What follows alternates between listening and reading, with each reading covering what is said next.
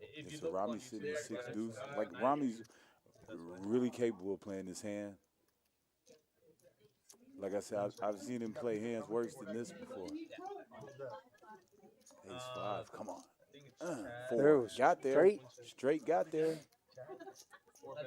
Devin, This guy he Devin is, overbets the pot. yeah, Sticks 100 out there. yeah, he's out of there. He's not calling Four- with six deuce. 4 cards are straight out Yeah, there. four liner. Yeah, he's out of there. Bet 25, get some money out these guys. Like I said, I haven't seen Devin a lot around the card room, so he's probably probably maybe not as experienced He as may these not other play as guys. much as Yeah, the doesn't others, play yeah. as much. Yeah, you know what I mean. So we're gonna see some things that probably wouldn't be a particular more experienced player wouldn't play. But like, hey, I'd rather be lucky than good. I ain't gonna lie. I want the cards to go in my favor. Forget that being good. You know what I mean? I'll take it. You want to stack the chips. I want to stack the chips. I mean, don't we all? I mean, we would love to be good and to play good, but in the end, Well, we you want to know, stack the chips, man. Let's Yeah, stack the chips, that's you one. know? That's people. That is ultimately the goal, right? To win money. To win money, dog. To win money. But if you want to have a long, sustained career and you want to try to stack chips as often as possible for as long as possible, you kind of, you want to kind of build your foundation and get some strategy under your belt, and have something you can draw on I a agree. regular game. I agree. But when the walls come crumbling down, I would love to be lucky. One jobless mortgage guy. All right, so you see the libations are flowing, but we got a raise from Andy with ace queen off. Under the gun, betting into a few people here. Yeah, ace queen's done. Nice hand, sir. Mark Jones is. Mark says ace Pocket eight, threes. but you know what I do see in Mark's hand? Oh. You know what I do see in Mark's hand? Green tea. Oh yeah, I told you the libations is flowing. Now they're about to turn up. Green It tea's only about to takes go a minute. down. That's it. It takes a minute. Couple green teas, couple Vegas bonds. You know what I mean? We in there. Matter of fact, To loosen it up. I've seen people with more sophisticated drinks like. No, that's a little club soda. I'm just club I'm soda hydrating straight. right Oh, now. okay, I got you. Yeah, don't worry about me. Got you. Well, I mean, beer has water in it too.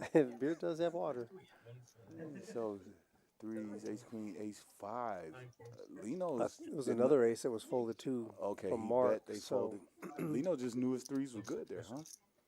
He's like, I got soul reads on you, busters.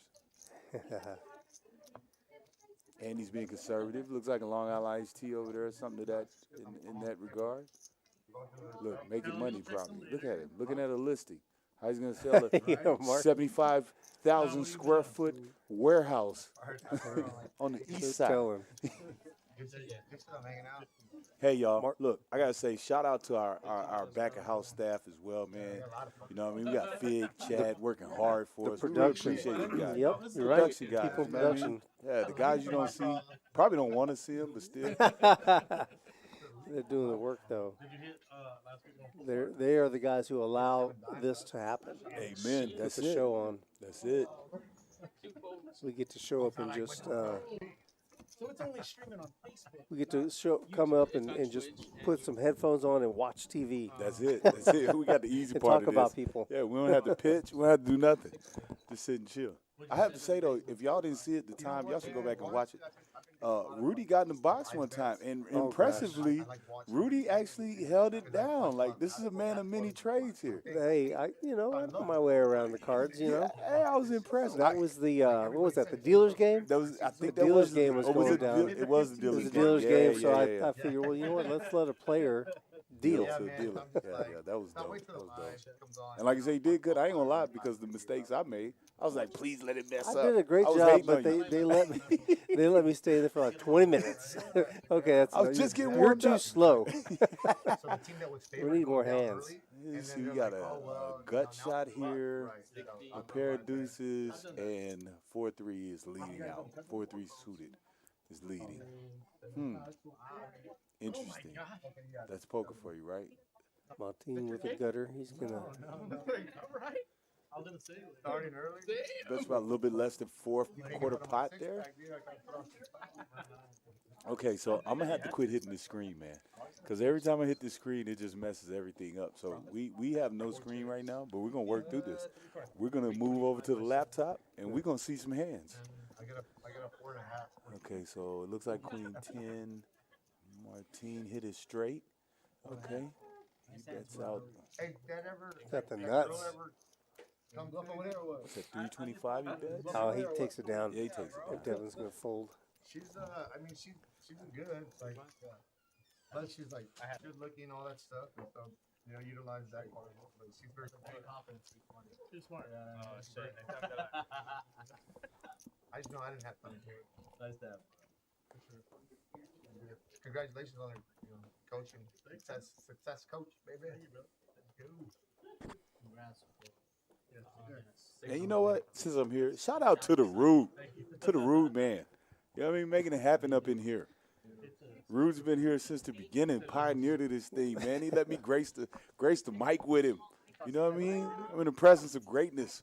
JJ's gonna call with the deuces, the ducks. Devin 9-9. I bet you he hits 2 9s on the flop with this guy right here as good as he's running. You know what I mean? Martine, his range is super wide with the 8-7 off. Is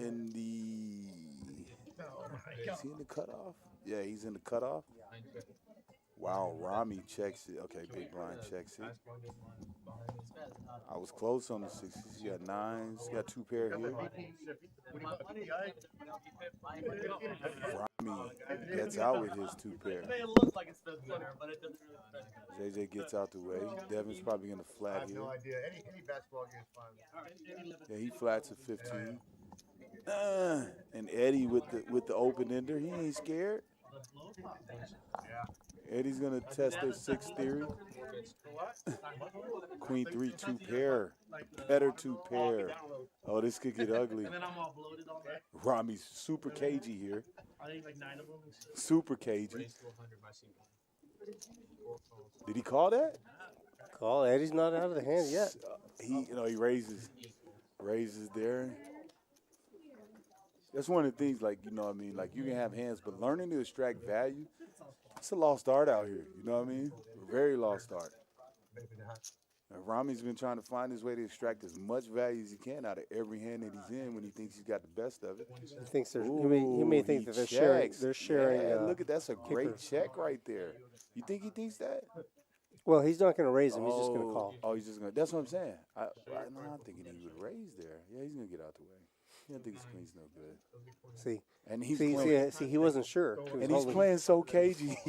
he's holding his hand like, show me what you got. But he wasn't sure. Yeah. Hey, somebody send Mark a text and tell him, dude, the game started. We didn't call you down here to hold your chips, bro. Like, straight up. That table's not meant for holding chips. I've been playing for 19 years. I just And then it's Thursday. It's cold outside. It's wet.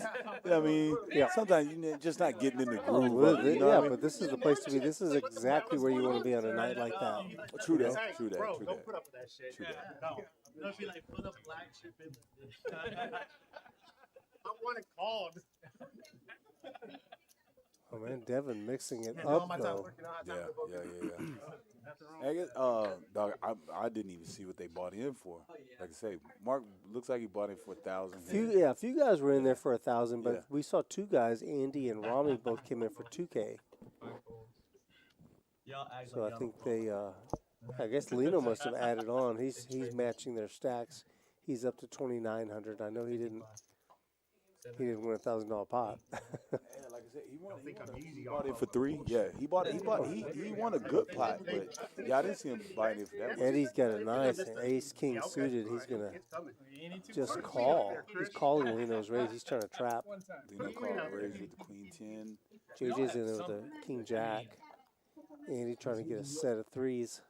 I'm surprised that he's in there with the king jack off right there, and he flops Look top at pair. that. Good kicker. Top pair, good kicker, but my man Eddie's got the spade draw. I guess completing from the big blind. A lot of people say you can't complete from the big blind with a lot of, your range gets really wide. But Lino, look at him with the check razor.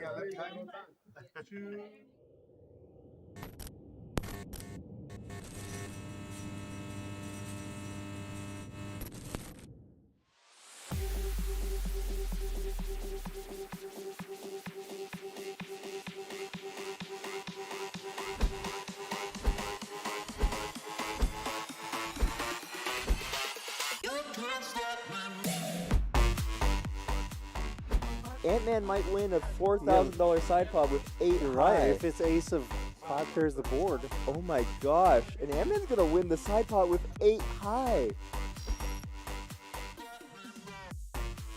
All in. Yeah.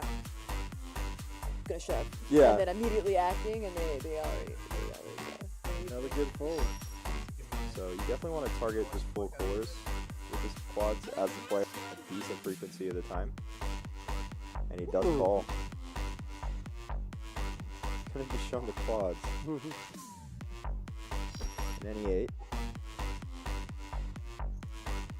When that ace hits the river, Oh, that's not good.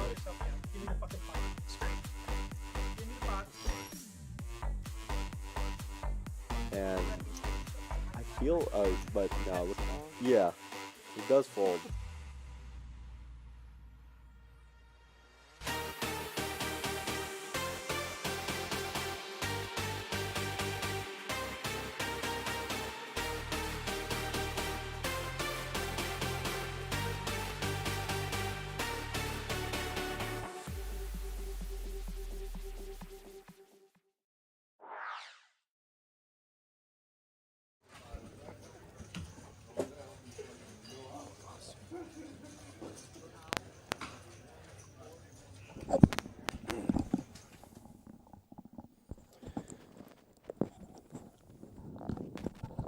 Okay.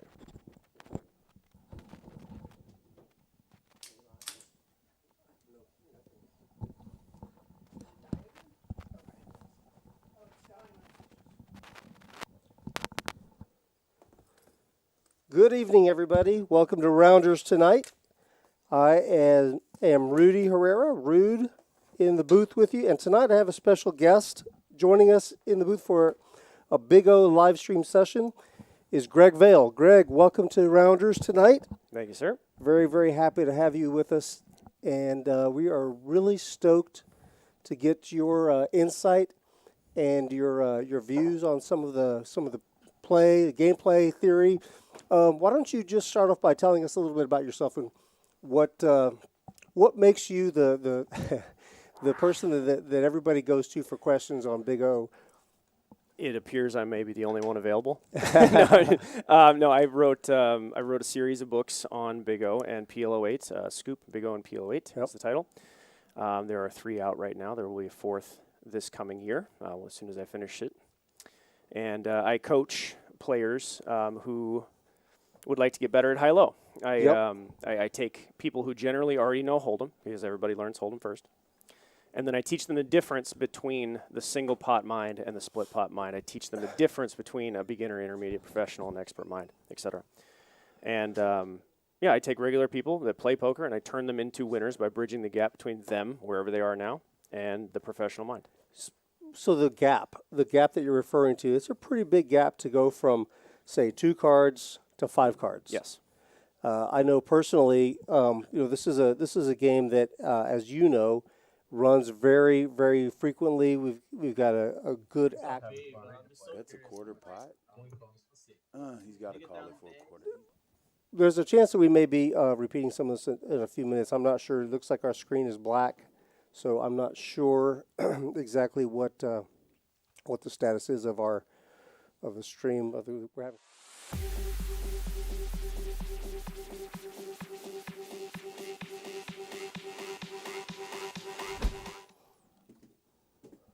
All right.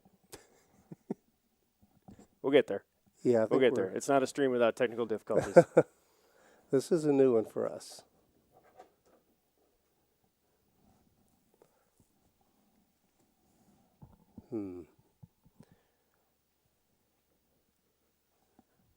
Ghost of M, thank you for the welcome. I appreciate that.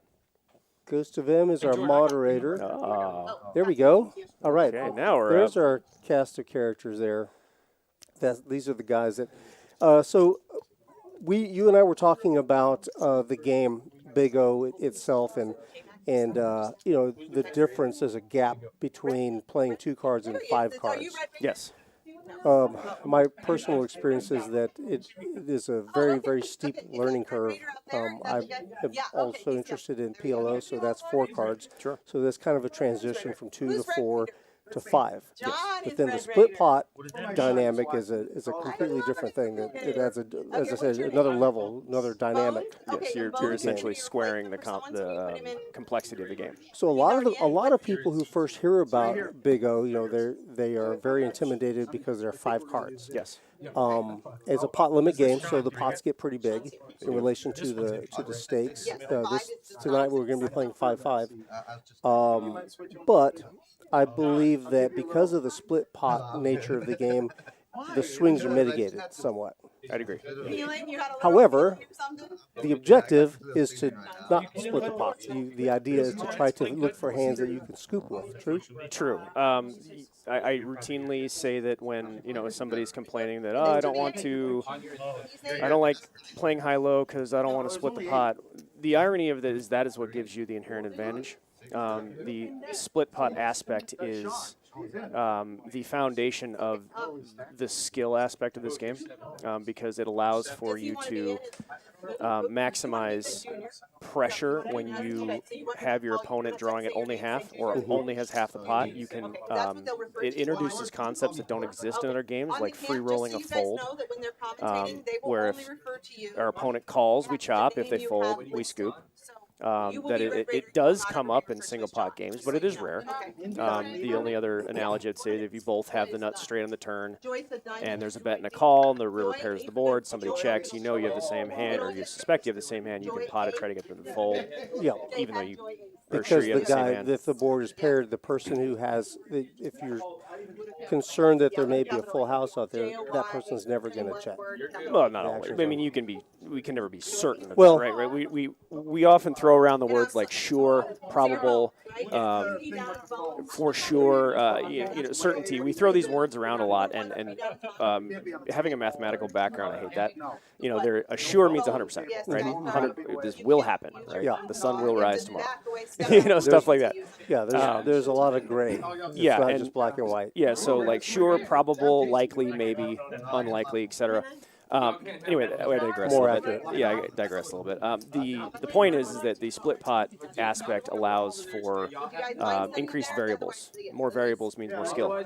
More skill means more money. Yeah, that's what we're going for. More variables, more cards, more variables, more mistakes. More options for mistakes, for mistakes. Yep, and the more complex a system is, the more skill it is required to navigate. So that way in science, that way in business, that way in poker. This is the complicated version. Right.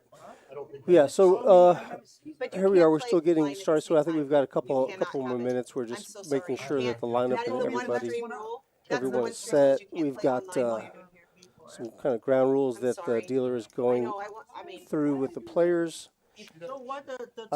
So you are visiting from Phoenix. Yes, I live in Arizona. I live in Santan Valley. And you come to San Antonio, or actually you come to Texas. You do a Texas swing. Yeah. How often? I try to play once a month. It's not because that's what I need to do. I prefer to keep my poker playing to a finite set of time.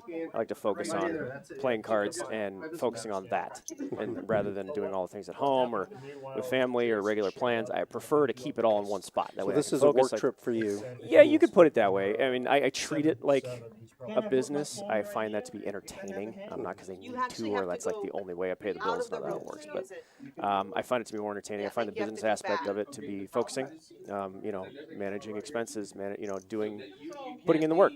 I find it to be entertaining. I know that's not for everybody. I know that sounds like the worst nightmare for most poker players. I enjoy that.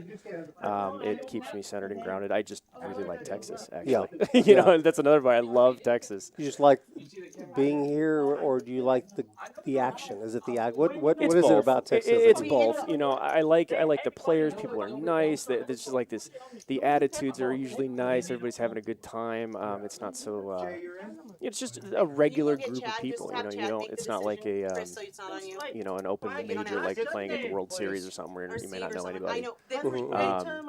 Yeah, there's a regular. Or I should say, let me restructure the sentence. There's a group of regulars who you play with very often here. Yeah, most of them are on this table. Yeah. Most of them. Well, some of the regular cast of characters aren't. You know, the guys you play during the day, they just maybe don't want to be on the stream, or maybe they don't. Who knows what it is? I suspect that Deborah will be popping in the chat. She's been kind of in there harassing us and some of the players jokingly the last couple of streams. So so you've got to know quite a few people. Right. The regularity of the game also attracts me because this game runs in Texas every day, all day, somewhere. You know, a lot of times it's here. I like regular, to be able to play on my schedule. I like to be able to play. To count on a game. Yeah, to count on a game being there. It is here all the time. It is a great game here all the time. And it's not that inconvenient. I've had a lot of I get some flack once in a while. Oh, you travel all the way to Texas, you go 1,000 miles to play poker. I'm like, you make it sound like jumping on a flight for 4 hours. You're not walking. You just make it sound like jumping on a flight and spending 4 hours traveling is an inconvenience. It's not at all. It's not that big a deal. No, you just get so used to just driving a couple of blocks to the card house. You think that's the extent of it. I don't care. I love poker. We all cross. Were you? So you said you're in Phoenix. Yeah. So I assume that you typically will play at Talking Stick. Yep. Is that right? When I'm in town, for a couple times a week. But do they run a Big O game there? They do, but not in this format. They run a fixed limit 3-game mix every day. Fixed limit 3-game mix. 20, 40, or 40. So it's a round and round and round of 3 games. It's Big O, Super Stud, and Dramaha. Super Stud is what? You get 4 down cards, 1 up, and you just discard 2. It's just Stud 8 with 2 bonus cards. Okay. But it very much changes. Anyway, then they run a pot limit mix game, a 5-10 or a 5-10-20 pot limit mix game where Big O is in the mix. But as specific pot limit Big O or a half and half, not so much. Okay. So it just makes sense that I can, rather than try and catch those games whenever they run and figure it out, I can just come here for a week and play, and I get my poker fix for the month. Okay. And you did commentary on a stream a few nights ago, I believe, in Dallas. 2 or 3 at the Poker House in Dallas. How does that game differ from the game here? How does the Dallas game differ from the San Antonio game, if at all? There is a difference. It is tough to articulate. It is much more. Gosh, I don't want to use I'm tempted to use the word friendly because that insinuates that the players here are not, and they most certainly are. The game plays more social. Yeah, a little more social in Dallas and Austin. Like Austin used to be that way too. It was just always a riot. It was always a party and a great time, and everybody was great friends. They all go out drinking after the game every day. Yeah. Dallas is not quite to that extent, but it is a similar, friendly, very welcoming environment. More gambly. San Antonio is more. I've noticed as a whole, it's more competitive. I think that's the right word. More competitive, and everything that comes with that. I enjoy that. I think, we're all, I don't like to get to the table and all pretend that we're just trying to gamble. We're all trying to win, right? We all play poker trying to win. Well, that's the idea, right? Here I don't see any of that nonsense. People like pretending that they're not trying. They mean it. They're coming here. I'm trying to win. Let's go. Let's compete. We're fellow competitors. Let's do it. And they're not showing up under the guise of trying to make friends or socialize. Yeah, the although fake, you the fake can gambling. socialize, but you can't socialize when you're competing. I think the level of open competitiveness is a good contrast between the two environments. I do enjoy both. I just, we are card players. We like a good challenge, right? Yeah. And and I get that here. I feel like people want that challenge here a little bit more. I think they embrace that challenge more here. Maybe I'm wrong. That just seems to be my perception. It's as best I can articulate it, I suppose. There is a difference. Go spend a week there, spend a week here, you'll notice the difference. I did play, I think maybe 2 sessions only at Texas Card House, but not for very long, fewer than 5 hours. So I really wouldn't even term it really, an experience there. But it did seem a little different. I think we're going to get those graphics off as soon as we get started. So we are on on, to let everybody know, how much of a delay are we on? 15 minutes? Or? It's probably, it's typically 15 minutes. Yeah, 15 well, minutes? that's our standard. All right, just so everybody knows, we here in the booth are on a 15-minute delay. They are currently playing right now, and we are watching them get started. We do not have access to the live feed. We are watching the same stream that everybody online is. We do not have access to the guts and bolts, nuts and bolts and guts of the live stream. That's true. As you were kind of surprised to realize, we are in a separate room from production. We're in a separate that room is isolated from everything. There's the server is in that room that we use for to run the software for the live stream. It's not part of the rest of the card house. That the door is locked to get to the production room, so no one can walk in there. I can't even go in there. I think that's important. With the recent questions of security around live streams, I think it's important to get ahead of that. Yeah, we have very few changes actually that we had to address. We addressed all of them, all the things that needed to be addressed. What I mean is every line item that should be considered, we considered them all, and most of them were already checked off. We already had the boxes checked off. We did add a lock to the production room, but they were already separate from everything else. The server included was separate, and then with the update of the software, where the trustless security feature, whereby even the production, people who are in production, when they're getting the cards scanned, they can't even see what the cards are that are scanned until the hand is over. Dallas, the Poker House did the same thing. Yeah. Is that I could see the live feed, but it was black. I couldn't see the cards. As a cool little update. I mean, I think that poker needs to be a little bit more forward with its letting people know what security are in place. I don't know. I don't agree with this whole. It's good for the game not to talk about it. Because when a matter is addressed or something happens, and you address it and you tell everybody, that's how you eliminate the talking and the nonsense and the rumor mill and all this stuff, and so I think it's important. I'm glad that you guys have taken those steps. Makes me feel proud to be a part of it. Yeah, we also as I'm looking on the table there, we also don't allow people to be on their phones while they're in a hand. Or they really shouldn't have phones on the table at all. Yeah. Well, like you said earlier, even if they did, there's nothing to text. there's nobody here that has access to the information. Right. So while they could text each other theoretically, nobody has access to there is no security measure to exploit. Right. So that is important. Yeah, that's a good point. Let's see, who's in the chat? I see JT. JT, how you doing, buddy? Good to see you in the chat. Thanks for stopping in. Looks like he's going to be here watching, getting his free lessons tonight.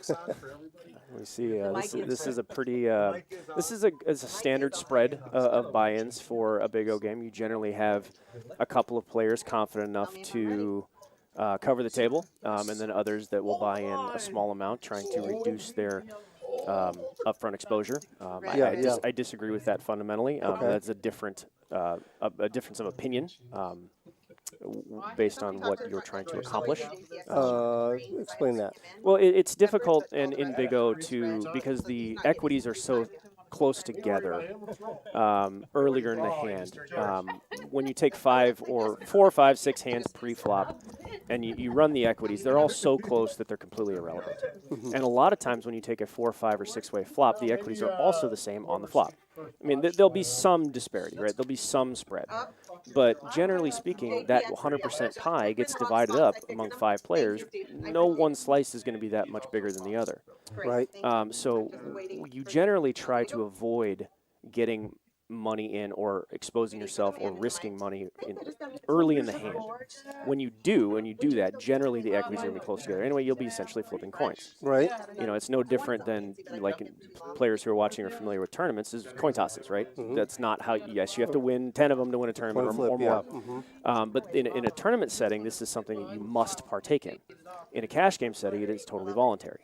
Right, so you try to avoid that in this scenario, and when you short stack in Big O, generally you're going to be getting the money in early in the hand. Thus, you'll be doing so at an even equity advantage. So the shorter you are, the more gamble you have to accept. Right. And those who are mathematically oriented understand that and know that the bigger the stack has, you want to get involved with shorter stacks doing that, because if you do it 4 times, you're going to It's bust hard. them. It's hard for the short guy to keep winning 3 times in a row, Right. whereas the big guy only has to win once. Only has to win once, and the equities will be so close together that it won't matter. It really won't matter. Yeah. And so when you short stack in Big O, you find yourself gambling a lot of money routinely at not much of an edge. And and you're going to just run out of chances to stay clean. Yes. All right. Oh, you do. Oh, there we go. Thank you. Okay, so it was stuck. All right. Well, looks like we are ready to go now. So we'll be. It looks like they're going to start off with a bomb pot. Okay. Over here. We're good here, Craig. Yep. Just looking at the chat here, seeing who was in. So are we doing the Big O double board Big O like they do here? Yes. This is It'll be a high-low on each of the boards. Okay, so for the general public who is going to see this giant mess of cards and need a translation, what they're playing in this bomb pot is double board Big O. It is not regular PLO bomb pot. It is double board Big O, which means there's a high and a low on both boards. So to acknowledge the dealer's pain here, that means the second the flop is out, the second the flop comes out, there are 4 pots, a high and a low on the top board, a high and low on the bottom board. I am not a fan of this personally. It takes an inordinate amount of time. It is extremely complicated, and it's hard to kind of figure out what everybody has. And I mean, we'll look at this. I mean, look at the mess we're looking at right now. With 4 hands and 2 different boards, and I'm not a fan of this personally.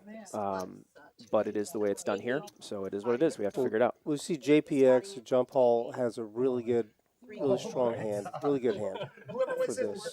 Yeah, Jason, These boards. he's going to have so he has a wheel on the top, and then he's going to be. And look at the action. See, we already see what George is all in. Okay, we got 3 people all in the first hand. Yeah. But they have similar cards. And the problem is with a bunch of different stack sizes. Now there's going to be 3 different players with 3 different stacks getting it all in. I see a full house for George, Junior, on the screen. He's Junior. Yeah, George has a full house on one board. That will be good for one of the boards. And he's got trips on the other. Yeah, so you're going to have 2 wheels on top, 1 high, and on the bottom you're going to have the ace-6. Is that going to take it down? You've got 1,000. It looks like it, yeah. Ace-6 take it I don't down. see a jack anywhere. Yep. So this is where it's going to get complicated with the now. So there's no low on the bottom, guys, because there's only two cards below an 8. Yep. So there'll be one pot for the bottom board, 1 for the bottom, 2 for the top. And this will take quite a while to negotiate This is the our side first. 9 pots. Or And, 12 well, pots we have now. not only that, we have uneven stacks. Yeah, that's what I'm So getting you've at. got a is side that pot, The side yeah. pots, you have 3 uneven stacks, which create a different pot by themselves. So the cool part about this is, for all the dealers out there, if you can manage this, you can get hired anywhere.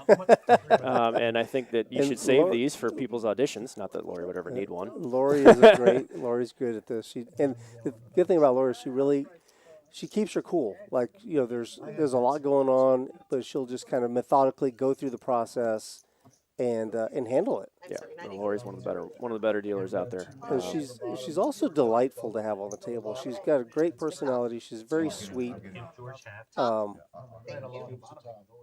Yeah, she doesn't necessarily become part of the game, and she doesn't hold the game. But she keeps it moving, and she keeps the game moving. Yep, and she's carry pleasant. on. She can carry on a conversation with 2 different people while doing the pots like this. She's probably doing it right now and not miss a beat. She's wonderful. Let's see. Why not ultimate high and ultimate low on both boards? Yeah, I know, question. Jen. I've been trying to get that to happen for a long time, but this does not want to change. That just seems like it would just be so brutal. I mean, you're in there and you've got for instance, you could have 2 nut flushes, right? Yeah. And you could lose with a nut flush on one board. Well, it won't. There isn't really a nut flush in ultimate high, ultimate low, because you could have an ace high flush in spades, like an ace high flush in diamonds. Right. Well, that's if you what have I mean. ace king high, What I mean is win. typically what's considered the nut flush, an ace high flush is the nut flush. Yeah, and it might not be. But if there are 2 Yeah. ace high flushes, only one of them gets to Only win. one of them is going to be the And nut. that's the going to be nut- so It's not really the brutal. nuts. So how do you right? know how to bet that? you It's know? tough. I prefer it. Again, more variables, more skill. Mm-hmm. I love it, but I'm not a fan of bomb pots in general. I actually wrote an article in the now closed Stack magazine about the negative impact of bomb pots on the game.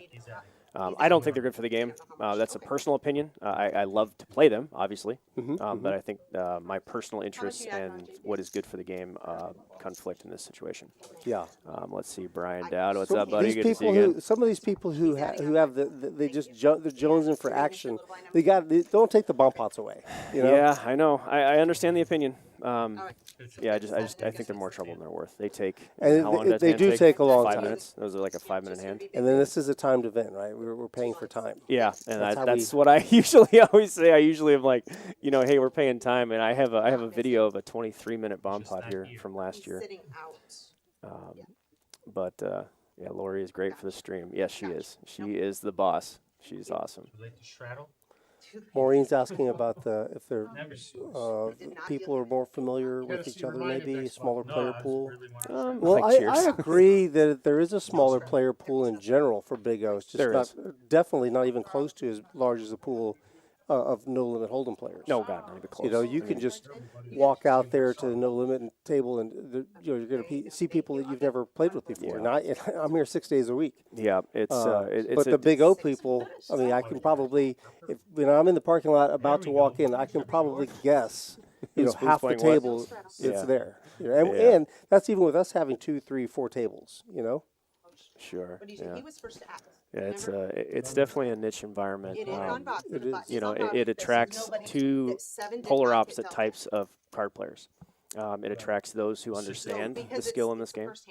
It attracts thoroughly intelligent professionals. It really like Sean here in the 8 seat. He is a thinking, logic-oriented, scientific mind kind of player, and then it also attracts the people who just want so many more cards to make so many more chances. Yeah. Like our buddy George here, George. he's like the coolest dude ever, but man, he loves the action. He is an action junkie. He's admitted to it before. He said, he's like, man, I lose so much more in Big O, but I have so much more fun in Big O. I'm like, yeah, you're right, because you can't say no to the action. Right. We were talking about this at the stream in Dallas, is that you just don't get Hold'em pots that have 6 people every hand for a race, 5 to 6 people. You just don't get that. And the action. This is a post flop game. It's not. You're not going to see, people just punting off pre-flop all the time, because most people are aware that they're just gambling at that point. You just get it in pre-flop with 5 people. Yeah. Everybody's got 20%. It's going to be like 18 to 22. Yeah, That's even if you have aces and deuce 3. Yeah. Even if there's double suited aces. Yeah, and you're just gambling at that point. I tell my students that, we routinely talk about this, that if you choose to get it in early with a premium hand, just accept the fact you understand you're gambling. For example, now we can see the cards. George Jr., we'll call them by their name here on the screen. George, Puffy, and Big Fish are in the hand. Oh, my God. Okay, well, that's that. So Junior, look at Junior's hand. That's a great starting hand. He's got aces, a single suited ace, and deuce in his hand. Ace, deuce, right? 6, jack is on the better side. So you've got that hand. What are you thinking? Well, you've got 2 people. You're first. Well, this is, these hands, ace, deuce hands are generally considered by most people to be on the stronger side. I'd have to push back on that, because the most mathematically the thing that's going to happen the most often is you're going to flop 1 pair in a low draw. And that ends up being a push, which ends up being bigger bets with 1 pair. I think these hands are deceptively weak. They are a lot weaker than they feel. This is an interesting development here. Now we see aces in trouble against Sean's. Sean caught a 4. Oh, and for those of you who like tells, see, look at George's mouth. See how it's pressed together? That is a weak tell, my friends. That is a concerned person. Sean is not looking at that, and if he does know these things. But that is a weak tell. But I don't think Sean's going to get away from this hand. This is not going to work here with ace deuce 4 because of the size of the pot here. With over 1,000 in the pot, and Sean essentially has a 1-to-1, a little better than a 1-to-1. He's probably just going to rip this, and he's just going to accept. He knows that George is going to be out of line some of the time here, and if he would just look to his right, he would see it. He knows this. Look at the mouth there, right there. That and his chin is down. That is a weak. That is weak body language. This is most likely a bluff, and I'm not saying that just because I can see the cards. But the thing is, though, do you think There it is. George isn't Yep. bluffing though? He's betting for value. He thinks right? he is, He yeah, and thinks he thinks he is, and Sean's going to just decide that he has, George does this a lot, because he likes the action, and he's not necessarily wrong to say if you don't have a 4, I'm in good shape, and Sean's going to take this down, and So he's going to get 3/4 of the pot. he's going to get the whole thing. Ace 4 is going to take the whole thing. There's no Oh, low. you're okay. You're right. You're right. Yep. I was assuming that a low was going to come. Yep. I didn't even look at the river card. Yeah, you're right. And I assumed he would just get it in there and just accept whatever happens. Now, granted, if this was a different player, he might have made a different choice. Sean and George play a lot together. And George can really throw you for a screwball here because he's gonna play ace deuce here the same. He's gonna play queens full the same. Ace 2-5 he will play the same. And so sometimes players like him will force you to take high variance routes and force you to put money in when you're uncertain about the outcome. Yeah. And that's what George just did to Sean. He was able to figure it out. All he had to do was turn around and look at him, and he should have seen it right away. But He might have put the money a little quicker. well, yeah, he probably as soon as usually I see that, and I'm sitting there with it, I'm just gonna rip it. Yeah. I see that. Granted, I just told everybody how to give me a false tell, but whatever. It's just, I Good luck. Yeah, Good luck using it. I very much enjoy that part of the game. Yeah. Yeah, that was interesting. So that's in fact that's funny. Pretty much the hand that I just kind of referenced, the ace deuce. That's a pretty good starting hand. Yeah. However, you've got it. There are more cards coming. This isn't a pre-flop game.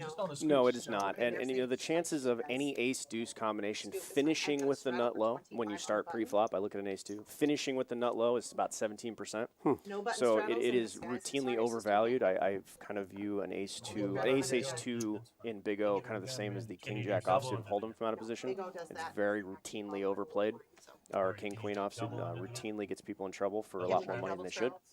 That would be the equivalent in Big O. In the hands of an expert, you can play king jack fairly profitably.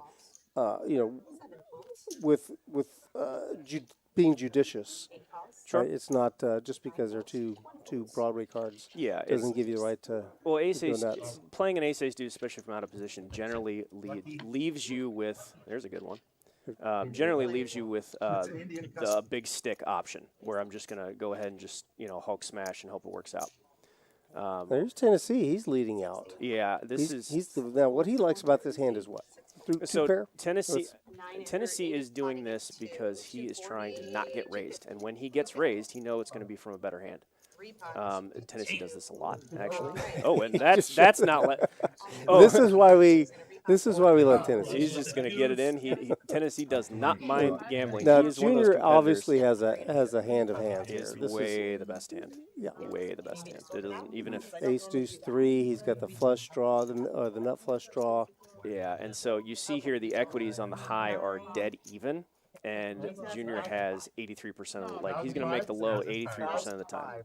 So it doesn't take a mathematical genius to understand that the low draw here is going to pump Junior's hand well north of 50%. So he's going to have the best hand here every time, all the time. Tell me about the additional club that he has in his hand. He has the nut flush draw, but he's blocking the flush draw with an additional club. There's 13 of them. You deal out the entire deck. So one club does not make it. It's not a significant block. No, it really isn't. It really isn't because it's just the whole deck gets dealt out, right? The whole thing. Yeah. So, is that aces and sixes and then a live deuce? Okay, chop it up. Now that was the statistical likelihood. The most likely thing to occur was these two players were going to chop it somehow, some way.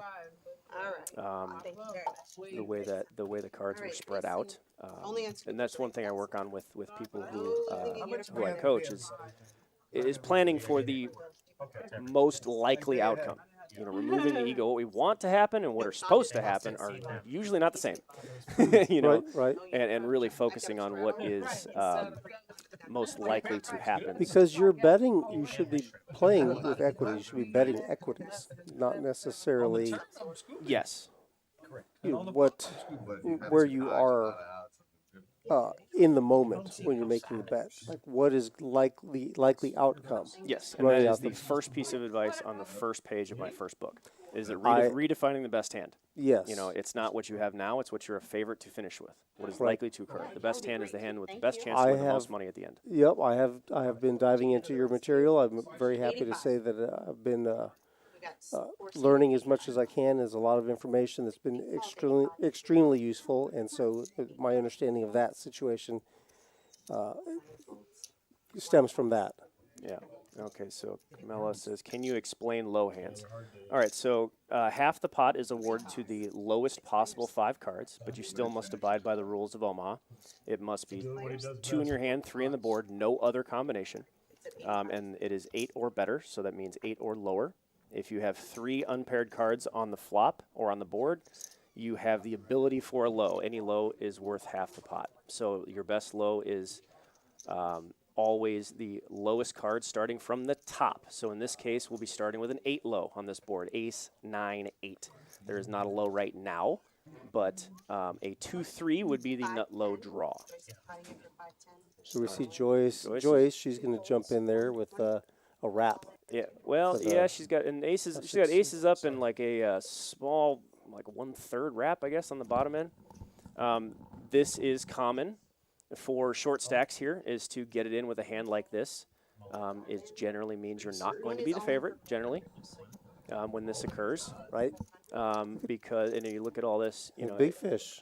Yeah, and this, you know, the percentages are going to stack out in Joyce's favor for the high, actually, because of the spread of these cards, of all that's available. There are a ton of low cards in play. So the computer is telling us that it is likely that this is going to come high cards, that there's more likely to be a high board coming out here, thus favoring the high hands. But we can't know this in real time. Obviously, we can see the cards, they can't. Right. Yeah. And casually making a $6,500 pot in a 5-5 game, no big deal. People say there's no action in split pot. Are you guys watching? There's always action in split pot games. All right, so what's Rob excited with? He has a 2-3-4. He's drawing at a safety net. So if the next card is a low card that's not a 2, 3, or 4, he will get the low no matter what. And this, do we see the card? Turns on the table. There it is, a deuce. Okay, so now 3-4. 3-4 and a low. All right, and then it looks like aces and 9s held for the high. So there's no 10-jack out there. No. Yep, so that means Joyce and Tennessee are going to split the high, and Big Fish is going to take the lion's share half of this pot. So, Camel, going back to the your question on the low hand, so we've got on this board there is a low. So you got the 8, deuce, ace, and then the next best. The best 2 cards that go along with that would be the 3-4. Yep, so if the nut low here is 3-4, which Big Fish has. The second nut low would be 3-5, then 4-5, so on and so forth. You start from the highest card and move down.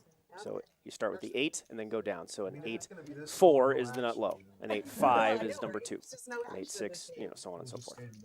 The worst possible low in this situation would be a 7-6. And it's important to start from the top of the low cards because like on that last, the last hand that ran out, there were actually 4 low cards, if I remember correctly. So it isn't. It was a live deuce. Yeah, you're right. You're coming out to just you have to use 2 of your cards. Yep. It's in both players, George was using his deuce and then any one of the other pairs, right? So you just take the ace or whatever and cover up that card and then add the deuce, right? And that's the live low. It's super confusing to some people. It's just counting. Just count down. Yeah. You count down from the high, or the highest card. And so for those of you watching and thinking that this is a typical action for this group, the players who short stack love to get it in. The players who don't love to gamble with them. It looks like there's a straddle. Or 2 straddles, because there's 55 in the pot. It's 5-5, so there may be 2 straddles. Somebody put a 30 on. I think Robert. 25. Somebody put a so 15 Tennessee, 15 and 30. There we go. So Tennessee straddled and Robert re-straddled. Double straddle. Just regular day in the Big O streets. 3 players. 5 pots is over. Is that 3 9s in his hand, you goofball? God, I love Tennessee. He's such a good dude. He's so funny. He just loves to gamble, loves to get in there and just stick it to somebody with some dumpster fire like this. He just loves it. He's such a good dude. Hey, Joyce has a pretty good hand. It appears that way. Yeah, this would be a pretty great flop if we were playing high only. The problem is most of the time these middling rundown hands are draw at half, and that's generally your best case scenario. Is it's drawing at half. So But sometimes people like Joyce, well, let me not be specific about the player. Sometimes people can put enough pressure on the other person in the hand with only half a hand, but you can push someone out by really firing at it. You can, but it has to be done correctly. Like Robert. This is why you can't push people around in this game as much as this is silly. Yeah, because he correctly deduced that Joyce can have literally anything, and he'll take his second nut low draw on a pair, because Joyce she does not back down to anyone ever. Right. I mean, she has got some serious moxie. Okay, so there it is, right and there. It works. She missed, and she just missed. She whiffed. She had a lot of. Spades over here. Yeah, a lot of cards. No, that could, yeah, they both end up backdooring a flush, but Big Fish is going to take it down. Oh yeah. So Joyce is not. She ain't afraid of nobody, and she's also a competitor. She really wants to get in there and gamble and stick it to them. There's that's a thing I see down here. That might be an articulation of the difference. Here you got people that they may understand they're at a disadvantage. They don't care. Doesn't matter. They don't care. I'm gonna get you. Cool. Like, I'm gonna beat you. Balls to the wall. Yep. And this is I'm here. Yeah, and I appreciate that. Far enough along. I appreciate the honesty in that. There is some forwardness to that I'm not gonna, we're not gonna pretend that. I'm here to win. Here to win, here to play, here to compete.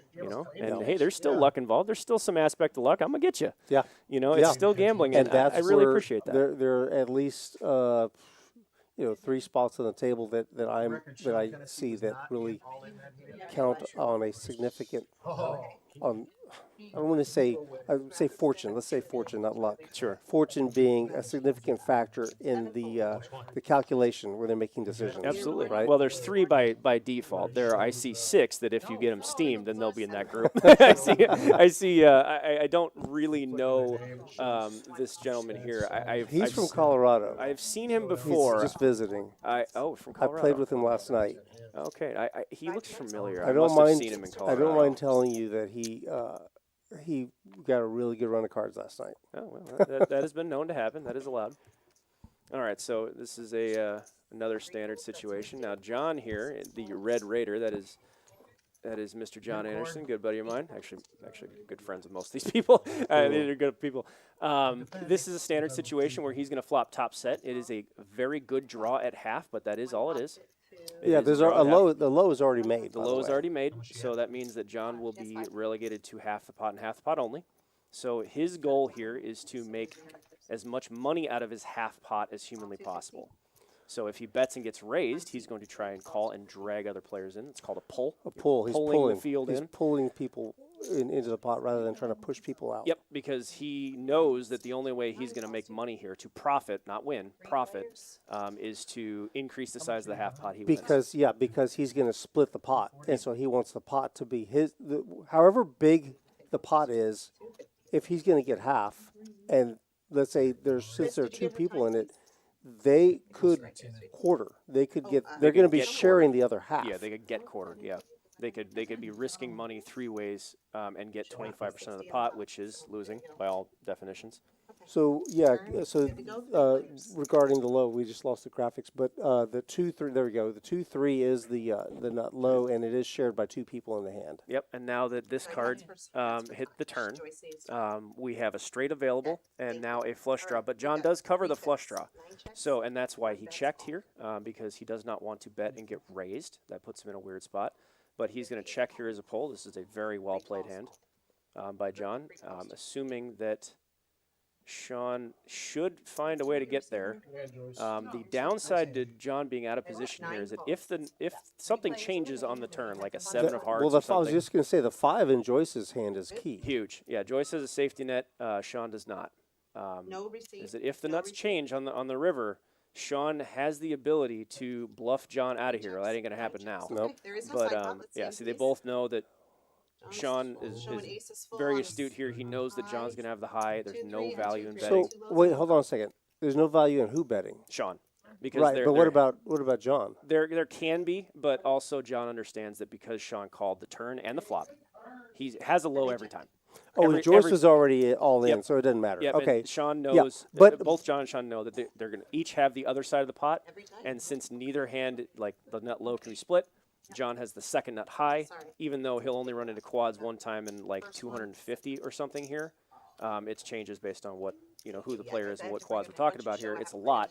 It's still going to happen one time in 250. And so if he chops 249 of those times and loses once, that's still a negative outcome. John knows this. And Sean also knows this. So you're saying that he was navigating carefully because he was concerned with quads being out there? No. He knows that Sean is going to have a low there. Yeah. So he's never getting him to fold. So my question, yeah, right. But here's my question though: is it the case that if there were still chips behind, if Joyce still had chips to bet, then that John should bet? He would make sure that both players called both stacks. Yeah. Yes. Right. So because they're in a dry side pot, it's not nearly as advantageous to risk money heads up, hoping for half the pot. Right. Both players are good enough to know that is there's no sense. Yeah, that is going to be a negative losing proposition for both players until there's a third player involved. If there's a third player involved, it's going to get crazy. John would be betting the entire way. With that, as soon as that third person is involved and he makes aces full, he's going to make sure that both players call a bet with the nut low, because that way he can profit. Yeah, he's not going to get quartered. No, you can't be quartered with big full. You can be beat, but you can't be quartered. You can be beat. It's unlikely, but it is unlikely. It does happen. It can be as if 7 players all. I actually just did the math on this recently. If all 8 players go to the river and you have aces full, you will run into quads one time in 11. Actually, one time in 11. That's 10%, 9%? Yep, it can be that common, or it can be as uncommon as 979 to 1. It can be that uncommon, depending on who the player is, how many hands they play, what quads we're talking about. If they play super tight and its ace is full of 8s, then it will trigger that condition I just said. It'll be almost 1,000 to 1 that person has quad 8s. It just depends on what it is. If it's 2 deuces, it's pretty high. Chances is pretty high. It depends on what the people cards are playing deuces in this game. Yep. All right. So the cool part about this stream is with multiple short stacks buying in. Now, I said that was a bad thing for a tactical reason, okay? But it's a good thing for the watching audience, because that means that we're going to have an all-in basically every hand. And that is standard for a Big O game. That is a normal thing. So for all of you people who think there is an action, I stick my tongue out at you. And here we see George he's betting as much as he can. Yep. He's potting it. He's got a mirror, right? Yeah. These are tough to play. They're really tough. They're very, very tough. I don't know if I like them or I don't like them. You shouldn't. I don't think I do. You shouldn't. A mirror is very tough. This came up on the other stream, and those of you proficient in PLO will understand how tough a mirror is to play, especially on this wet board. You're not going to like pretty much every card that comes out. Yeah, there's multiple draws out there right now. Yeah, and he's up against 16. Or I'm sorry. How many other? I mean, good God, he's up against 25. Well, especially this kind of a mirror, because you've got the flush draw, and all 3 of those cards interact. They all coordinate. Yeah, you're gonna get action on a board like this. It's different if you flop a mirror on a board like King 8 Deuce. Yeah, right. That's a little bit different. But King Queen 8 with 2 hearts, you're going to get action from all the draws. I don't care for this. The King 8 Deuce Rainbow. Sure, that's different. This one, I don't like it. You're gonna get action. You're gonna get action from this one's really dangerous for to have 2 pairs. Yeah, you're gonna try to navigate with this much money. It can't be terrible. It's not going to be terrible if you get called by just a nut flush draw, which is basically what happened. He's got a gutter and a flush draw. A big fish does anyway. Tennessee's going to have 2 pair. and some backdoor low weirdness. Yeah, as it happens, he's not up against cards, hands that are really have him in trouble. Right. You have Ace Jack 10 in 9 this here. specific case. Yeah, Ace Jack 10 9 just by itself will be a favorite, I believe, with no flush draw in play. But you add the flush draw there, it's going to be a 2-to-1 favorite or more. So it's just not a good idea. A lot of times, for those of you out there, you find yourself in this situation out of position. A lot of times, the right answer is But just look at George. You can just tell by looking at him that the He's action. having a great time. Exactly. You see, it excites him. You know, and he told me that himself last time I was here. He said, "I just love the action. It's so much fun. It's a ton of fun." And there he does, and then he drills it right away. Yep. So And there's no low. Hitting one of those last two kings is it's a 20-to-1 shot, 2 outs once, and he got there, and that will keep him in the game for a while. And yeah, he says you're welcome for everybody watching, because George is he is a joy to play with. He really is.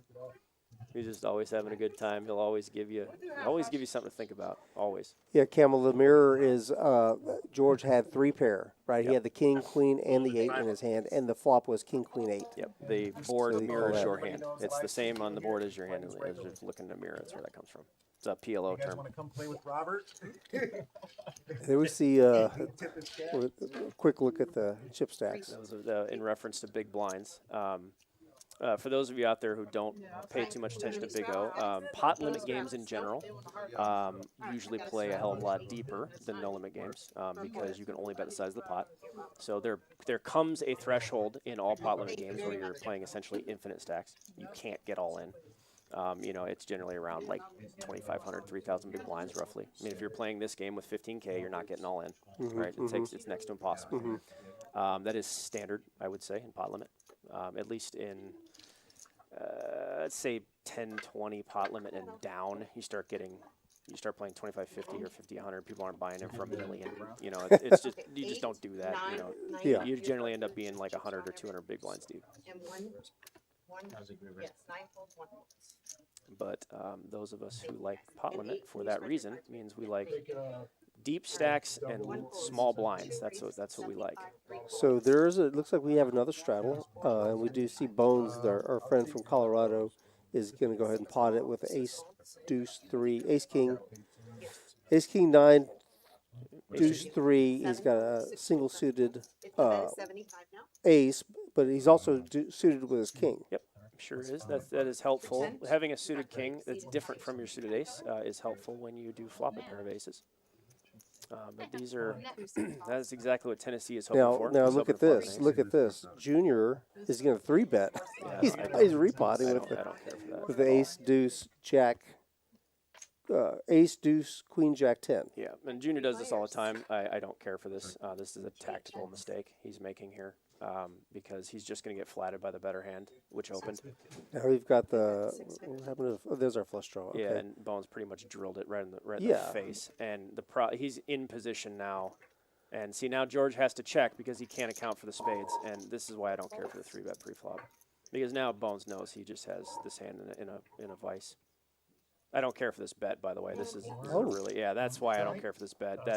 That pot size bet there is subpar. You need players to draw with less.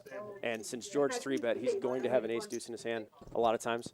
Yeah. You need to draw him in. He needs to allow George to draw. You need to give him reason to put it in with less. And that's potting it right there, changing momentum on him is not how that is done. That is a bet that is designed to win, not a bet that is designed to profit. Big difference, people. Big difference. That is betting with your ego, not your brain. And the action post flop was Check, pot, fold. Check, bet, pot, and then fold. Yep. And that is not a hand that you want. And George inflated the pot pre-flop. Yep, and allowing him to be kind of face up. With a good hand, but, he really had kind of half a hand. Yeah. And the problem is your hands are always flop dependent, so we can put this together. When he checks a flop of 2 spades, 3 coordinated cards with 2 spades, when he checks that flop after 3-betting, I know you don't have spades. Yeah. So when you're sitting there with ace 2, 3 of spades, you have a hammer lock on this hand. You have to treat it as such. It'd be like flopping a full house in in Hold'em. And checking. You don't just blast it full pot, and I have the best hand, so make everybody fold. That's not how it works. Right. Like I said, that is a bet designed to win, not a bet that's designed to profit. One is better than the other. Spoiler alert, it's not winning. These hands are kind of moving right along, even though we've had hands that are going all in. Well, this is you have a rock star in the box. That's important. And you also have a group of players that are used to playing this game. You know, they're used to acting quickly. They're used to playing with each other. They don't jack around here, and they don't there's not a whole lot of tanking because some of these decisions are pretty much play themselves. This is a good card for Sean to try and steal. Yeah, good job. After it goes checked around the board pair and he was checked 2, this is a great place to try and steal a pot. Those of you who say that you can't bluff in Big O, there it is. You can, and you should. You should be taking pots down without showdown quite a bit in Big O, just like any other game. See, JP in seat 7 has everyone covered.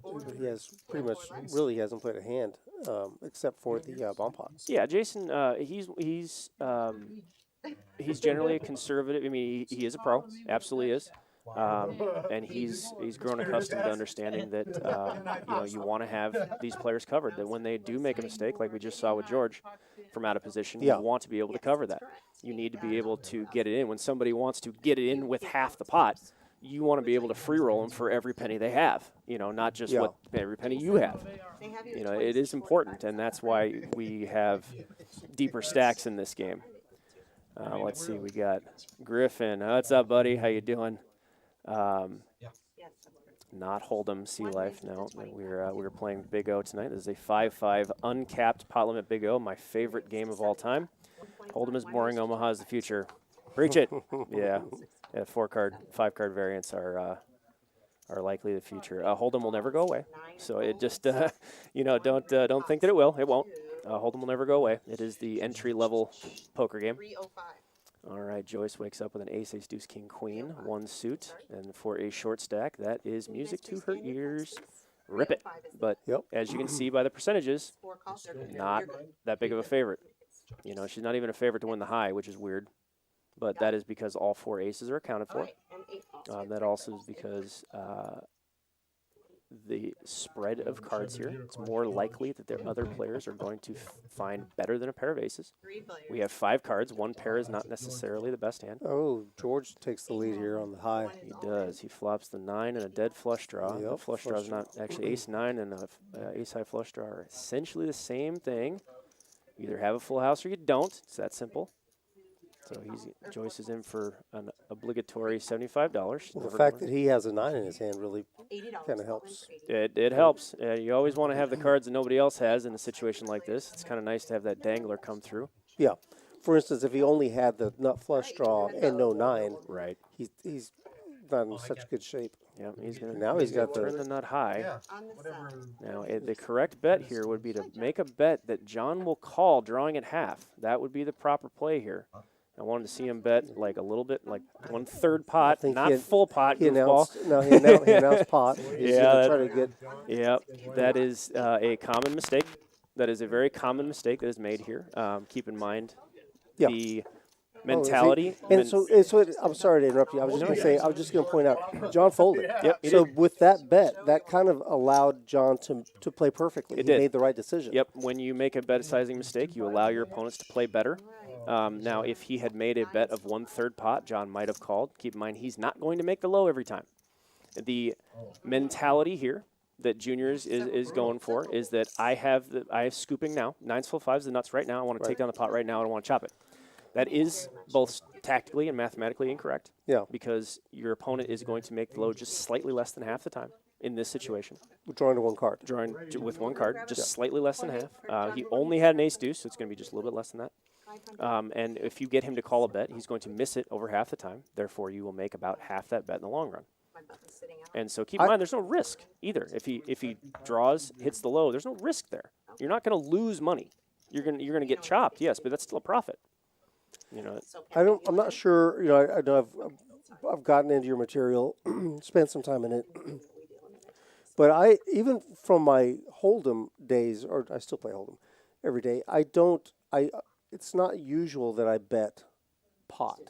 I will mostly bet more like a 3/4 sizing. Once in a while I'll do pot. Keeping in mind the pulling notion, trying to keep people in.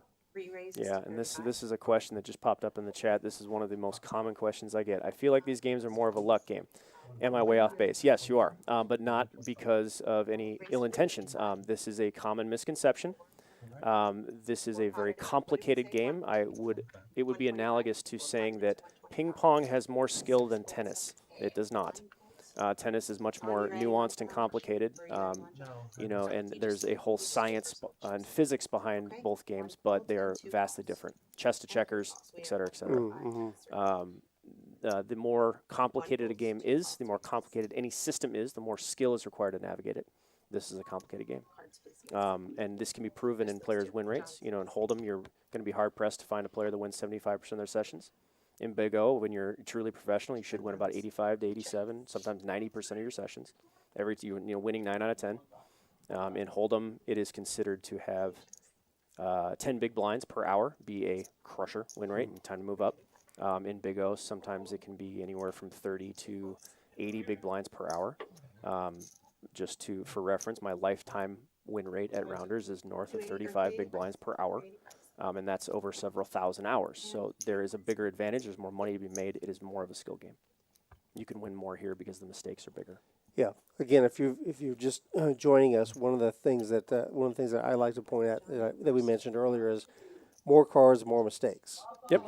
There's opportunities for more mistakes. So if you can increase your skill, you'll be able to capitalize on that divide.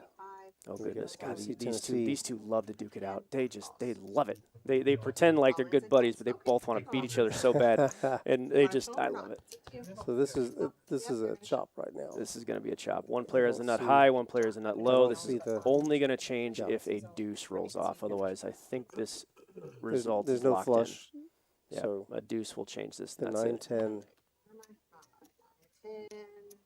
So, and just to point out the skill advantage here, let's just assume on the turn that neither player had been all in. Let's say that John had bet his nut straight, Tennessee had called.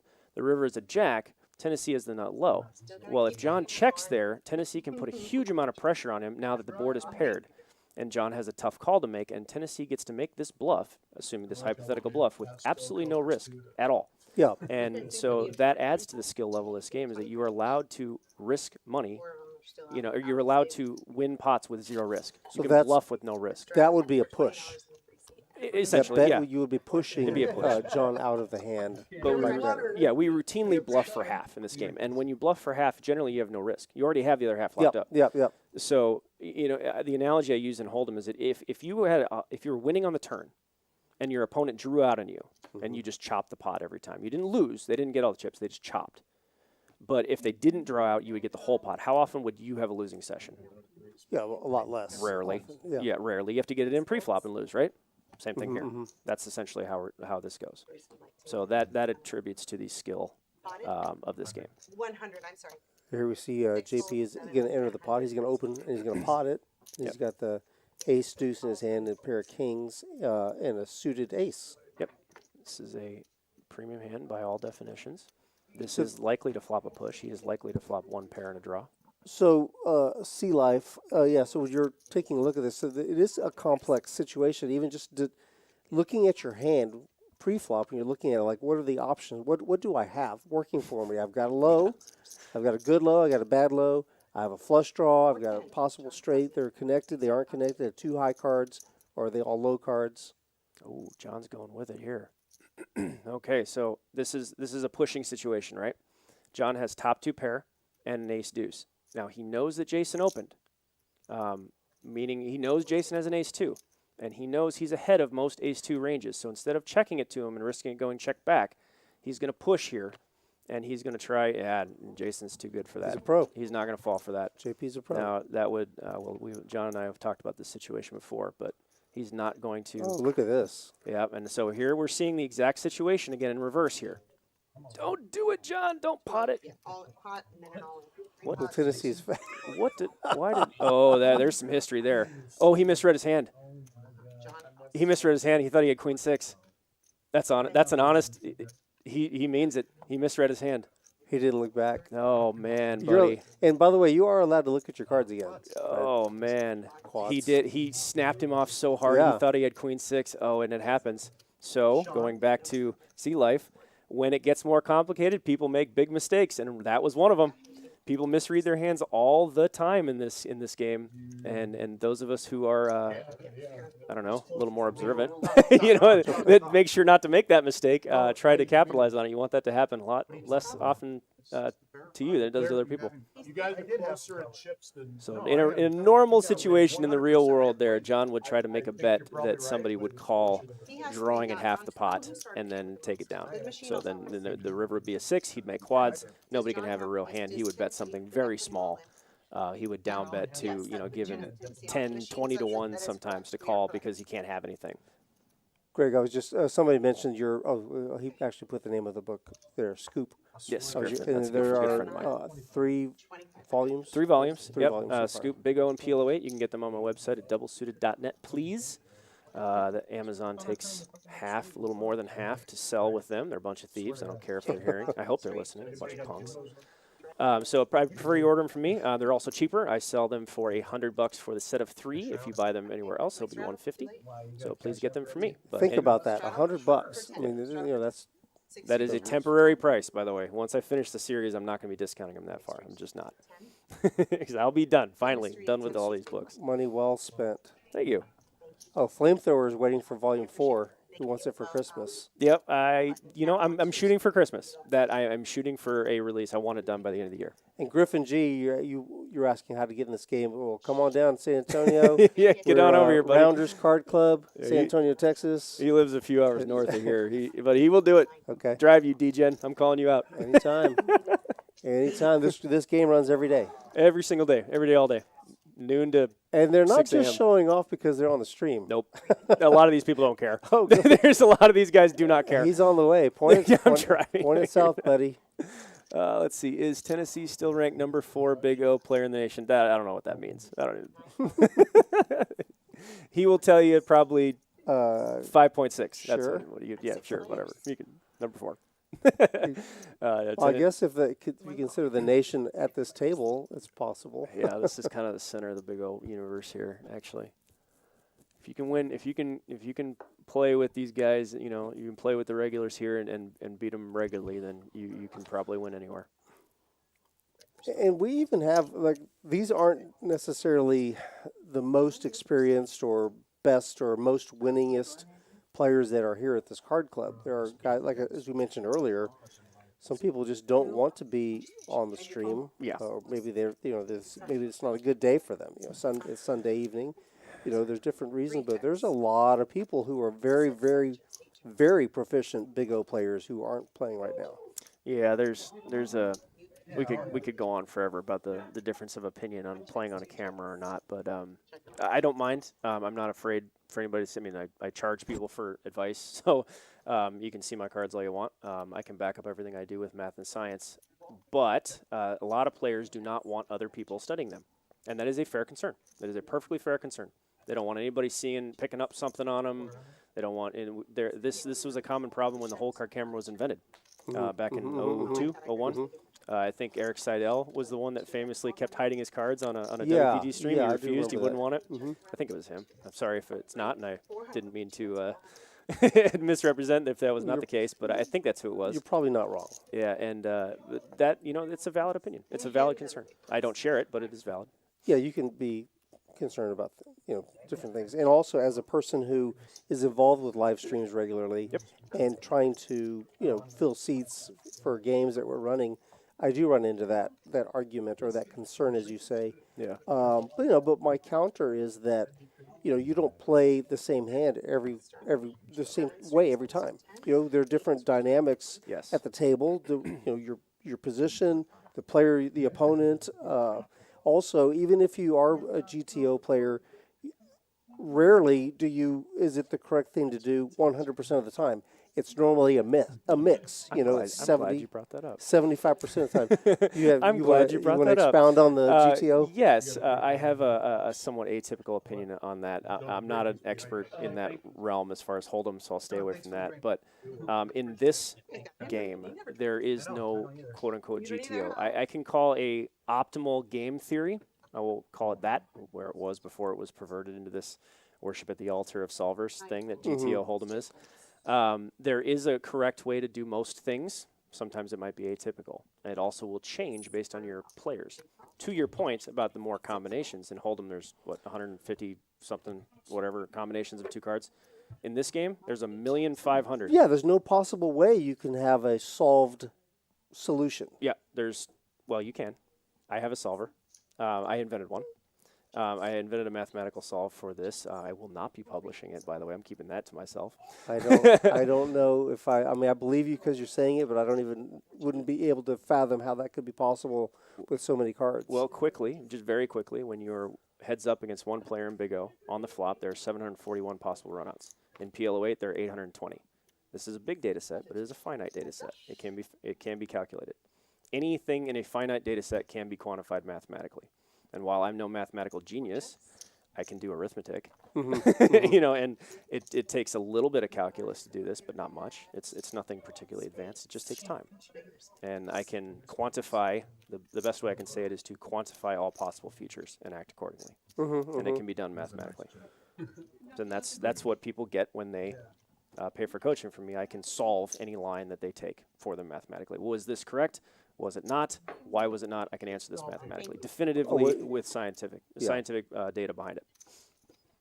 So I think that's about as good of a coaching plug as I can make. It was not my intention. But let's see here.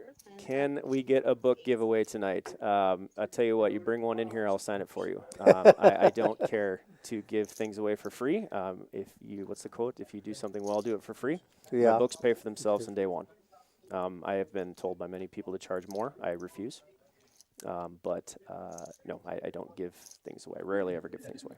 But honestly, $100 for three books. Yeah, it'll change your life, man. This is amazing. I mean, invest in yourself. Matt, I know you. That's one 3-bet, one opening for you. Yeah, it's I teach you how to change your mind. I teach you how to think like a pro. I teach you how to be a pro. It's not just advice that you can follow. Now, granted, you have to do it. You have to follow it yourself. I have plenty of people pay me for advice that don't take it, but that's on them. All right, George is going to find that he's going to love this. I'm sorry, I can't call him Junior.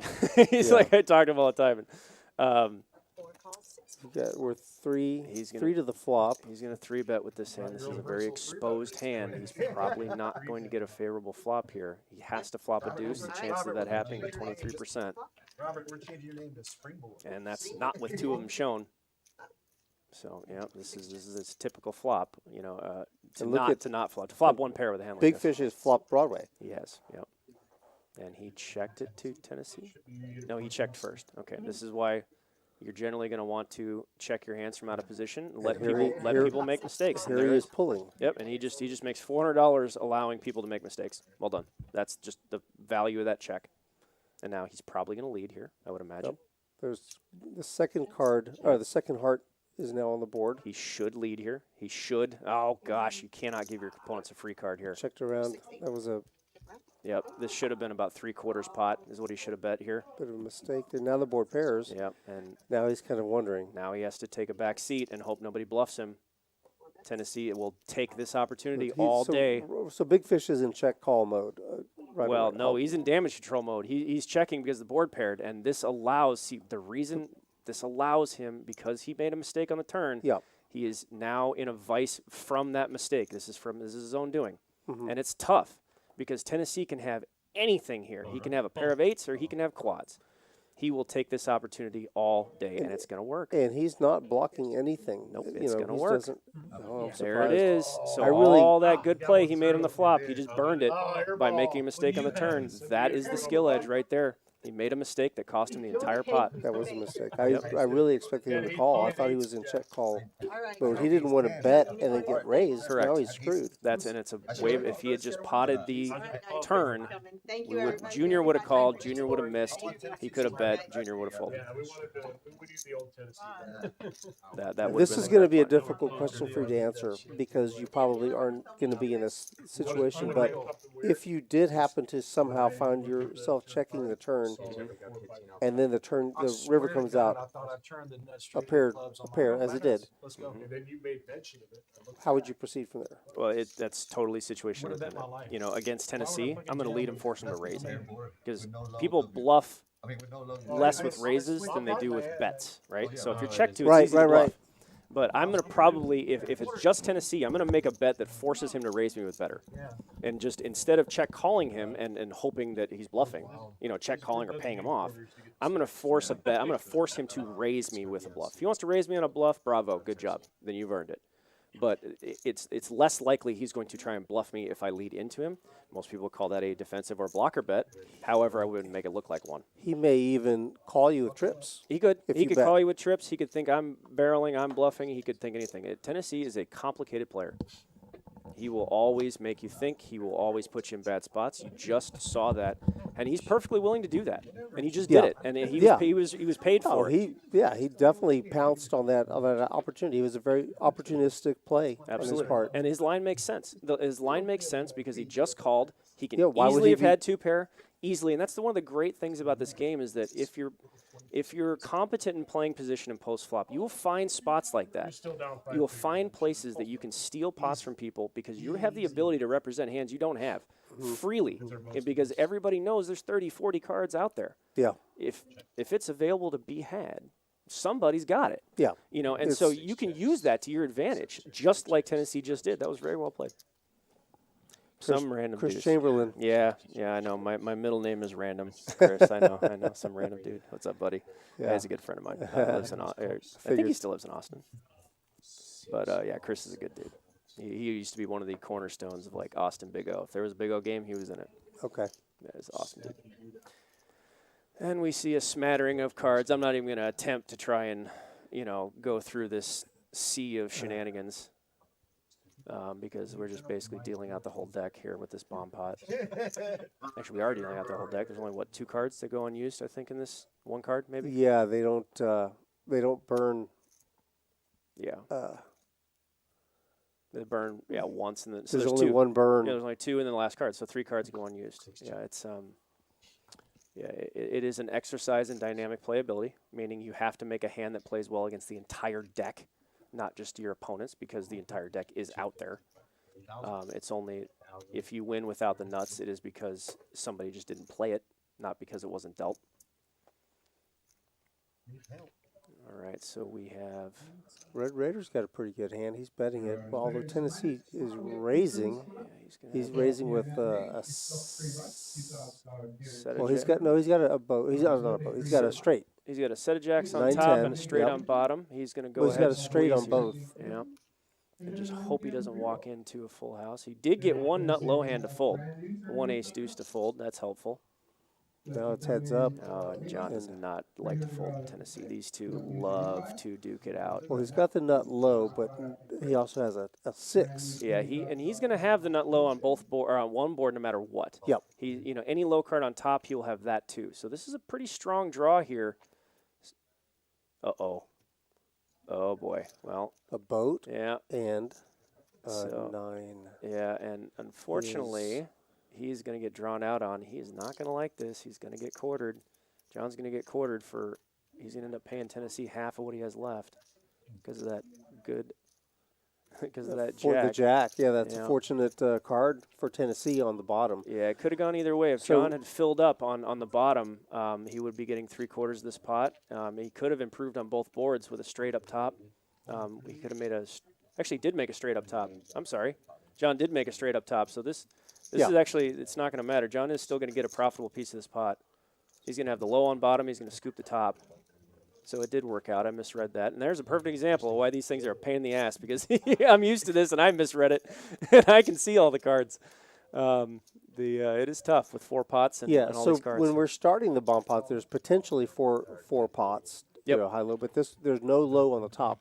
So there'll be 3. The high is the 9-10. Yep, and well, the this 10-6. case. Yeah, the 10-6 is John's going to get it. Now he's not going to fold here. Oh, right. He's definitely not going to fold. He's going to like this, but right now he doesn't like it. He's like, oh man, somehow I'm 9-10. getting rocked. But No. Tennessee has a better straight on the top. Does he have 9-10? Yeah, Yes, he's he got does. the You're right. 9-10. You're right, he does. He does have a 10. So it's 3/4 Tennessee's in Tennessee's favor. Yeah, that's true. You're right. It's sort of the other way. So I didn't misread it. I misread it the second time. There you go. So there it is. It is complicated. I can mess it up Well, too. I knew the 9-10 was out there. I just thought it was in Red Raider's hand. Yeah, and it gets just a lot of complicated. cards It's to a look lot at. of cards. When you're It trying to takes read a all of long them. time. I'm not a fan. I personally would wish they changed this. It is very complicated. It takes time, and even I misread them too. Yeah, just being a competent dealer when the cards are revealed. Yeah. Sometimes the players are antsy and they're impatient and they want the dealer to chop Yeah, it up give and me hurry up and hurry to chop. don't make a mistake. Yeah. But the thing is, you've been staring at your hand for 5 minutes. Yep. At your one hand. Yeah, And now you've got the reveal, and the dealer has to read all of them and get them all right. Yeah, it's takes tough. It's really tough. It takes a little time. Mm-hmm. And I'm going to hear about that one. John's really upset about that. Those 2 runouts, but Yeah, Griffin, it is high-low on both boards. yeah, it's a nightmare. It's tough for everybody. Each board being independent of the other. So that is a double board Big O. That is a game best played on the internet with a computer dealing that can do this real quick. I have seen it online in some private sites. I'm not a fan. It is, there is a huge skill level, but it takes a lot of time. It takes a ton of time. So when a computer's dealing it, it is that can be good. It can be fun. Yeah. Oh, by the way, everyone who's in the chat, thank you for joining us. If you don't mind, please hit that like and subscribe button. Hit that like button. It really helps us get some recognition on our station, on our channel rather, and it'll show up a lot more frequently on people's feeds. That helps us out a lot. Should be ultimate. Yes, we all agree. Ultimate Well, high, not ultimate low. everyone agrees. Obviously not enough people. A majority do agree on that. There are some purists, and it doesn't want to change. So I've fought, and I have lost, and I accept my defeat. I have tried to get that changed a few times, but just is what it is. It would just be so painful. Yeah, that's how they do it here. It's just Yeah. we have to accept it. There's anybody who spends even 10 minutes in Texas understands that a justification for doing most things is that's just how we do it here, and it just is what it is. So you have to get used to it. You have to deal with it. It's also not a bad time for bathroom break. Right? Which you do need to do. I mean, not only just bathroom, but you need to take breaks when you're playing long sessions. You need to, It took me about 4 years to walk figure that out. around and It took me about 4 years to figure that out. I really tortured myself when I was younger. Just got to stay in the action or whatever nonsense that you come up with in your 20s. Hold your fire. Set in your uniform. Okay, so we didn't get that hand read. Let's see what happened. The flop. What did I see? What did I see there? King 9x. Is that what I see? yeah, I think there were 2 spades. So okay, it looks like Joyce has a lot of spades in her hand. So if it's King 9x, that is one of the easiest boards to plow through in Big O. It's kind of like the 2-2-3 board in Hold'em. So it's pretty easy to plow through that board. But that's assuming we can get there. I don't. The graphics are catching up. I think the Tennessee's hand maybe didn't get read early.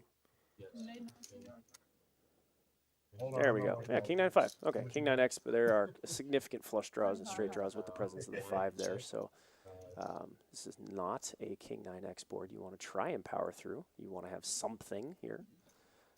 We don't c-bet with air very often in this game. We don't bet with air very often in this game, unless your name's Tennessee, and he does all the time. That's what moves them up in the rankings. Yeah, it can be. Bluffing is a art form in this game. You have to wait for your opportunities. They don't come up often, but when they do, they're very profitable if you can navigate them properly.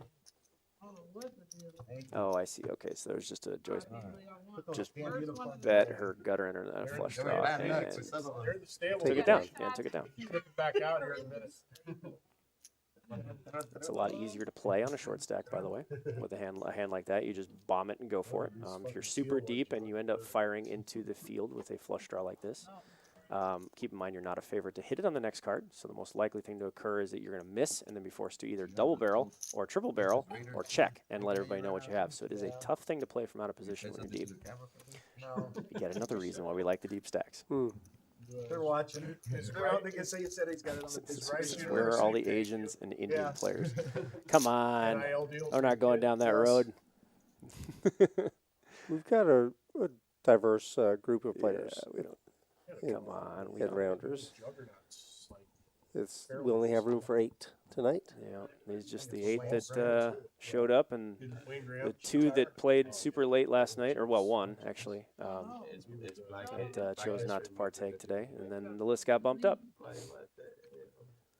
All right, so the 5-5-10-9-6 is definitely going in the muck. That is the that's like the 8 deuce offsuit of Big O right there.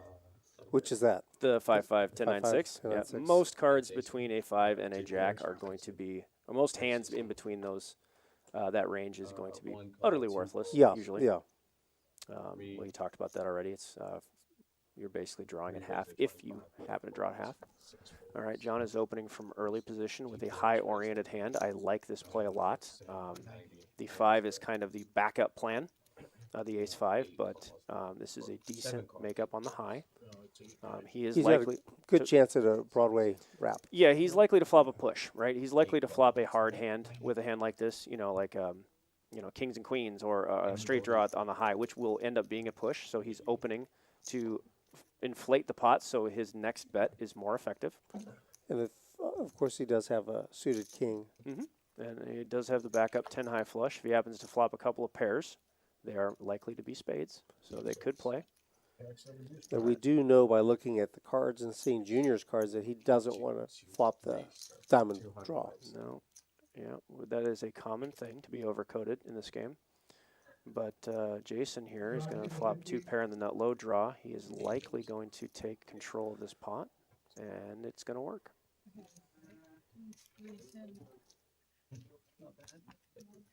Got to take down hands like these. Bottom 2 pair is vulnerable. But it is powerful against 1 player, maybe 2.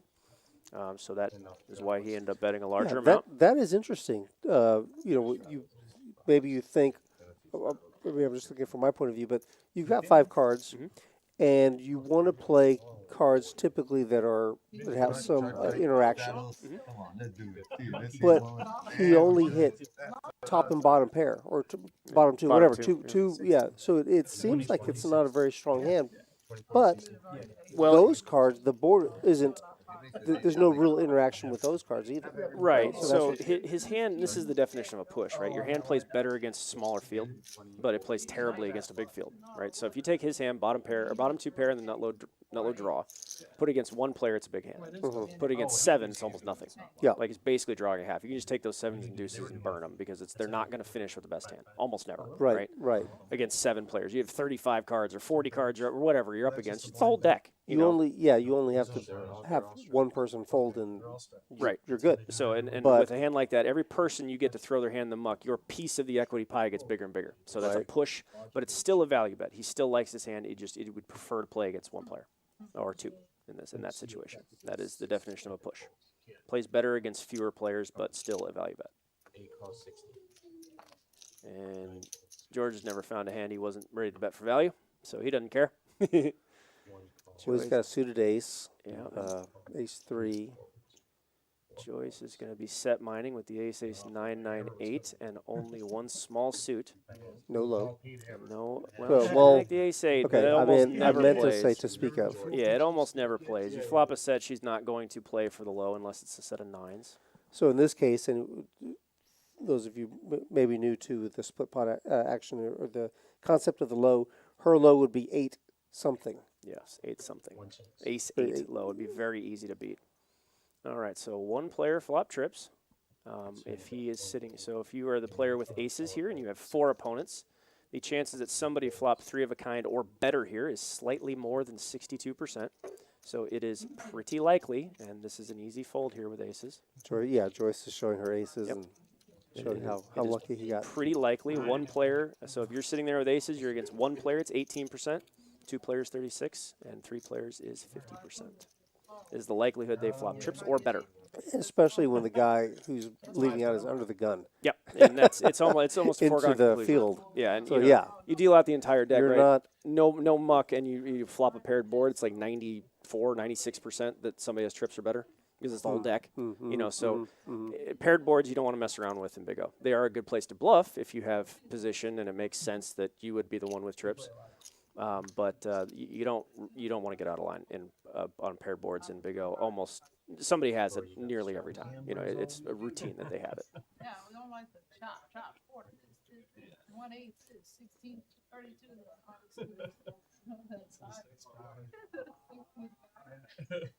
Look at all those scoops over there. must be a slow sports night. They haven't even turned the TV on behind them. I guess. Let's see, can players abstain from bomb pots? Yes, they can. Participation is voluntary, just like all of poker. You're not obligated to play the bomb pots. There are plenty of people who do not. I generally take that as that's my bathroom break or phone call break or whatever if I need something, especially from early position. Just because they take longer, and with less players, they take less time. I'm paying for my time. I prefer it to go quicker. All right. Jason's going to have a pretty good high-oriented hand. Yeah, he's double suited. The 4 is kind of the backup plan here. His primary plan would be to make, a high board, make a spade flush. Joyce here with a good high rundown hand. I like hands like these. They make big hands. They're kind of like suited connectors or pocket 4s or 3s and hold them. You're almost never going to flop like sort of good. you either drill it or don't. Yeah. Same thing with playing a pair of deuces or 4s and hold them, something like that. You're either going to flop a set and get in there or not. And who put in the 3-bet? Tennessee did. Tennessee put in the 3-bet. He's got a suited ace and a deuce. Yeah. Okay. And he is... Red Raider's in there, too. He's got a suited ace with a 3, and that's a real good flop for Red Raider. That is a real good flop for a lot of people. This could get heavy. Well, yeah, you're right. JP is probably not going to go crazy with it. But no, he won't. He won't, but John is probably waiting to... Yeah, he did not want to see this go checked around. But that does tell him that his aces have significant value. That's what that tells him here. So I would like to see John put in a bet here. He checked again.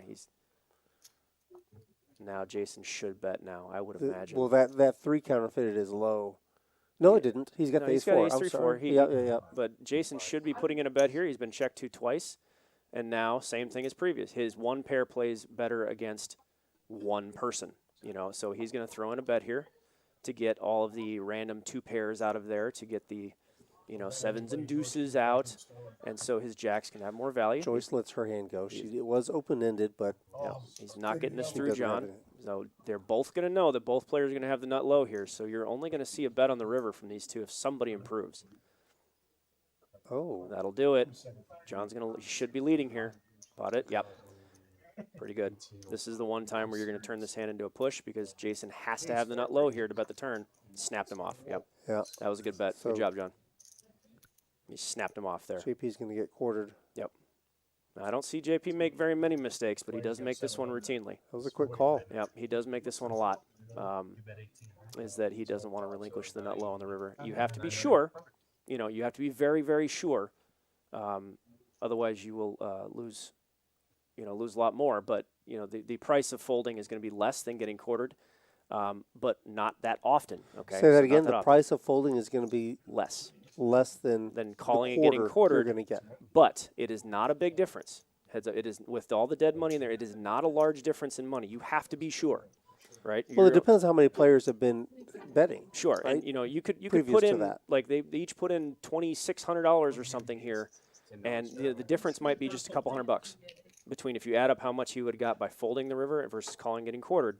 It might be just $300-ish, $400. In favor of which way? In favor, if he calls and gets Making the quartered, call. he'll lose a little bit more. Okay, right? yeah, that's what I He'll thought. lose a little Yeah, bit more. okay. But it's not a big difference. But again, it depends on how much was in there. Yes, every situation is Previously. different, but generally speaking, the difference is not that much. Yeah, Right. So okay. between how much it costs you to fold the river and how much it costs you to call and get quartered, therefore, you have to be sure. And in that situation, he could have been sure because John will not call that bet from Jason without the nut low. He won't. And so when he changes momentum and fires right into him, he's going to have the nut low and play for better than one pair. So that would be a sure fold. He could have folded there. I think you can get away from that there. Well, keep in mind, Save probably I'd have to go back and 25 big blinds or so. I'd have to go back and do the math myself, but it's not. Yeah, Gonna, that's it's gonna what I be mean. Probably, it's hard. It's probably going to be in the neighborhood of $350, $450. The difference. When I find myself in that situation, it's just hard to think about how much was in there previously, and then what it's going to cost me to try to get half or a quarter of that. Yeah. Most of the time, it ends up working to be that you get pretty close to the amount you get back is about the amount of the last bet. It's pretty close. So if you think there's at all a chance that you're wrong, and I call this an uncertainty principle, we can quantify our doubt, right? How good is the information we have? How reliable is the information we have to come to this conclusion that we're likely quartered? If there is any doubt in that, you should be calling. But in that situation, I would argue there's not a lot of doubt. John is just not going to be punting there without the nut low. Yeah. He's just not. He's not going to make that play with tens full at all. Like he would have heard. You would have heard from him earlier if he had a hard hand and not the nut low. Yeah. Rather than checking twice or check calling and then bombing the river, he's going to have ace 3-4 there most of the times. Jason's good enough to make that fold. All right. Well, this hand here got queen. So Tennessee's got a lock on this hand. Oh no. Queen. Okay, so that's 6. Oh, I see. Okay, big fish hit. Caught a. His queens, 6 is full of I queens. see. Yeah. So he had so Tennessee had queens and threes and then got Yep. his 2-pair counterfeit. This Yeah. is, I'd like to see a real small bet here. That's too big. That's real too big. Because if Tennessee is betting the king queen 3 flop, his hand's likely coordinated around the king and the queen. Stop pretending like you bluff. He does this every time, He by does. the way, when he actually has it. Wait a minute. And that's an expensive deck. What are you doing? Don't do that. So I'd like to see this bet be a little bit smaller. Tennessee's hand is likely coordinated around the king and the queen of spades. Tennessee is unamused. Yeah, and since Big Fish has the ace of spades, that means he cannot have enough flush draw. So that means he's likely betting a hand like kings and queens, ace, king, queen, jack, something queens and threes, kings and threes. That means that you have to target all of those hands for a bet on the river. That can't be a large number. He's not going to want to call a bet with very much at all. So having that ace of spades should have got him to the conclusion of making a down bet on the river. I want, in a $500 pot, I'd like to see 40, maybe $50. Give him 10, 11 to 1. Really? Force him to pay That him. small? Yeah, Okay. force him to pay off. Because all those hands I said he I was should thinking have. like 150. Nope, it's That's way. too big. Would you want to call 150 with kings and queens there? No. If you have ace, jack 10, would you call, 150? No, of course not. You have to make a bet that that hand will be comfortable calling. And running back 6 is full, it's not going to be a lot. If you don't get led into, you're not going to get much called. So you have to target. Value betting means you want a hand that is less to call. If that hand is not much hand at all, then your bet has to be not much hand at all. It has to be not much dollars at all. It's all a sliding scale. What you're trying to accomplish versus what your opponent will do. You're always sliding back and forth. What we're trying to do. We always bet with purpose, and that was was a bet that was designed to win the pot, not a bet that was designed to profit. If you're value betting and your opponent folds, you done messed up. Plain and simple. 30 by 8, 75 by 9. Good stuff. All right, Sean here with a good ace 2-3 rundown hand, although he does. You mean puffy? Yes, I'm not puffy. The man's lost like 150 pounds. I'm not calling him puffy. Right? That's great. That made sense when the man was like 400 pounds, but now, my God, he's lost a whole person. The man has lost like 150 pounds over the last year. Bravo, man. You're stronger than I. So it made sense when he was a bigger man. It doesn't make sense now. Guys, just look. I barely even recognize the man. The money's just going in here. Yeah, We've got this is similar typical. hands. Three people with ace, two people with ace 3 deuce. Yeah, this flop's probably coming 10-10 Junior's 4. got ace 3. Yeah, a lot of low cards. Yeah. He thought Lori was still dealing. Funny thing is, if there's like some Joyce, Puffy, and Junior, they have pretty good board coverage. They're on highs and lows. Okay, that's a good action flop for this spread. Well, we got an open ender for Bones. Yeah, a couple draws of safety net. The ace 2 3 5 8 likes his hand probably the most here. Partial wrap for Joyce. Yeah, there's a lot of low cards mixed in here. This is one of those situations that very might come to running trash cards. Yeah, but this because of the bloated pot, and this is why that 3-bet. I'm gonna call Sean out for this one, because this is why this 3-bet is not that helpful, because he bloated the pot up unnecessarily, and now he allows his opponent to take it down without any risk. I don't care for it. You know, and Sean's forced to fold his equity here, because having an ace 2 3 there with the. So we've got what we're looking at here is Bones has an open ender, and he's got the nut low draw, and he's can't be counterfeited. Well, he can be. He comes running ace 2. There's two more cards. He's drawing at a safety net right now. Oh. And brick. Oh my goodness! What'd I tell you? What'd I tell you? It's going to come, running brick. It's still going to be and the ace king high is going to take this down. Yep. Ace king high. Ace king. Yep. That's funny. Yep. And look at the size of that pot. Yeah. And no, for those of you who don't play Omaha, that 7 does not play. You play 3 cards from the board, 2 in your hand. Everybody's playing 3 6s and whatever else they got. That's it. No, I'm happy. There's our chip count. Pretty quickly. Only the devil number goes. Right off like I hit a 7, bro. See if we can slow that down just a tad. Kid had an instant. You didn't have. No. How was that? 20 up there. Yes. Yeah. Patient to get scooped. That's good. Patient. For real. I was like, I hit 5-4, so I'm like, okay. Load him. What are we doing? Looks like Joyce has a fan here.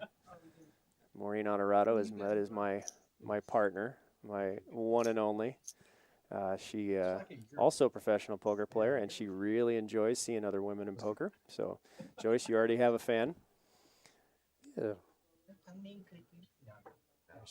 No, not that. Not that.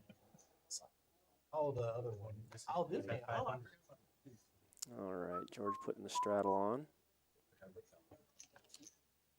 Might be a double straddle, actually. Might be.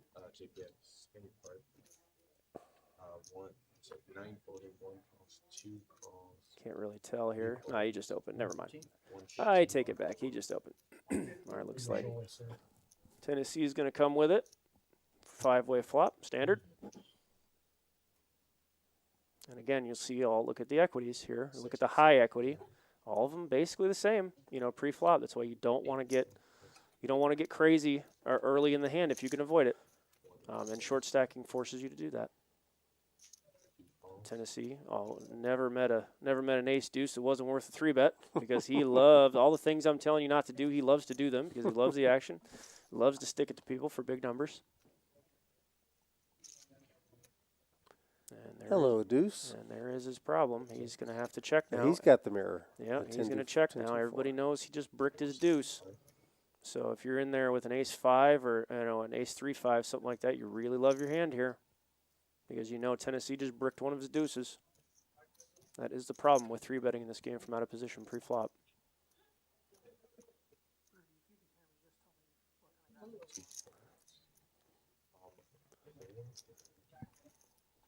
Yeah, if we could, we'd like to take a look at the chip counts just a little bit longer, maybe. Do we want to see the VPIPs? Check to see the VPIP. All right, now Tennessee just paired again. There's 2 paired. George paired his 3 after betting the flop. But Tennessee liked nope, out of position. He knows George will call him down with a lot of stuff. He's not gonna get out of line here. But this is gonna be a bet. I'd like to see George a lot of times bet this river card, because it's pretty obvious if Tennessee does not lead, he's not gonna have a wheel, which means he could likely free roll a fold with his ace-7. That's exactly what would have occurred. That would have been a little tough of a call with a live ace and 2 pair. This is one of those situations I was mentioning earlier, that where we want to bluff for half with no risk. He could have decided, he could have gone to the conclusion that this was one of them, just with an ace-7. Yeah. So so what they're doing is they're chopping this pot. Tennessee with 2 pair. 10s and 4s. Yep. 10s and 4s and ace-7. Junior with a 7 high, low. 7 low. 7 low. 7 low. Not a great hand. But as you pointed out, he had an opportunity because of his position. Yep. And the way the action went. Yep. To steal the whole thing. Yep. And look at the size of the pot. Yeah, with Tennessee's 3-bet preflop, and then check calling once, and then checking again, checking twice. It's not indicative of a strong hand. I don't see this play made very often, but George could have come to the conclusion his ace-7 was the best low, and bet trying to get Tennessee to fold. Most better hands, most wheels, most flushes, most all that stuff will lead into him, so it's pretty much a free pass. Oh, there's our VPIP. You see there, and as you mentioned, look, the people that like the action, 1, 2, and 3, 69% Tennessee, Junior, and Joyce. They're at the top. Yep. And this is an important stat here. Those of you who had Poker Tracker back in the day and are used to HUDs, went to Showdown, and along with your VPIP is a very important stat. It's also winning money at Showdown is also very important. When you see a high VPIP, a high went to Showdown percentage, they are too loose, they're playing too many hands, and they're likely losing. This is an important stat too, right? This is important too. That's what you're seeing. The lowest VPIPs are towards the top. I think he knew. Yeah, Red Raider is cooking him right now. He's up 4,000, and Tennessee is he's at the bottom right now. He's down that much. Yep. Down. Yep. So, but Tennessee will never be out. He will never surrender. He will not back down. He is the pretty much a poker Spartan. There is no surrender for that man. And there, like you hear in sports, like no lead is safe with certain teams. No stuck amount is too much for Tennessee. I've seen him come out of some holes that would have hit the door running already. Because he just keeps swinging. He's a fighter, man. He's a competitor through and through. He loves the competition, and you cannot keep him down. Because if you keep him down today, he's going to come back tomorrow and try and stick it to you again. He really, really puts me in some tough spots sometimes, and he enjoys that. I do too. I love the challenge of playing with him. He's a very tricky player. He can come at you from different angles, all kinds of stuff. A lot of these guys are, actually. A lot of these guys can really put you in some bad spots.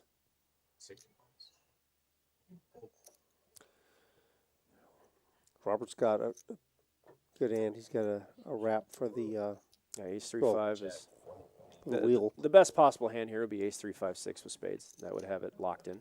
That would be none at this point. Robert makes the wheel. Yep. Makes the wheel. Puts a second flush out there. He's going to lead right out. Bet 400 and a 740. That is a pretty darn good bet. That's a good bet. I like that bet sizing. You have to target less. You have to target less than a wheel. That's not much. Well, Joyce has a set of deuces. She does. So she also has.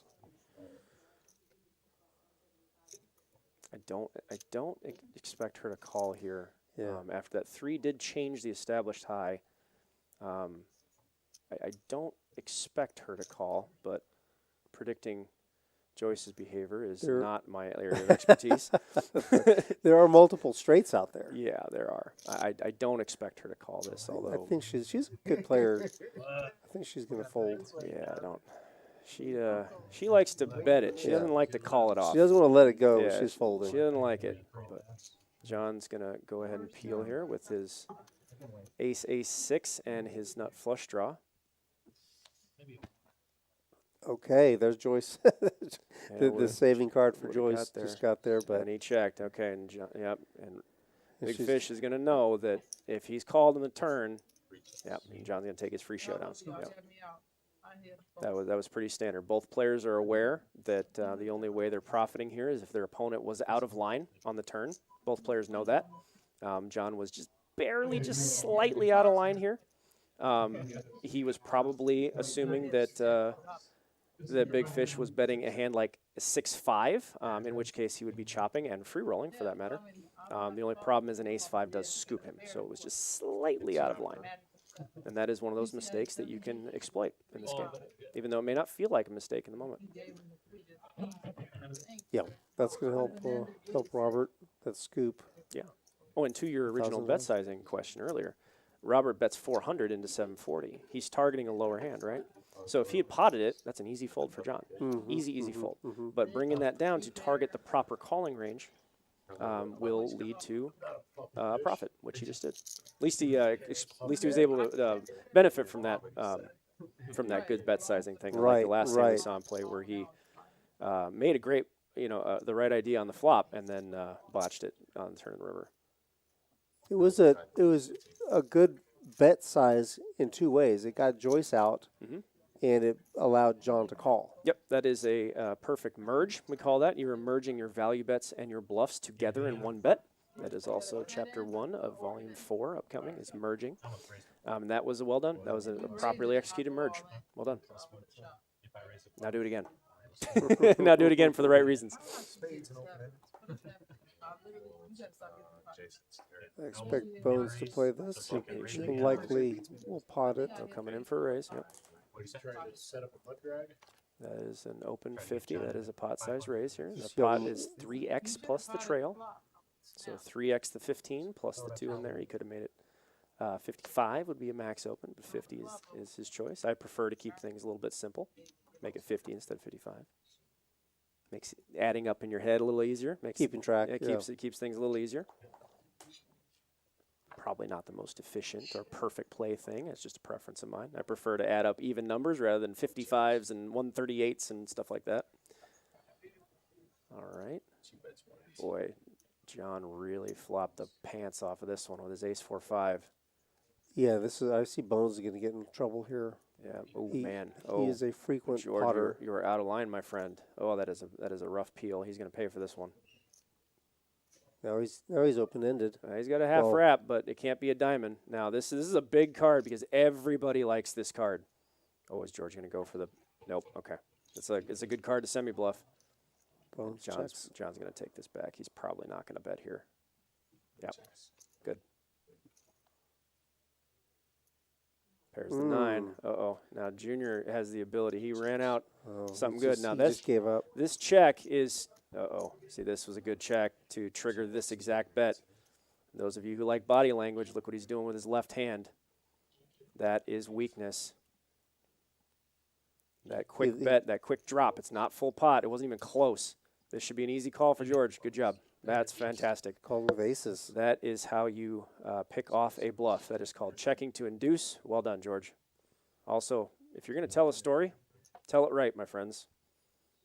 Make the bet. If he had bet the turn and potted the river, he would have gotten away with this. He's only losing to a boat or trips. Yeah, 9 or a thinking player is going to. Yeah, I think a thinking player is going to pick this off a lot. Yeah, because he gave him like almost 3-1 on the turn or on the river, and he opened pre-flop, bet the flop, check the turn. You don't have a 9 in your range when you do that. That's a really easy call for aces. It's a really, really bad bluff. So if you're going to tell a story, tell it right. Also, that quick drop, it's hard for me to explain it verbally, and I could just show you that. If those of you watching go back and want to see that quick drop like that and immediately touch his face, that is generally a weak sign. That's a subconscious psychological thing of covering our mouth, like, oops, oops, I didn't mean to do that. Yeah. It generally means it's a bluff. Or I'm saying, or this is a false that I'm putting out there. Generally speaking. Duke is saying that their commentary sounds a little low. I don't know. Let me know in the chat if you guys think we need to be turned up a little bit. I mean, turned up, not turned up. What is he saying? Okay, well, I go from the top here. How do you approach stop losses when playing? So I only leave a game for 3 reasons. I leave a game 1 because I'm impaired some way, shape, or form. I'm tilted, hungry, tired, mad, whatever, impaired in some way. 2, the game breaks, or 3, the game becomes unprofitable in some way. The circumstances have changed, so it's not worth my time. Those are the only 3 reasons I leave the game, generally. And there's always exceptions. Let's see, what was an asking reference to you saying you would have hit the door running after a certain stuck amount? I mean, it's a figure of speech. I don't hit the door running and firebomb businesses because I lost. I don't I don't really do that, but just figure of speech. That's all. Generally speaking, if I take 1,000 big blind downswing, I don't want to play anymore. Tennessee's like, woo, let's go. Yeah. No problem. That's just another day. Just getting warmed up. No big deal. Bullet number 3. Let's go. Just a difference of approach. All right. Now JP's going to peel here. And the cool part about having the naked ace here is he gets to fake the nut flush draw. He can represent the. Yeah, and that's what's going to happen. If this is a high diamond, you're probably going to see a pot-sized bet from. Nope. Okay. Oh, good secondary key card. All right. Now John's in a kind of a weird spot. Now, JP's probably. Oh, tricky. He's waiting for the diamond. He's waiting for the diamond, or he's minimizing his damage. That's either one. 48 is in Red Raider's hand. Yeah, this is just going to be a chop. So this is a low variance line from Jason. It's not bad. It's not great. It's just he's choosing to minimize his exposure against another winning player. He's choosing not to make a bet and then get free rolled and get quartered for a large number. So notice how long he's taking with this decision. With the ace deuce, he's got the nut low, but last time he and Red Raider were in a hand, he got quartered. Yes, with only the low. Probably looking at the number that John bet too. And if that would be an 80% pot bet, which it looked like it was pretty darn close, that number, by the way, means that JP would lose the same amount by getting called and quartered and also folding. Those numbers equal each other. It is a cool little mathematical trick. I will go into that in my next book. But it's too small for JP to fold. But that is why I assume the reason why, if I had taken this line, the reason I check back the turn is to minimize the damage of the impending lead bet. So I don't, if he's going to pile into me and I could get check raised because there was a 5-card hand available. Yeah. I wouldn't want to be in a tough spot with a safety net in play, meaning I cannot lose the low. I'm going to get a piece of this low and then have my high be uncertain. So you check that back. You allow your opponent to play the next street. You get 2 pieces of information. They get 1. Pot control. Yep. Just control the nuts and bolts of pot control. Yep. Also, yeah, if you guys can't hear us, let us know. We can adjust. We can adjust our audio if it's coming in a little low. But we've been going for about almost 2 hours. I'd be the first person who's mentioned that, so we may just be your volume.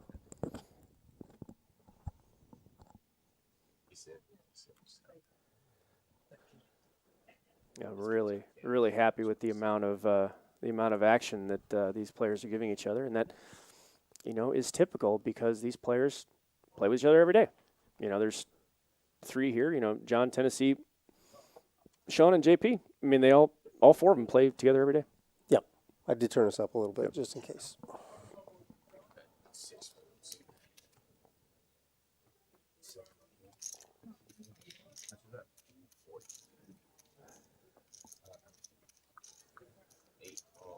All right, let me see Sean fold the 3-3-4-4-5 in early position, or he's in the small blind. I do see a hand. That is a hand that beginners like to play because it's a bunch of low cards. However, the chances of flopping an ace and a deuce at the same time is about 4%. And Sean knows this. So it is a standard fold for those of you don't know the game. Just because you have 5 wheel cards doesn't mean you're a favorite to win any money.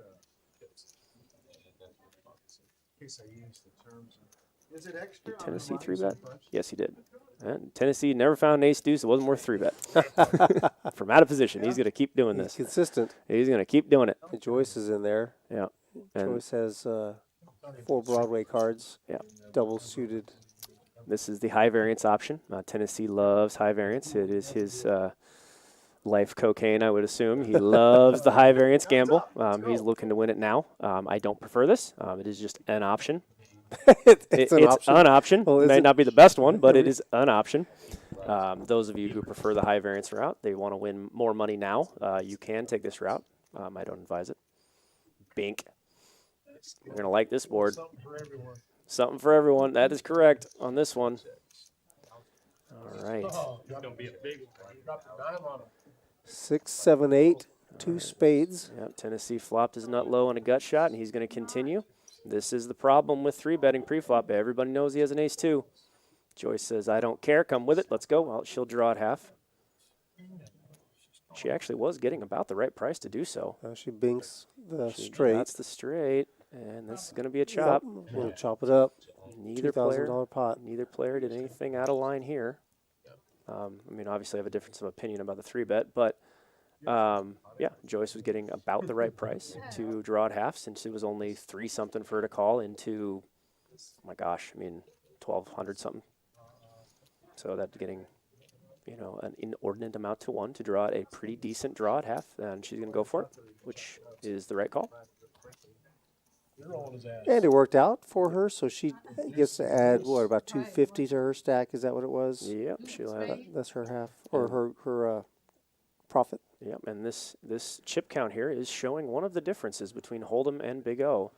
You see, look at the big blinds we're playing here. Yeah. You know, you don't see too many Hold'em games where the second shortest stack has 600 big blinds. That is the second shortest stack at the table. This is a post-flop game, people, a skill game, not a, you know, computer solver pre-flop charts kind of thing. You're forced to play. You're forced to play poker against your opponent's post-flop, which is where, if you value yourself as a winning poker player, that's where you want to find your advantages. So here's your game. Greg, we've got a question in the chat from Maureen. I think I'd like to, if you don't mind, I'd like to read it out loud because I want to read the last 2 words here. You reference equities running close pre-flop. Do you recommend a beginning Big O player be at least familiar with reading the board textures or play shallow and focus on starting ranges? Pew pew. Fire up. That's yeah. Again, that is Mo. That is my very much better half. Also, a professional card player out there. She's a fixed limit Hold'em genius. Okay. So I appreciate the setup. Thanks, babe. Yes. So as to start a beginner, you obviously don't want to be playing 1,000 big blinds deep with, you know, with better players. They will exploit, but you can get a good feel of the game short stacking. You can get a good feel of how the flow of the game works. I get a good idea of playing the first 2 streets better, you know, playing the first 2 streets as good as possible, as well as possible. It's a good place to start, I think, is the point she's getting across. So that is a thing to do. Once you fancy yourself better, you play deeper.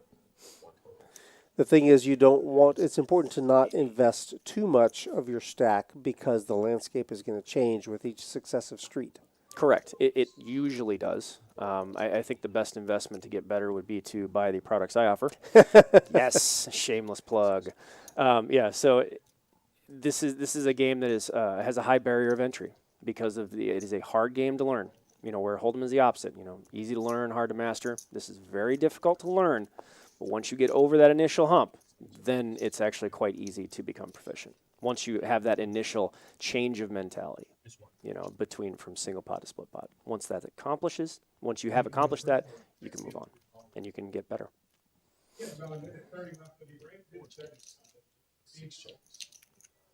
All right, just checked around twice. All right, now the first person, anybody fires a bet, they're going to take it down. But you see this a lot in this game. If 3 or 4 players, you know, don't make a 5-card hand or just make like 1 or 2 pair, you're going to see this check down a lot and just on to the next hand. Big fish, pair of queens, good enough.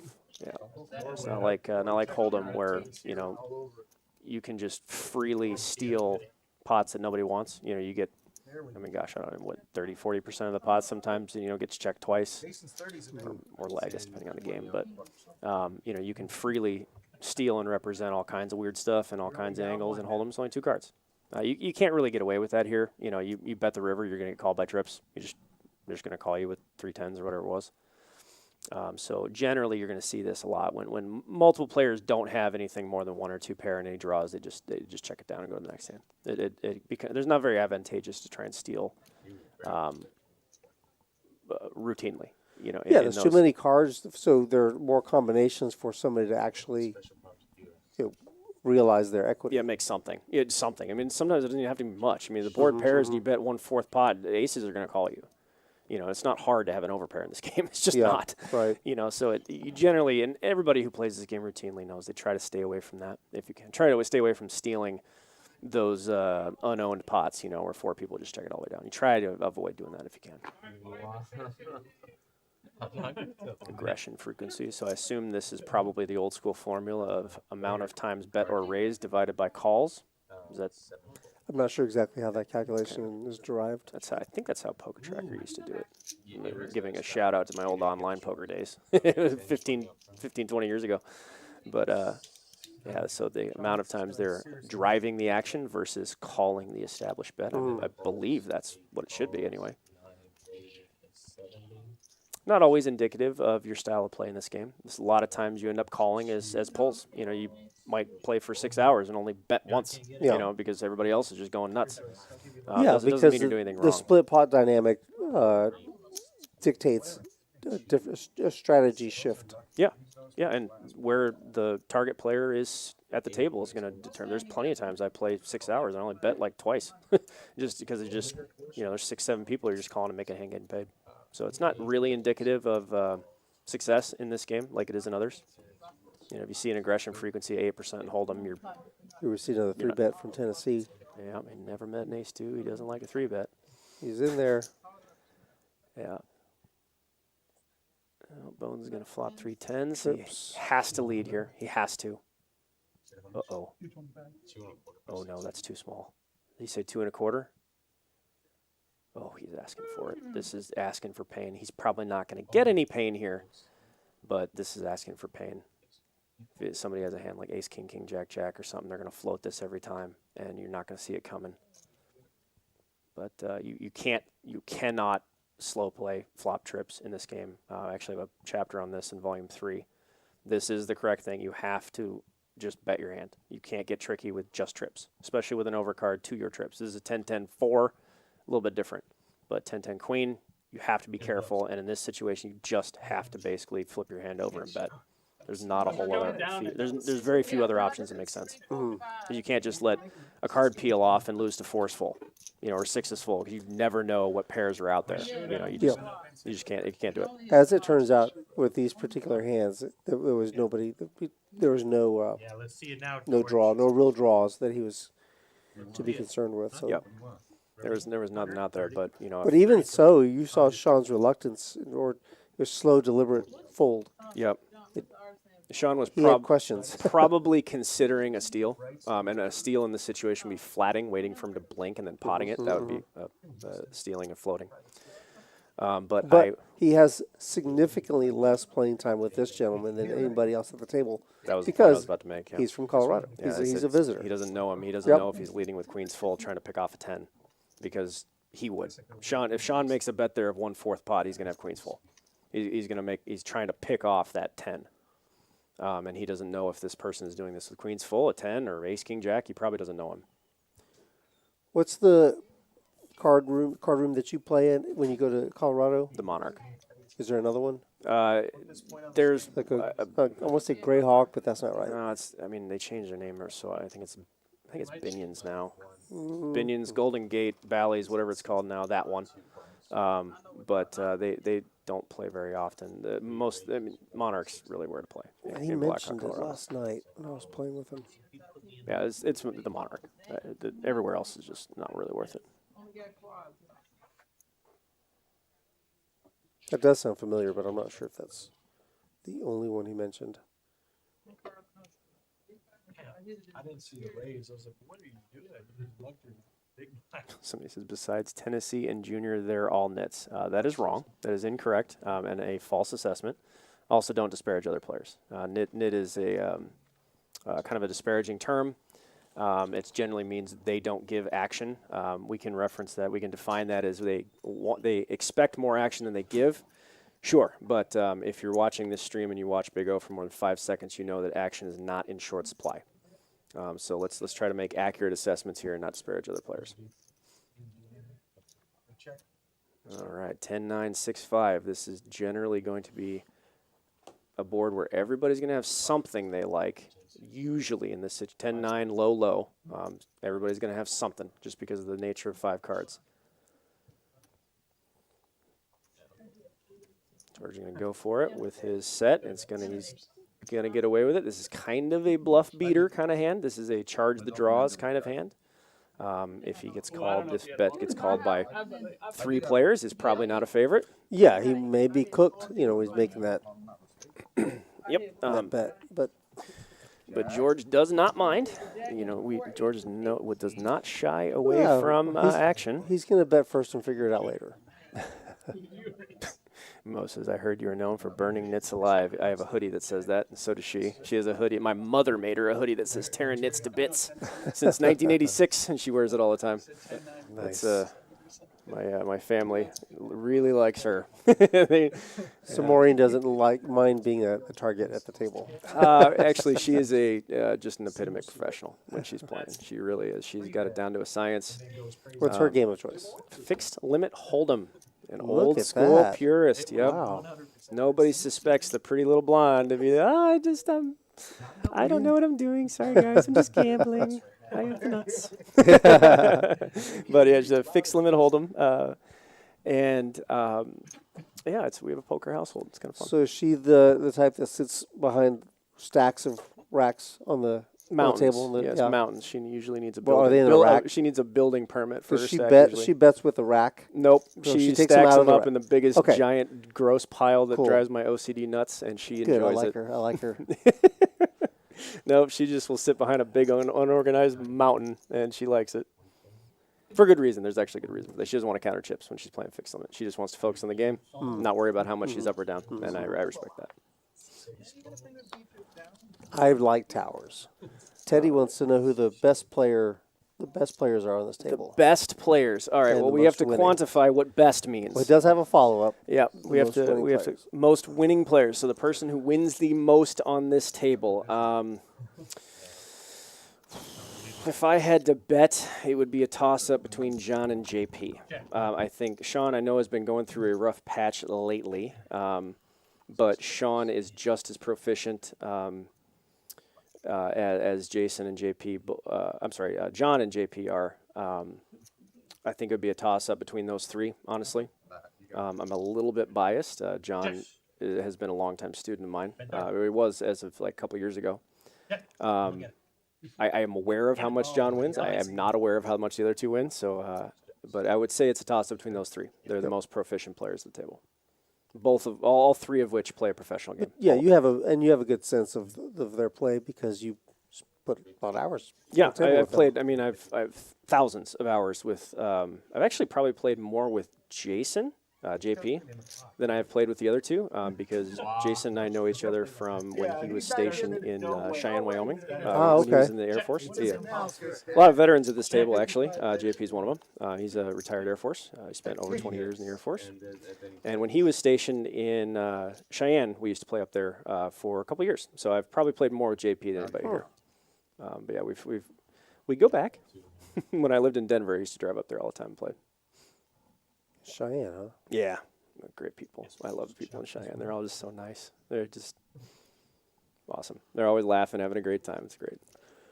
Well, let's catch up with this hand. We see Junior's got a full house. Yeah, He's got second aces best. full of 9s, but Big Fish has aces full of 10s. Yeah, he's going to try for the check raise here.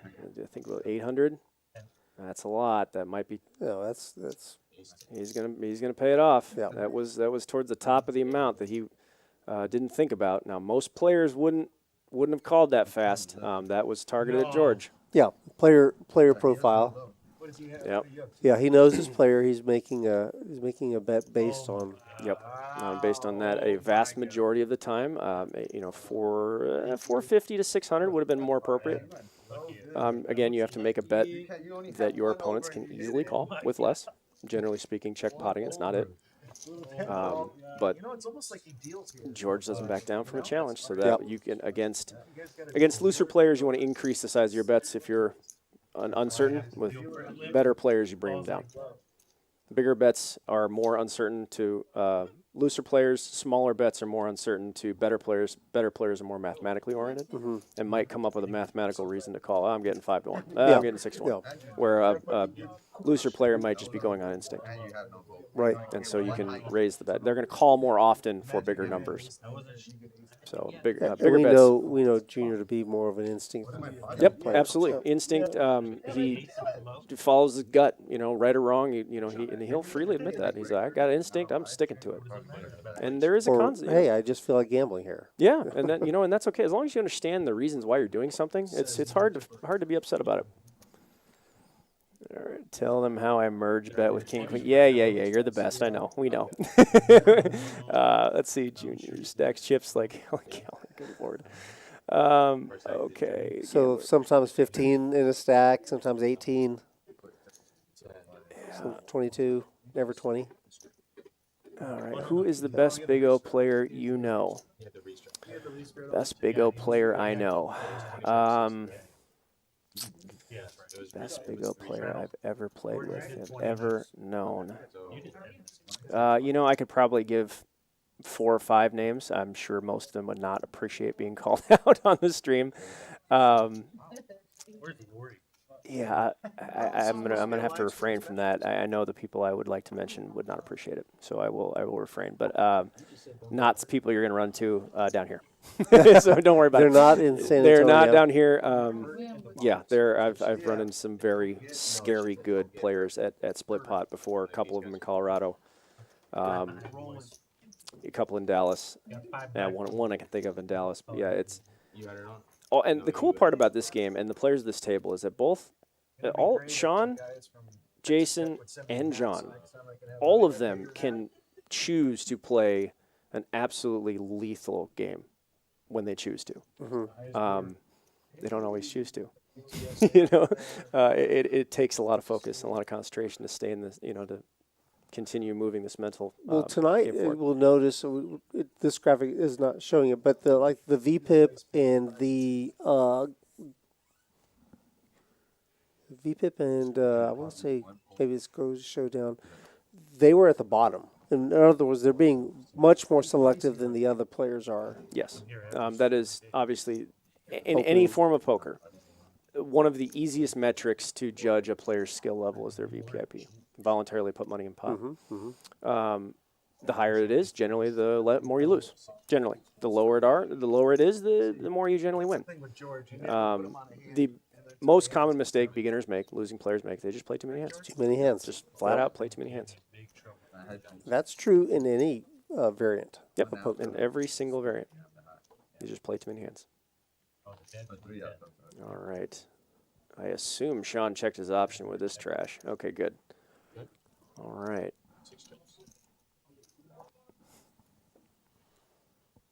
Okay, 7, 8, 9 flop. Straight available immediately. I don't think anybody besides the 6-5 has the straight. So the dummy end of the straight here, the third best hand here is generally a bluff beater in this game. It is not a hand with significant value. But once it gets checked around, it is. And so now that's the power of position here. When you're out of position, everybody checks this around. You know that Jack 10's not in the mix. And JP knows that. He's going to go ahead and fire out a value bet here. Second heart lands on the board, so it looks like George is actually going to pot it here. He is. He's gonna make the big blocker mistake, thinking I have 2 of the jacks, therefore nobody else can have a straight. That is an error. Unfortunately, it will. Oh, it's not going to work. JP knows that. He said, I don't believe you that you would check the nuts on the flop and let it go to the field on a coordinated board. Well done, sir. Just don't fold on the river when nothing changes. That was such a quick call. I'd be really surprised if he. Yep, he knows it. He knows it. Call mode. Yep, good job, JP. Well played. That was a great pickoff.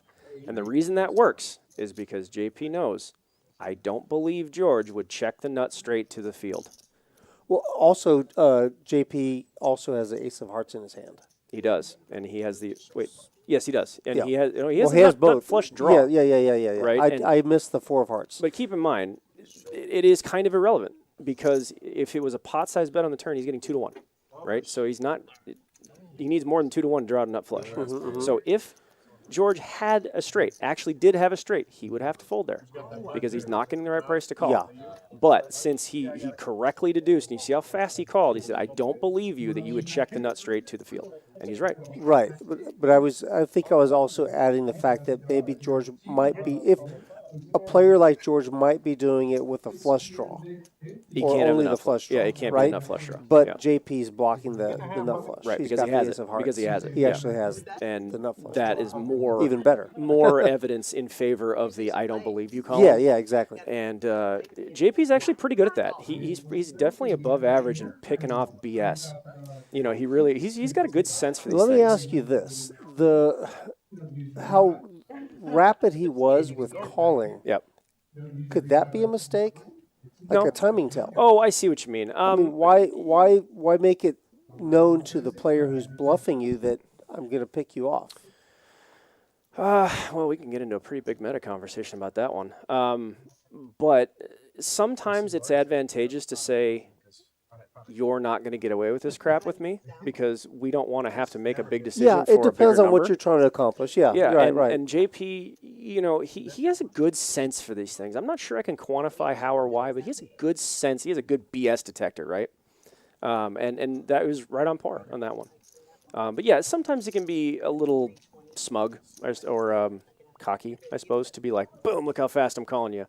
It's kind of like in Hold'em where someone, I know you don't got shit, man, and like stand up and throw the cards down, you know, throw down your ace high before the other guy tables his hand. Yeah. You know, and while there's some grandstanding there and some posturing, it's not particularly advantageous, most certainly not professional. But everything JP did there was perfectly professional. He's just saying you're not going to get this through. Well, here we're going to catch up with these guys. They're on the flop with on a double board bomb pot. And Tennessee is pounding this pot. He does have top set, and he's got the nut flush draw on the other board. Top board, top set. Like he's he's got both nut flush draw. He's right, got nut right, flush right. draw on both boards. And, oh, man. Yeah, and you know what? George is not going to have a problem, you know, gambling with two pair and an open ender. He's not going to have a problem with this at all. Do really like Tennessee's hand here. Yeah, he's got one. Oh my god. Two. Big free roll coming. Gosh. Big. Oh man. Oh no. George. Oh no. George, he's already turned his hand over. Yeah, George got it, ripped it. He just like boom, perfect. Non-club 9, queen ball, perfect. Yeah. Oh that's goodness that's a sakes. great turn on both boards. Ouchies. Ouch. Ouch. Ouch. Ouch. Oh, quads. Oh no. he got back. Okay. Oh man. Need to switch those So they are rivers. gonna, yeah. Oh boy, yeah, bomb pots suck. He's dumb. Oh man. Chaos. Take your bets back. Chaos. That's a lot of work for $45 profit. That's funny. Yeah, you can see under their cards how much they actually gained. Yeah.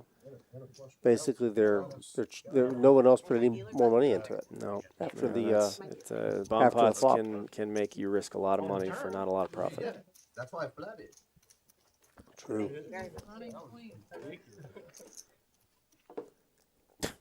Wow, JP finally decided to play a hand. Yes, that is because he is trying to win.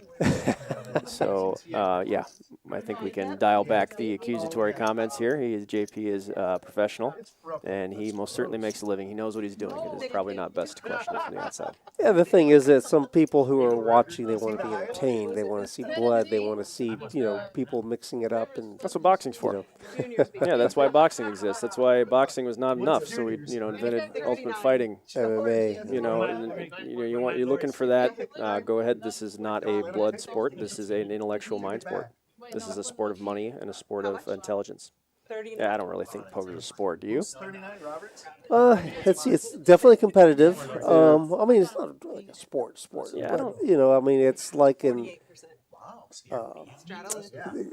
like there's a correlation to sports, a parallel. Yeah, a lot of parallels, especially between golf and poker. Golf and poker have a lot of parallels, especially with the mental game, but some people feel pretty adamant about it. Poker is a sport. It's on ESPN, it's a sport, damn it. I'm not sure I agree with that. I don't think there's anything athletic about poker. But then you can make that argument for a lot of different sports. I don't know if I mean, you don't get paid more, you don't earn more from the pot if you fold harder like the hand or softer. Or more accurately. Your cards hit the muck better. Yeah. Even though I work on that. That's hand eye. Yeah, I do too. Yeah, because it's fun. I'm I try pretty to good at it. All 5 right underneath there so the dealer doesn't have to do anything. Oh, yeah. Okay, 10-4-5 monotone, and Joyce is going to barrel with the naked ace. Sorry, I could not see her chase. I didn't see her chase. Yep, sorry. She's going to barrel right in there with a naked ace. And the only way you're going to pick this off is if you're really good at body language. She's not giving anything away right now. Not yet, anyway. All right, big fish. Going to peel. He's got the nut low draw. She's going to have to do this twice. Let's do it again. Yep, Got to pot it. Might be enough. No, don't. Oh, she checked. What happened? Oh, okay. She just went check pot, check pot fold. Okay, got it. They just verbally did it quick. All right, you got to do it again. Yep, good job, Joyce. It's a scary thing when you make that play and get called. You got to do it again. If you get called, you got to do it again. Yeah, and so there you see Joyce. She's down at about 500 in her stack, and now she's just kind of, incrementally picking up $200 here and there, $250, $280, $400. Yeah, there's one thing to glean off that, and this is why kids at home, you don't show, is that those who are paying attention notice the difference in body language. She moved slowly when she bet with it. She moved quickly when she bluffed. And now she showed, and now gives we have confirmation of that. A good player, like those 3 guys we talked about, all of them picked up on that. I guarantee it. So there's nothing to gain and everything to lose by showing your bluff like that. So in this game, in a no limit hold'em stream, we have the VPIP stats, and people who are really not giving action or not playing, they can be down like 10, 15%. But here, or as in the case the other day, 9%. But here, even the person who's the tightest and the most selective, they're still playing over 20% of the hands. Yeah, sometimes that can happen. Sometimes you look for an excuse to get involved. When you're this deep, you can do that. You have 1,000 big blinds, you don't mind torching 20 or 30. It looks like we've got a repot situation. Oh, boy. Okay. Let's see, what are people getting all excited with? We've got aces for Bones. He's the one who 3-bet. So he's excited because he's got a pair of aces and then ace-3. And a suited ace, okay. Excuse me, double suited aces. Double suited aces. He does have 2. So that's We'll take a 3-way flop here. Good go. 2 hearts, that's going to favor Tennessee for the flush. Yeah. Bones flopped his key card. He's looking for a deuce. He got one. Yep. 750 into 980. I'm not sure for the... Okay. Well, Tennessee's never going to... He's not. He doesn't care. Screw your bet sizing, dude. He don't care. He's going to snap him off, and they're going to like it. Bones going to have way the better hand here. Just the ace-3. Way the better hand. Is that what the percentages say? Yep. Way better. This is unnecessary, Tennessee. You don't need to do this. You don't need to rip it in here. You just don't. We can accomplish the same goal without risking our whole stack here.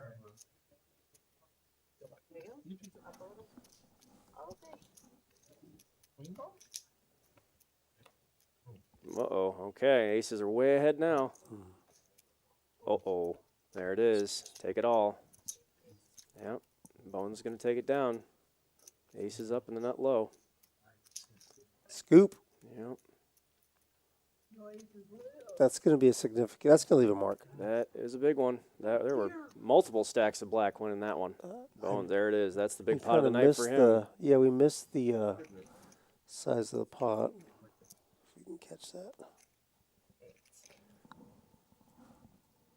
Well, he's up 3,200 now.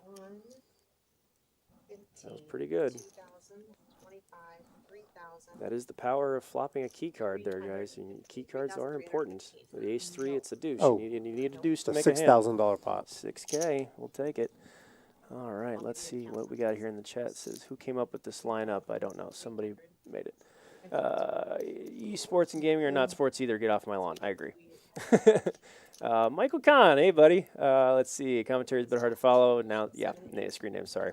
Sorry about that. That is my fault. I will cop to that. I have a general bias against people coming up with nicknames. I don't see why our own name isn't sufficient.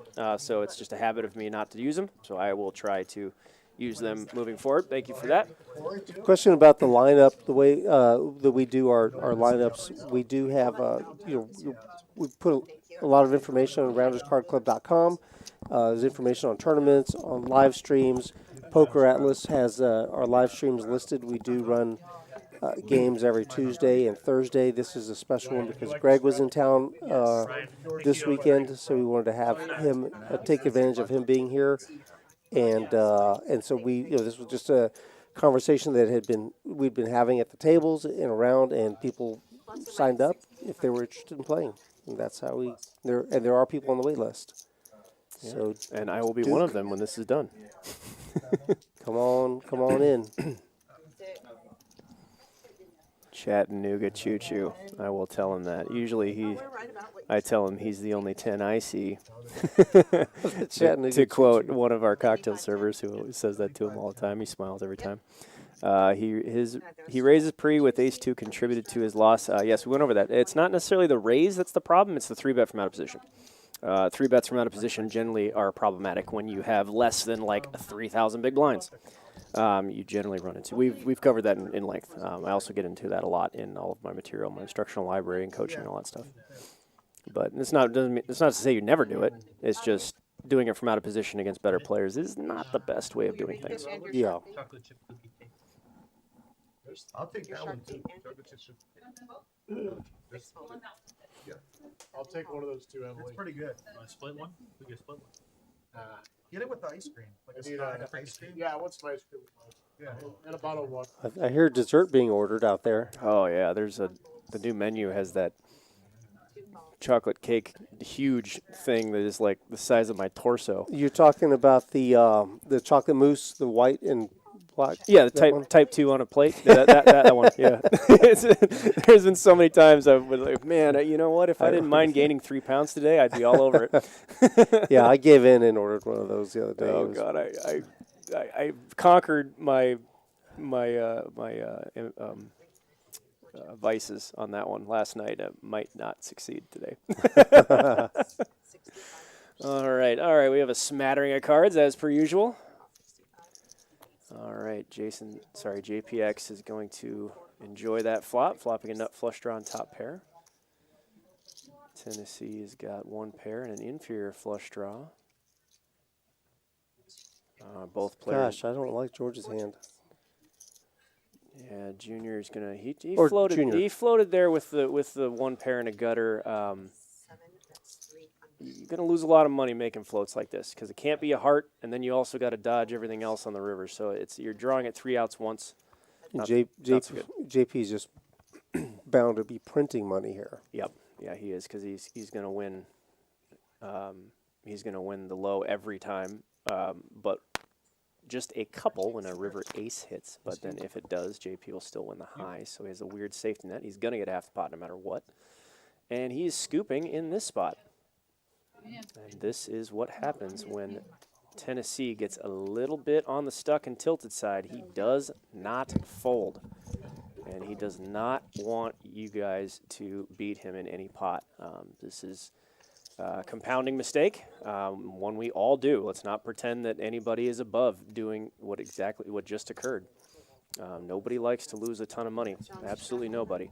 And it does affect your play. And that is one of the bigger differences between a real professional and everybody else, is being able to handle those swings and handle that emotional tempest that exists in our mind when we take a loss, whether it was our fault or not. Frankly, I get a little more upset when it is my fault than when it's not. But the more fault you find with your own actions, the better you will be at poker, rather than trying to blame everybody else.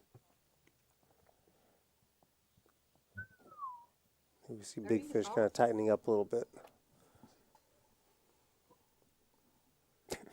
Jen, type 2 on a plate. I'm glad somebody likes my jokes. I think I'm hilarious. I know I'm not, but I'll make myself laugh. All right. Junior is calling here. This is way out of line, folks. The 8, 9, queen, ace. This is way out of line. This needs to go straight in the muck. That's the only line it needs to take. Straight to the pile. Tennessee, again, not folding. He doesn't even have a flush draw that he wants to hit. Yeah, you don't want the queen. Yeah, that's... A lot of times you play a hand like this is what you're going to do. You're going to flop 2 pair on a coordinated board, and it's going to be very hard to play. This is going to be a compounding mistake here, unless he turns 2 outs to improve, or 4 outs to improve, really.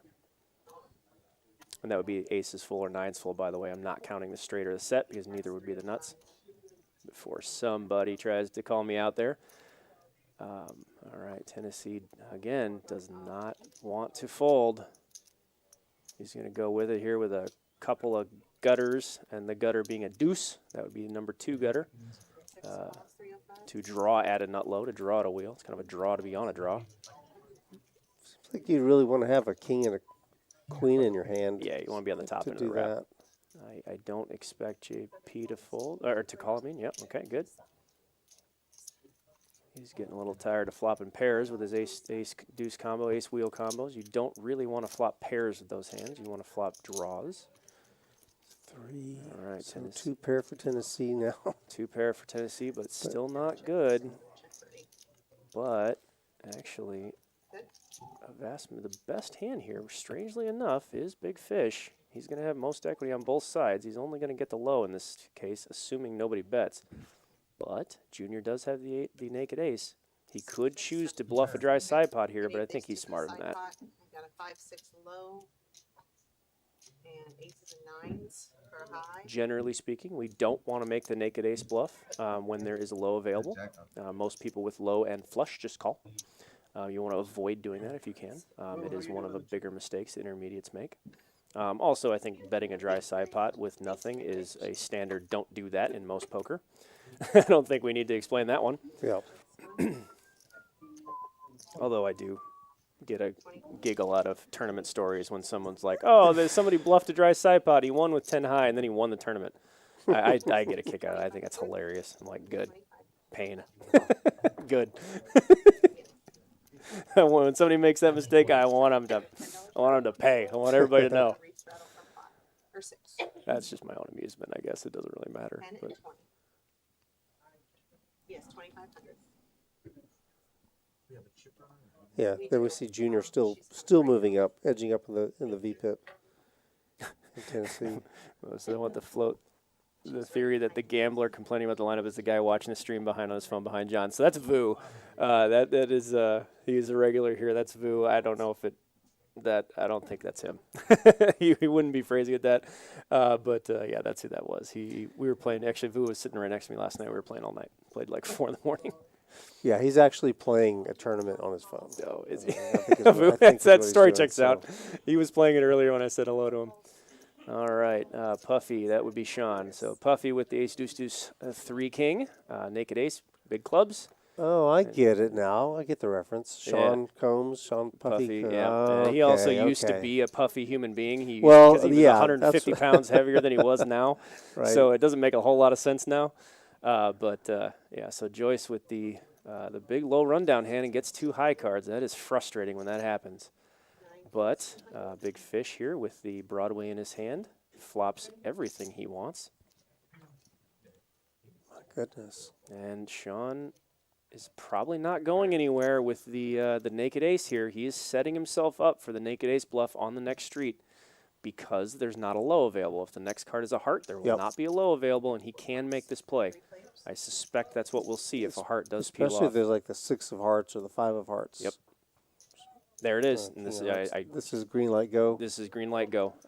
He's got 2 pair. Yeah, the problem but the straight is there for Big Fish, so he's not going to be able to shake he him. made the second nut flush. He has his queen jack of hearts. So, but Sean's going to do it here. He actually made it. I expect a bet of very close to pot here. Maybe not all of it, but pretty close. He has to make this look like a value bet, and that's exactly what he just did. Good job, Sean. That is exactly what he just did because Big Fish knows this, that if he calls here, he's going to have to call a pot-sized bet on the turn. He is not threatening one bet here. He is threatening about $2,500 a bet because he calls this. There's going to, you're going to add $1,300 to the pot, and that's exactly what he's going to have to call on the river. So that's what he's considering here. Both players know this. So he's got the second nuts, and he's thinking, man, this could really get expensive. This could, and he knows this, and that's going to be Sean's plan. If he calls here, Sean's going to know that he's going to have to fire another very large artillery shell. And it worked. Oh, Good he job. lets it go. Outstanding, Sean. Well played. Well done. Well played, Puffy. Yep, and that's tough. And, you can see this. You're like, how could he possibly fold here? This is tough. It's easy to see. It's easy from this position when you can see the card. That is a very hard call to make. when you're sitting there with number 2 and a very proficient player makes it what looks like a value bet, I'm not going to pot it because I don't want to scare you off, so I bring it down to like 85%. That's very, very typical of I have a nut flush and I want you to call. So well played, Sean. Well done. See, like I said earlier, if you're going to tell a story, tell it right. Yeah. And that's what That Mr. was Puffy that was just yeah, did. that was really nice. He told it right, and he was paid for it. Very, very good.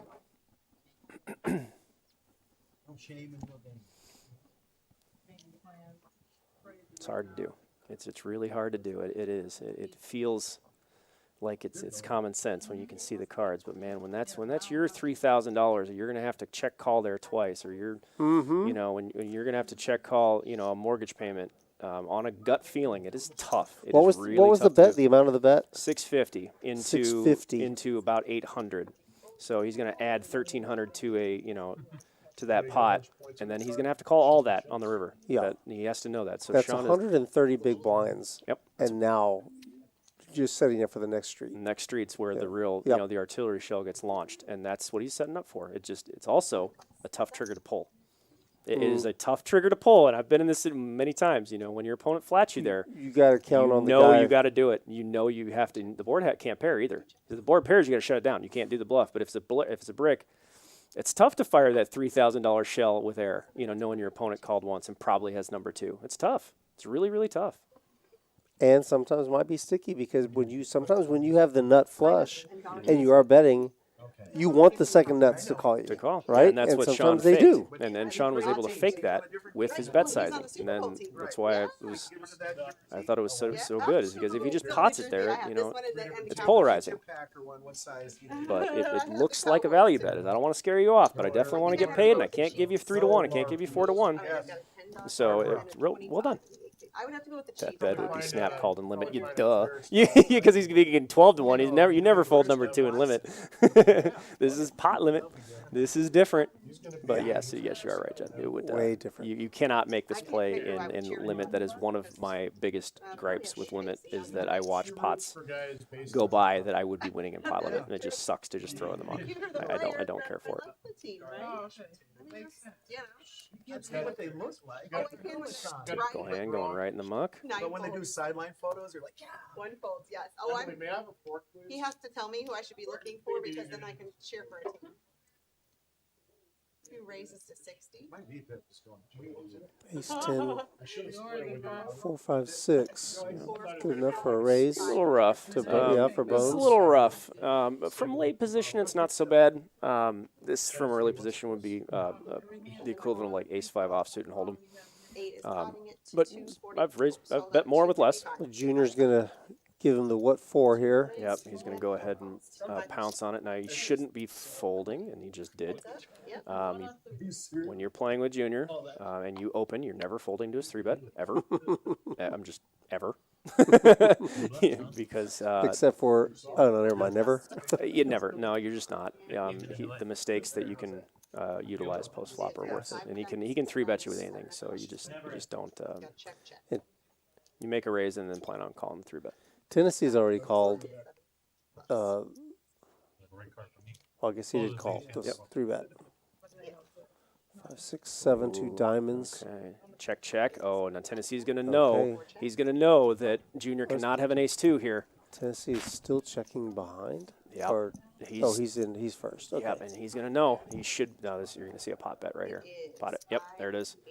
This is a semi bluff. This is George not betting the flop. Sealed this result. Sealed his fate by 3-betting and then checking on a board he should hit. Tennessee's targeting a set of aces, right? He's targeting anything. He's gonna. It's a free shot at taking half the pot because but he's not going to get paid by anything but. Well, it's a shot. It's a free shot because he has the nut low, and George, Junior, 3-bet pre-flop and then checked a flop you're supposed to have. It's like, think if you had, I say king queen and hold 'em, and the flop comes ace king X, and your opponent 3-bet you and then check twice. Yeah. Obviously, you're going for it. You're not going to check an ace twice. Most people don't, but it's a similar situation. You don't really believe that your opponent's going to ever have better because it doesn't make much sense to do anything. Like, it doesn't make sense to have better ever. Two playing dirty. Yeah, if you 3-bet pre-flop and the flop comes 6, 7, 8, or 7, 5, 6, 7, you're supposed to have the low. Yeah. You're supposed to. And then when he lets that go, Ace 3 minimum, I guess. yeah, when Junior lets it go, Most now, likely ace, ace, deuce, X. yeah, X. you would like that board. So therefore, this was a pot that was primed for Tennessee to steal, and he will not miss an opportunity to take pots like this, nor should you. What kind of cake is he We eating? we already named it. It's the Type 2 on a plate. We just have a menu right here. It's a big giant chocolate cake of This is the white and dark chocolate mousse cake. oh, so straight up mouth sin. Perfect. I love it.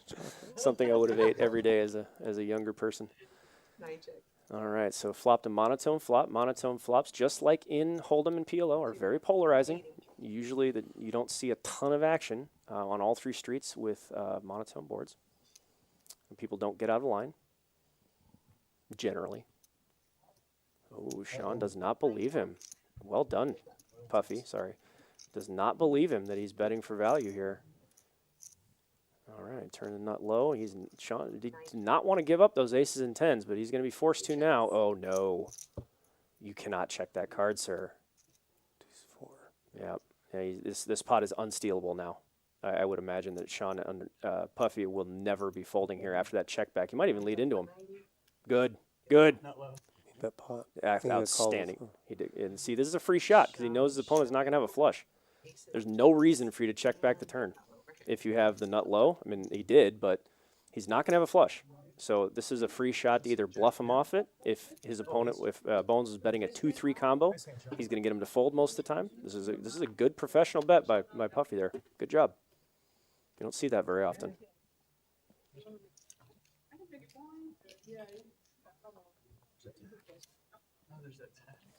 Mr. Sean Moore, Puffy, bringing the A game today, buddy. Good job. When Sean really wants to, when he really puts his mind to it, he can be a lethal card player. Yeah. Man, he can be scary sometimes. Well, he used to be a lot scarier because he was, 150 pounds large. more. But he is a man of slimmer. I saw him yesterday wearing jeans that, man, I swear I could probably fit in. He looks so slim and it just looks so good, man. Congratulations. So many times, congratulations. It is not an easy thing to do to lose 150 pounds or 130 or whatever he's at now. I lost track at 100. Yeah, and 10 shirt like sizes you said, smaller. he lost a person. Yeah, he lost a whole person. Human. He said he lost 100 pounds. I'm like, man, I've weighed 100 pounds in high school. You lost a whole me at one point. But yeah, it's I have all the respect for that. Those who quit smoking cigarettes and those who lose an insane amount of weight, you are stronger people than I. $35 raise from Big Fish on the button. He's got aces, single-suited aces with deuce. Yep. On the button, premium hand. You can do it every time. 3 players. Oh, man. 3 players. Tennessee in his I am not folding. Tennessee with the, what's he? Is a 2, 3, 8, 8 queen. He's looking to flop an ace. He's looking to flop an 8. It did not happen. I don't like the hand either at all. But Big Fish does have the ace of diamonds. He's going to play this like he has it. 6 bets 40. 40. Wow, Small bet. blown third pot. That is faking a pull. So this is a very creative bet. I love it, by the way. What he is doing here is, since he has the ace of diamonds, he is faking that he loves this and wants action. This is called a post-oak bluff for all you old school people out there. He is faking a value bet. He's going to do it twice, and it's going to require a pot bet on the river. It's going to require a pot bet. You got to do it again. 60% maybe, or 55, 60%. Oh, he's not going to get away with it. Now they're just going to split. Boring. I don't like this bet. You're never going to get called by less. Yeah, just snap call. And oh well. Boo. Boo. You don't want to make that bet if they're raking, right? Well, I kind of wanted this actually quite good play by Big Fish to work out. No, I really wanted it to what just I mean work. is this, but the last bet on the river, if the pot is raked, you don't want to put more money in it, knowing. Well, there's actually no real value in betting the river here with just the ace and a piece. But it's going to cost you more if they're going to take a cut of that pot. Well, yeah, in theory, I suppose. If there's rake. But if there's a rake, there isn't here. We charge for time. However, I would argue that your opponent's never calling with less, but they might bluff with less. So checking would be the more profitable option in that situation. Leading into him with the nut straight there He's only calling with the same hand. He's folding everything else. If you check, some small percentage of the time your opponent might choose to bluff. Like if he had ace ace 2 3, say he had ace ace 2 3 5 in that situation instead of ace ace jack whatever. Yeah.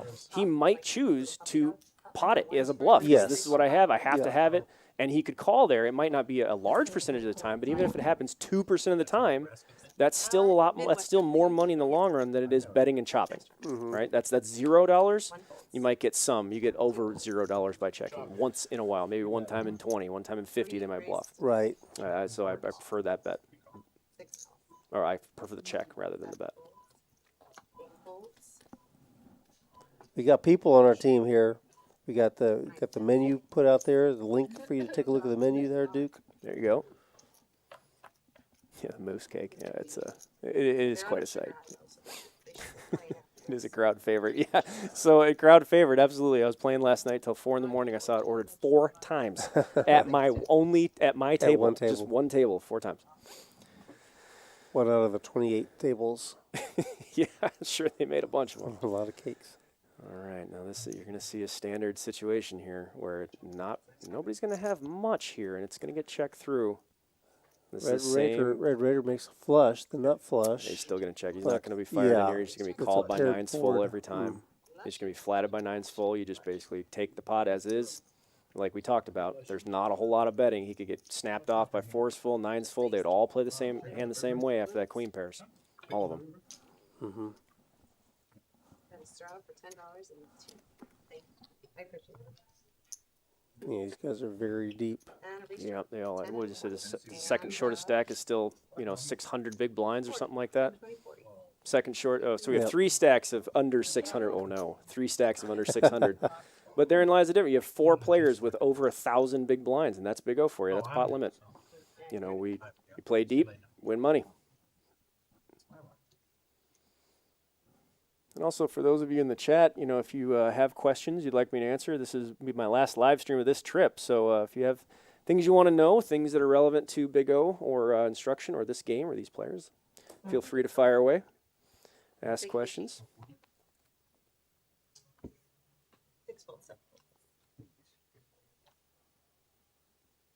All right, 2, 3, 4, 4 for Junior on the button. He's going to come in for a raise. Or did he limp? I think it was a straddle. It must have been a straddle. Yeah. Okay, so you just called 40. Okay. All right. Puffy's in there with single suited aces. Yes, Tennessee checked his eye. He put in the big straddle. Was that a $40 straddle? Is that what I saw? Yeah. Goodness sakes, buddy. No, probably 30, I guess, because it was. Puffy flopped it. He's going to check it and let somebody make a mistake. This is a good plan with Tennessee being as tilted as he is, clearly. This is a lot better to check than it is to lead out and bet because, there it is, somebody will bet and make a mistake here. Joyce is betting second nut flush. Second nut. Sean, is probably going to peel one off here. I don't think he will raise. I don't think, unless he wants to just get it in now. The min clicker? Yeah. Okay, so he's just going to try and get it in now. And that's because of the size of her stack. If she was 3,000 deep, he wouldn't be doing this. You're going to pretty much blow off all your profit.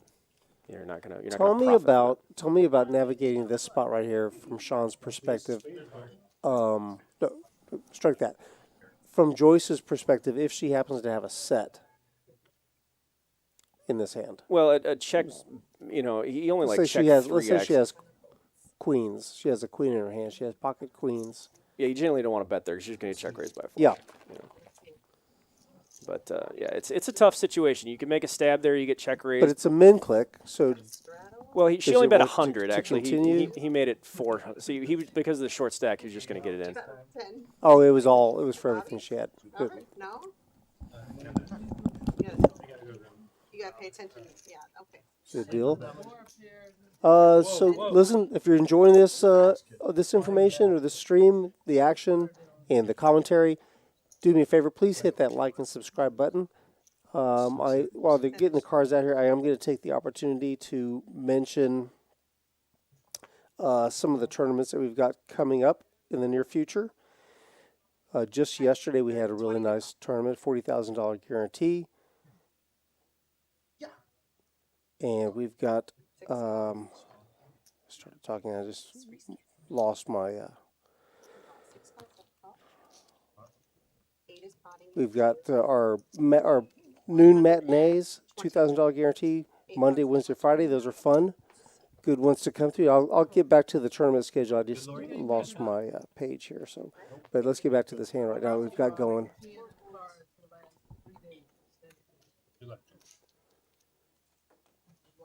Kings for junior. He's going to raise to 120.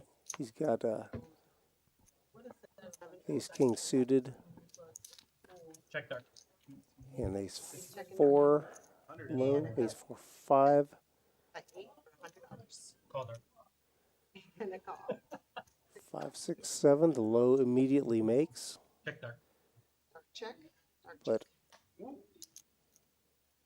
Wait, check. can I take that back? No, junior no likes take, his, no take back. his low a little bit better, but the flush gets there for big fish. He doesn't put the pressure on him yet. Five ace.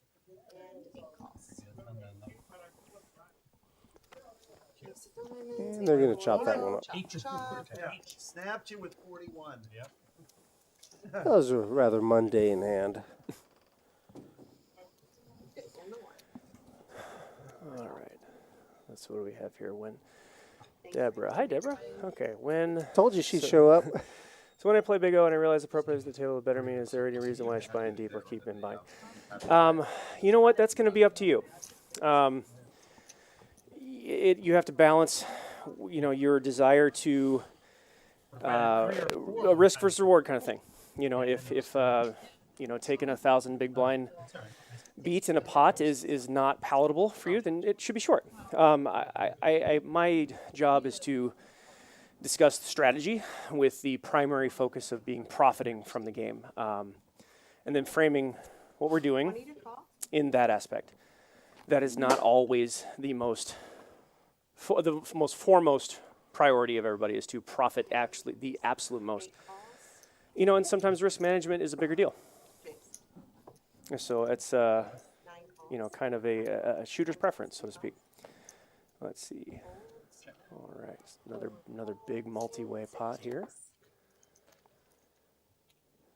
Is it 6 players? 1, 2, 3, 4, 5, 6. Yep. Okay, 6 players, 125. Let's go. Queen 10, 6, 2 clubs. Joyce with the king 10 of clubs. Tennessee with the jack 7 of clubs. It's not uncommon for multiple players to have flush draws in this game.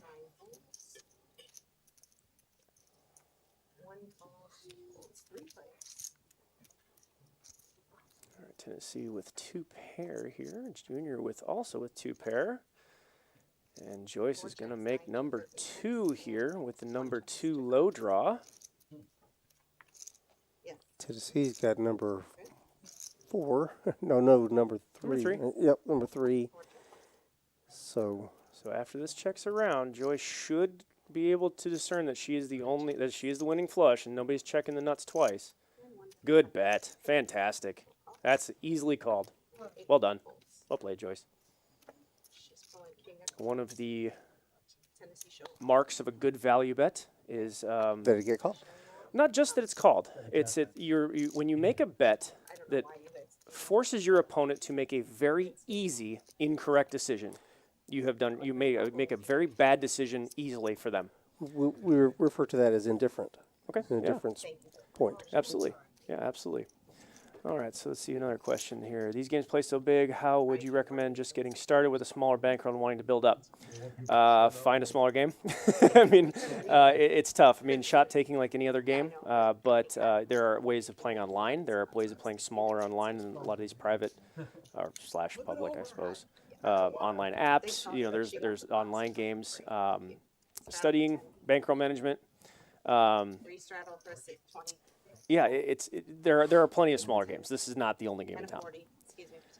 Let's see. Oh gosh, we have so many chats in here. All right, you asked for questions. There we go. Yeah, there we go. Jen, no long against buying. Yeah, it's Clint. How we doing, Clint? Let's see. Is it better to go from Hold'em to Big O or just jump right into Big O? Is there a book for that? Yes, Mo. There's my book for that. Scoop Big O and PL08. I'm biased on that. I prefer Big O. It's my favorite. Yeah, there's plenty of ways to study, plenty of ways to play online or in private groups, stuff like that. There are smaller games in town. All right.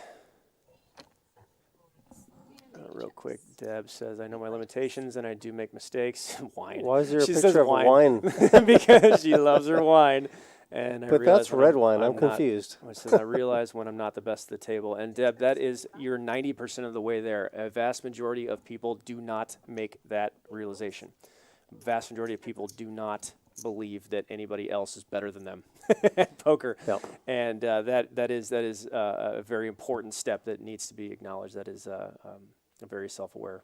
If that is the case, I would disagree with that. I think Deb is one of the more effective players here.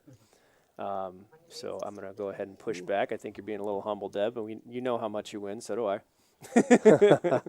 We have an interesting hand developing here. We have Joyce, who's turned full house, queens full of deuces, and Robert led into her with aces. He is on a not very good low draw. He also has a flush draw, but the board is paired. Yeah, and this is a common situation where somebody has top set on the flop, pairs the board, and then is forced to try and navigate with the lows. And what she did was one of the better options. That's to min click him, and force him to draw at half. And he did not fall for that. He just knows that that's never done without a full house. He asked the question, right? he put a bet. I sprinkled a little, put a little offering out there, 125, I think it was. Yep. And she pretty much min clicked him. So it's a conversation that they're having, right? He That's asked one a way of putting it. question, Yeah. She answered. Yeah, that's a good way of putting it. He received it and folded. Yeah, and that is now not to give away a trade secret, but I do that a lot with like a hand like Ace 3-5. I will min click somebody who led there because if I don't think they're full to represent exactly that, and then check back the river if they call. I do make that play quite a bit. I very rarely get picked off. Now that I said that, I probably will. But yes, you can fake that. You can fake that if you tell a story right. But most of the time, it's just full house. 99 times out of 100, it's just full house. Jen, yeah, I hear you. I hear you. And the rounders will spread any game that you ask for as long as we have enough interest, enough players to play in it. This game, it's just it runs. There are people who will play in it. We do have the 1-2 no limit hold'em. Even that one plays pretty big, for a 1-2 game. Well, I've heard rumblings of trying to start a smaller game, like a 1-2-5 with like, a $500 cap or something to try and keep it smaller. That might not be a bad idea. I'm sure there's plenty of people who would love to play, within their bankroll, and not everybody can just, throw up 10K and play in, a 5-5-10 game. It's an expensive lesson, at least it can be. All right, nobody wants to take a stab here. 2 diamonds on the board and then a low made. Yeah. That card doesn't appear to change much except give John top 2. Does add a flush draw, a second flush draw to this board, which I only see one player having, with Junior having the 9-2. So this might be another time this gets checked all the way around again. Well, no one has a low. Yeah, there's not. We were talking about it. We talked about this earlier. This is a common thing if nobody has, 2 pair and something else are better. A lot of times it just gets checked around. We just go on to the next hand. It is not uncommon. You see this in Hold'em too. You see this a lot in other games. Somebody raises pre-flop, you go 4 ways and just checks down. Ace high wins. It's not uncommon. Jack 7. John showing Jack 7. Jackson 7s. Jackson 7s and Tennessee put that down early, like he knew it was the best. Oh, he's first to act. He's first to show. Oh, you're right. And but he also, he's first to show. That is with the way that the action went, it's it's likely to be the best. Well, Tennessee he just has a pair of 9s or a pair of 5s rather, and a live ace. But he was first to show. Oh, Yeah, he is John's. Or sorry, Red Jack Raider. 7 is Red Raider. Oh, Yeah, okay, Red okay. Raider is John Anderson. Yeah, that, yeah. He was. But again, there's not a whole lot of value in betting hands that aren't a 5-card hand here, straight or better. So we've talked about this situation before on the stream so far. There's a lot of times it just gets checked down. No difference in Hold'em where somebody raises, 3 people called, and check it all the way down, ace high wins. Happens in every game. Yep. Yeah. The whole Straddle thing? for a quarter. While we're getting this handout and Greg scans the chat, I did want to mention the Poker Masters tournament that's coming up. That's going to be, day one is going to be from February 15th through the 19th. And the final table, day two will be February 19th, with the final table being on the 20th. And we are going to live stream that one. That's a $400 buy-in, $200,000 guarantee. And the blind levels are 30 minutes on day one and 40 minutes day two. That is a trophy event. All right. I assume we'll be reporting the results to the Hendon Mob, so There you go. get your profile up. Deb, I appreciate the compliment. Thank you for that. The first book is just basics, easy to understand. I speak very bluntly. In fact, a little bit more so than probably necessary, but I need to get the point across. So I appreciate that. Thank you very much. Let's see. Are there any kinds of hand combiners that you don't mind 3-betting with pre-flop? Don't mind. That's actually a longer conversation than we have time for here. It is not my favorite play. I've found, and you'll find that most proficient Big O players prefer not to 3-bet. They just prefer not to. It adds a level of certainty in your opponents, and I prefer to muddy the waters as much as possible. There's also no sense. I fundamentally disagree with giving people information in the one place they're qualified to look for it, which is pre-flop. There's not a lot of variables. People can think what they would do it with, but they can't really discern what I would take, check call and lead turn down bet the river line with. So I'd rather do that than give them information pre-flop, generally speaking. All right, Red Raider here, John, with 3 aces. Set of aces in his hand. This is a powerful thing because there can only be one other nut low when he makes it. However, for those of you out there that think this is a walk to the only nut low, the chances of John running into the other nut low with a player playing 25% of their hands would be 37.5% exactly. It is not as low of a... I do a lot of math work. It is not as low of a percentage as you would think. It is helpful. It is not a be-all, end-all guarantee to have the nut low. Like I said, I do a lot of math work. I do a lot of whiteboard work with this game. I have my own solver that I have invented for this game, and also do a lot of work with Odds Oracle. And you can answer questions. How often will I have the only nut low? How often will my opponent have 2 pair here?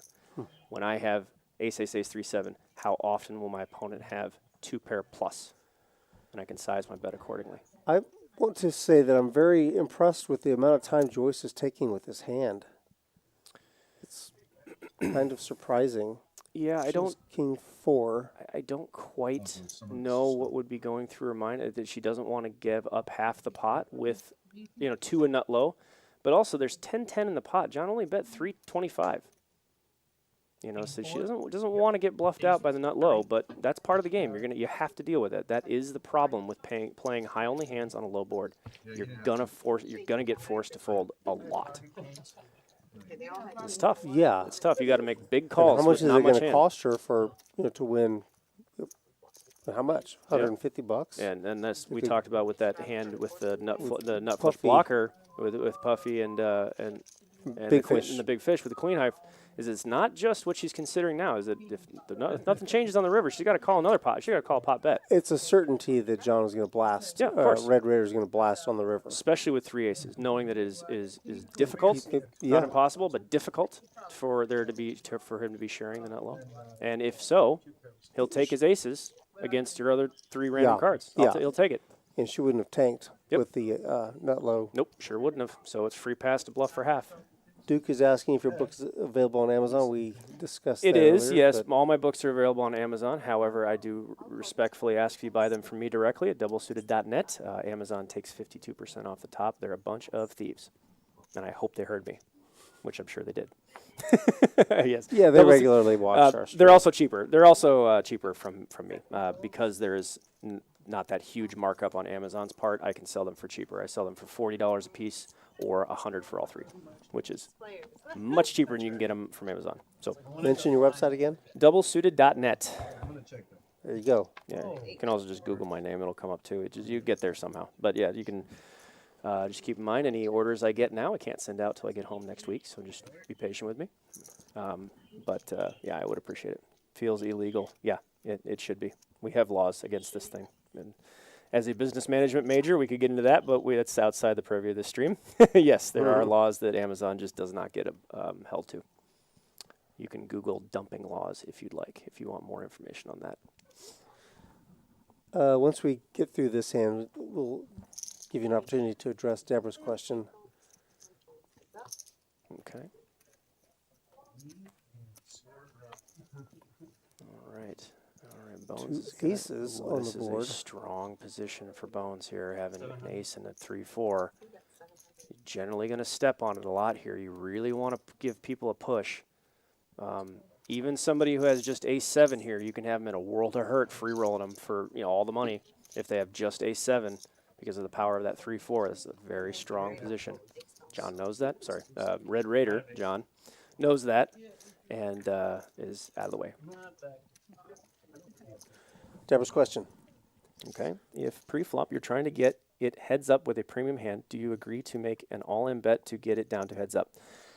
Yes, if you're that short and you have a hand that plays better against one player than it does against 5, then that would be a good time to turn a value hand into a push. Yes, and I do see you do that quite often, actually. No, seriously, I see her make that play effectively quite a lot. It's, again, it's a difference of opinion. I'd rather play deep, but in that situation, yeah, that absolutely. You would want to get that down heads up. If you can get an equity advantage, it is difficult. If nobody has a pair in their hand, it can be pretty much even. But, if you have a hand like ace-2-4 and your opponent has a hand like ace-2-4, you can have them in a world of hurt. It is tough to have a big equity advantage pre-flop, but it can happen. 7 folds, 8 folds, 9 folds. 1 call, 3 calls. All right, so Red Raider, Mr. John Anderson, raising it up, ace-2-4, 6-8 on the +2, looks like. Okay, he's going to get called by a lot of different cards. Junior mixing it up with the 3 9s in there and the suited ace. Yeesh. Is that what we call that? Mixing it up? Sure, yeah. I like George, so yeah, mixing it up. As a junior. I know. Yeah, Junior Junior George. tonight. George Junior George. All right, so Joyce actually getting a good piece of this. There's the wheel. And turning the wheel. This is Red Raider's nightmare. Red Raider's nightmare, and because he's going to make nut, and so does Bones, and Joyce has just 1 nut. So this is where Red Raider's going to be like, this is a great spot. I'm glad I checked this back to turn my key card, and fireworks are about to ensue. And gosh, I think the only one with a decent redraw looks to be Joyce and Bones have the same redraw. I think nobody can make a. Actually, Joyce doesn't have a redraw. She can tie the high with kings and kings full 5s. No one has spades. Nobody has spades. Bones is going nuts here. Yeah, and John, and this sucks. This really sucks for John Red Raider here because he knows that Bones has to have ace-4-6. He has to have ace-4-6. And not having a redraw, this just sucks. You have to accept it. It just sucks. And you just hope they both go, do you have spades? Well, yeah, spades or the 7. Yeah, and they both go, do you have spades? Do you have spades? And they both go, no, and they breathe a sigh of relief. Yeah, as it turns out, this is a foregone conclusion. Well, there are 2 cards in the deck that could change this. There's the last king and the last 5. Joyce called. Yeah, she's not folding there. She's not folding a wheel there with short. But the only thing that's going to change this is the last king or the last 5. And I don't know about you guys out there, but man, I've never seen 2 cards left in the deck change anything. $10,500 pot. That is a 2,000 big blind pot. Strike that, $15,000. $15,000 pot. Yeah, just 3,000 big blinds in the middle. What were we saying about nits in action? What? Yeah, this is good. There's never short of action or big pots and big O. 3,000 big blinds in the middle. Hello. Yep. So this result is going to stay there an overwhelming majority of the time. 19 times out of 20, this result will not change. Woo, woo, woo, scary. Oh, and this does change a little bit. This is the one thing we didn't talk about Joyce here. got in there, didn't she? A 6 is a 3-way split. Joyce got in there. That's a great card for Joyce. The 6 was missing from Joyce's hand. That is the card that will make a 3-way split. And she recognized it immediately. Immediately, yep. That is everybody's got the same hand now. Everybody has a wheel 6. Now, poor Lori goes to work. Yep. Now Lori's got to chop the pot into 3, which is a little weird. We're used to dealing with halves and quarters, but yep, there's different sizes too, so they're gonna have to get Joy Ace's pot correct, and then this Red Raider and Bones will take their whatever was left. They'll take that back. This perfectly illustrates the power of redraws in this game. Plan A is never really your best shot. What makes a difference, just like in PLO, the old school euphemism is, Plan B and C is the one that makes the difference, right? Same thing in this game. All someone had to do was have a 7 in their hand, and they're going to yak half the spot from everybody. If you have that ace, like 6-7, that 4-6-7, that one little redraw right there would have been worth $7,500. There we see Joyce, Puffy. There's really not raising pre-flop hardly at all. Yeah, sometimes it works out that way. You've noticed that Puffy has basically called raises. Sometimes it just works out that way. Doesn't mean he's doing anything wrong. He might be winning a ton. It just sometimes you find yourself pulling a lot. And when you have a player like Junior to your right, Puffy's going to be forced to just call a lot because George Jr. is going to be driving the action a lot, and the field's to Sean's left, Puffy's left. So he's going to be calling that bet a lot more. So it's a little bit misleading here that he's not being aggressive, and he very well might. All right, let's see. Biggest pot of the night right there. Yep. Mo is going. Let's go, Queen. Going for Joyce. All right. Prayers were heard. Yes, the poker gods say, stick around, my friend. Well, oh, we all have such a turbulence relationship with those pesky poker gods.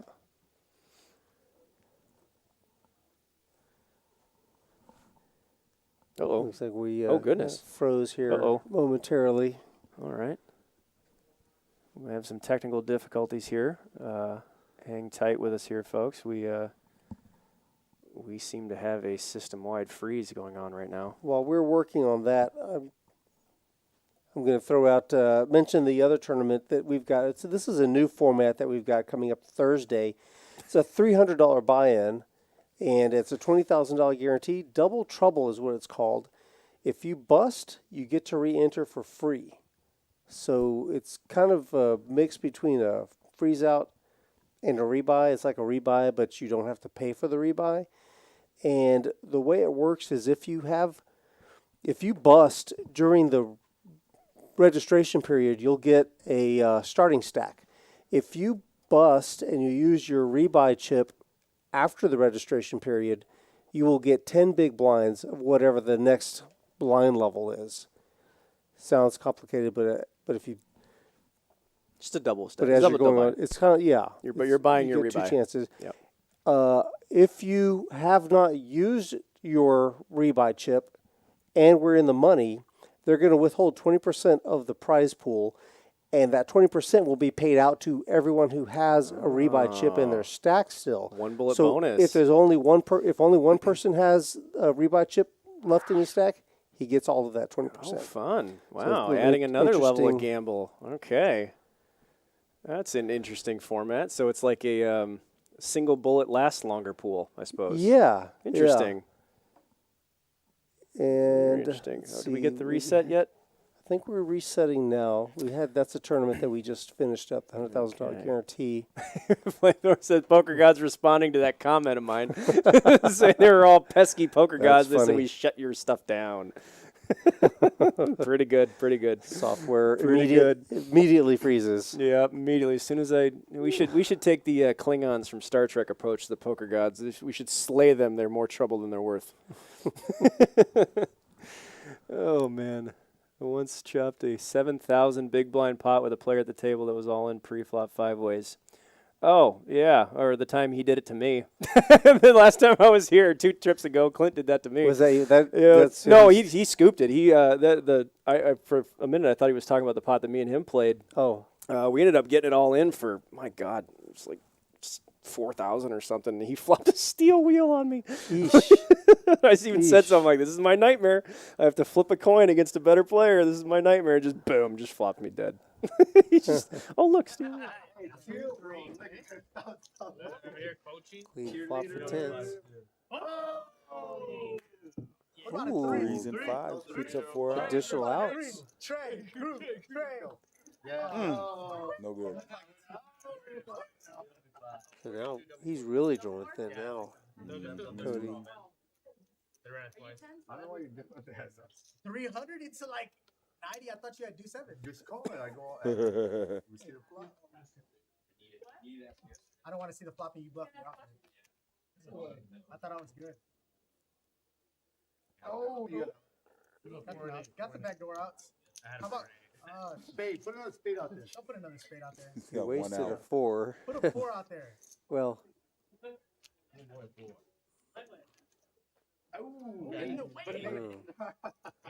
Eight's no good. yeah, you're right. Eight's no good. He's got 1 single out. Full house. Boat 2 over boat. pairs, full house. That's going to be a scoop for Eddie. I think Cody's throwing the party. Like the way I get. Eddie's deuces were good. He had a set. That's what Chris said. Chris De Leon. De Leon. Not a ball. Always a partner. Thank you, partner. Who is it? I think they're proposing to turn it up. We're going to go bomb pot for $25. Here we go. Yeah. I'm mad that dude. Okay, 3 in for the bomb pot. I mean, like honestly, and not even just like I mean, you can't. All black. All black. 1 hand. And 100 in red. We got 2 hands. How much you might Huh? 900? He doesn't play a lot. He wants some money. And he knows that he plays like once a year. Right. And he probably knows. Cody, I got one catcher. Oh, you're good. And he's still stacking his chips. Must be nice. It's a good problem to have. Yep. Cody swung it. Cody and Rami. And Mark Look at Jones. Look at Andy. Andy. Up 3K. The rich get richer. There's our VPIP. Martin up at 66%. Wow. He's been playing a lot of hands. Oh, 3 and 8. 3 and 8 scan, please. Eddie, spread your cards out. Put your reefers in there so I can shoot it. Queen Eddie, Jack can you spread your 10 cards out, and please? 10 Jack 3. So the ace is not. The ace is in someone's hand. It just slid through the reader. Yeah. What is it? But I went So the it's top, actually right? UFC? I went 50 on the top and then I lose. 50 on the last one. Okay. I'm coming. I check. Wow. A couple of guys went through the reader. We got a river. Put in Teresa's. Check. What? Check. Put in Teresa's rainbow. So we have to update you guys as we move along as to who's doing what. We got a little. Sometimes these cards don't hit the readers right. It will give us a little misread. Yeah, I mean, because he's been getting in trouble all night. Mark's out of there. Is that on me? Yes, sir. I'm not in trouble. Go later. Call. Your phone's right there. The 4 of clubs and the ace of clubs is in someone's hand. Those are not on the board. Right there on that chair. The first 2 cards. Ace 1 4. fold and 2 calls. Okay, 3 and 8. Spread those cards in the box. Thank you. Yeah. In the box. Don't dress this guy, bro. You change. That's what I thought. You change. You change. 300 is the bill. King Queen's like in her hand right now. Yeah. Fold. Call. Cool. I didn't need it. JJ's in there. Gotta have a piece of it. He hasn't been splashing it up at all. There's like 2 players, and there's 2 players left in his hand. Chop it up.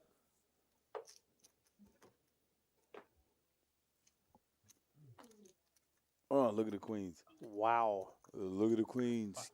King Queen's really loving night. Oh, he calls out pot. Hey, who do y'all like for Super Bowl? Hold my. Wow, Martine's all in.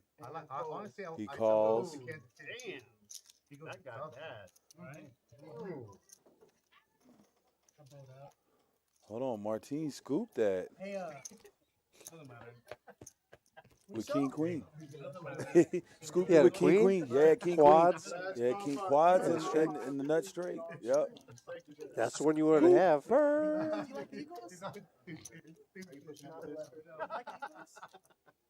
as my man Gucci would say, scoop, there it is. Scoop, there it is. That's a little big old talk right there, y'all. Big old trash talk. Everybody. How you think they got there? We're going to do one more bomb pot. I don't know about one more, but we'll definitely do another one. $25 bomb pot.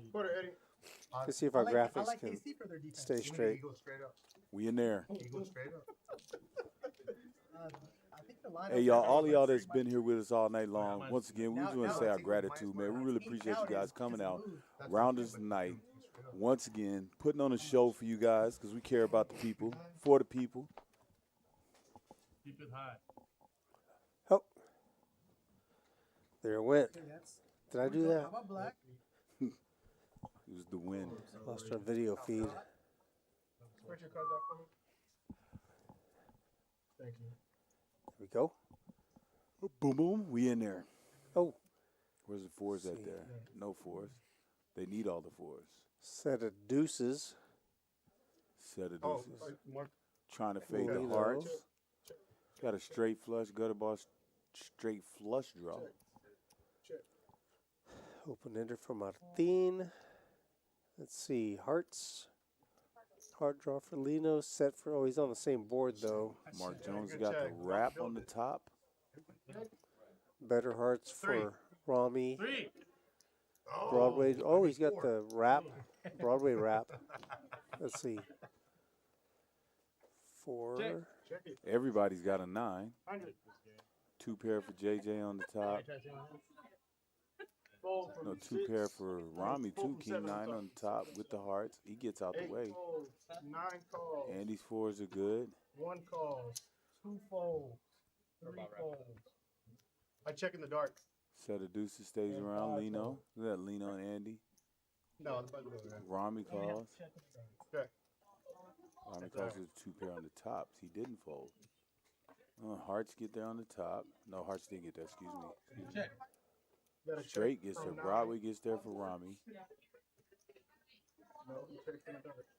And nobody has 5-3.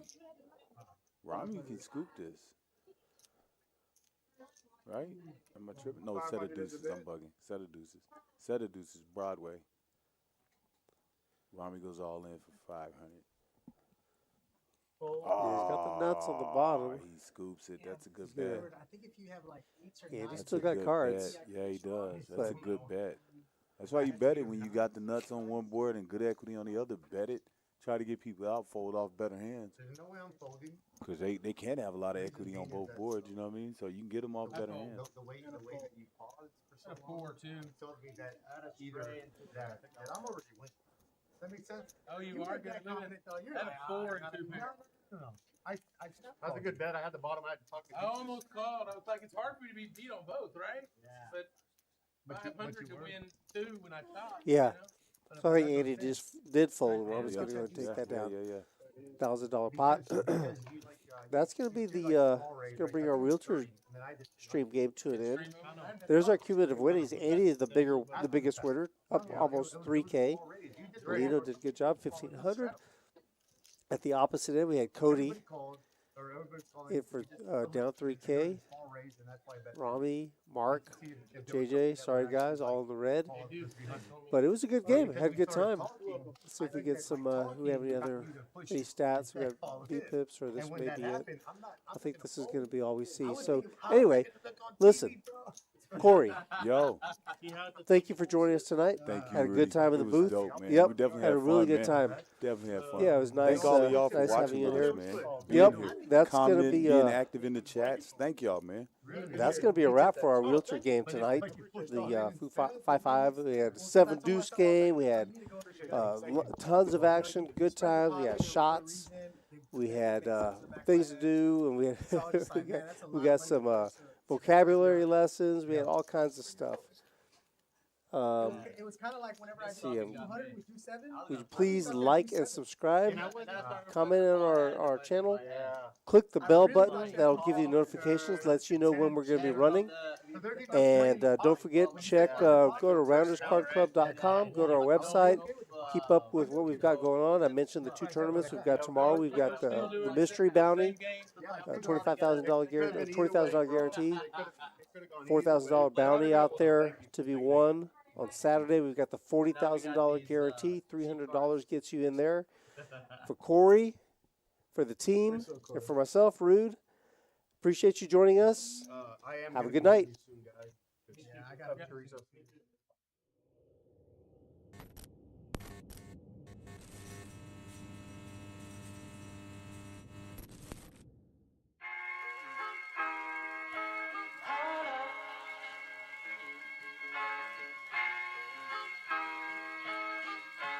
I'm so in love with you. You got me down again.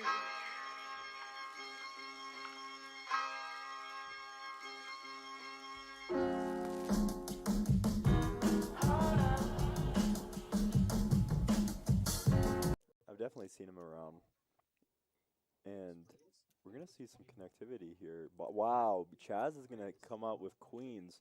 I'm curious to see how Lee plays this ace king. Not a lot of people love ace king as a hand. Does end up making. I see a boat for Andy.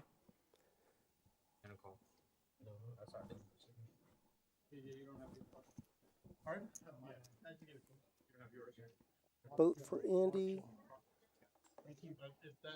7, 6-9. Okay, straight for Martin. Looks like we're down heads up. Do I need something? I don't know if I- All right, all right. And that's the river. Got a boat, got a better boat. It's literally in there. It's more. Literally. I think so. That is your button. We're gonna start with you. So it's gonna be a 5-5. Okay, so small fee. Martin and Andy are going to be chopping that. 9. So anyway, so Corey, thanks for coming in. I appreciate that. I know you've been trying to get in here and see what goes on back here. But tonight we do have it's going to be an interesting. Last time we've had these realtors on the table, they get after it, man. They get busy. Yeah, and Dylan to them all, man.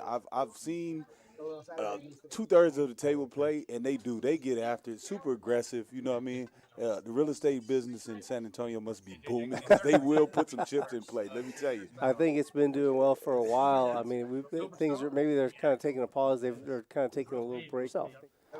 And if you want to fix that and you want to get better at that, you can start treating it like the science that it is. You know, it is a finite data set. Everything in poker is mathematically solvable. Might not be the answer you want. It might not be the answer you're going to take, but you get an answer. You know, and what you do with it matters. So if you can, look at these things from a fundamentally objective point of view, this is what I would have done. This is what I did. This is what somebody else did, which is better. Figure it out. You're going to learn something too. You're going to learn how to do that. And you just taught yourself something. Yeah, I like it. Oh, did we get it back? We've got we're getting close. We've got Jen K is signing off. She's going to be checking for a smaller Big O. Yeah. Good night. Thank you for joining us, Jen. Thank you very much for stopping in. All right. There we go. Okay, are we back up now? Are we back online? I think we're rolling. Okay. Ghost of M, I know this is the quietest Ghost has ever been. I guess it's safe to say that Ghosty is more of a no-limit hold'em aficionado. Okay, I guess we are back. Oh, we are back. All right, cool. Excellent, excellent. Oh, were we just talking to ourselves this whole time? God, I hope not. I sincerely hope not. Well, we were just spitting some real pearls while you guys were gone. All right. Well, if nobody heard that, then good. I'll say it to their face next time. Yeah. All right. So yeah, there's no streams are free of technical difficulties. You were talking to yourselves. Nice. Great. Nice. Great. All right. Well, good. I'm glad nobody heard it. now I can come up with all kinds of things. All right. Oh, we have a difference in time from our two monitors here to watch to watch our stream. Hop in there and I'll get this one. All right. Okay. Looks like we do have a bloated pot here. A bet in a 3-bet pot here. It was 735 in the middle before the flops even dealt.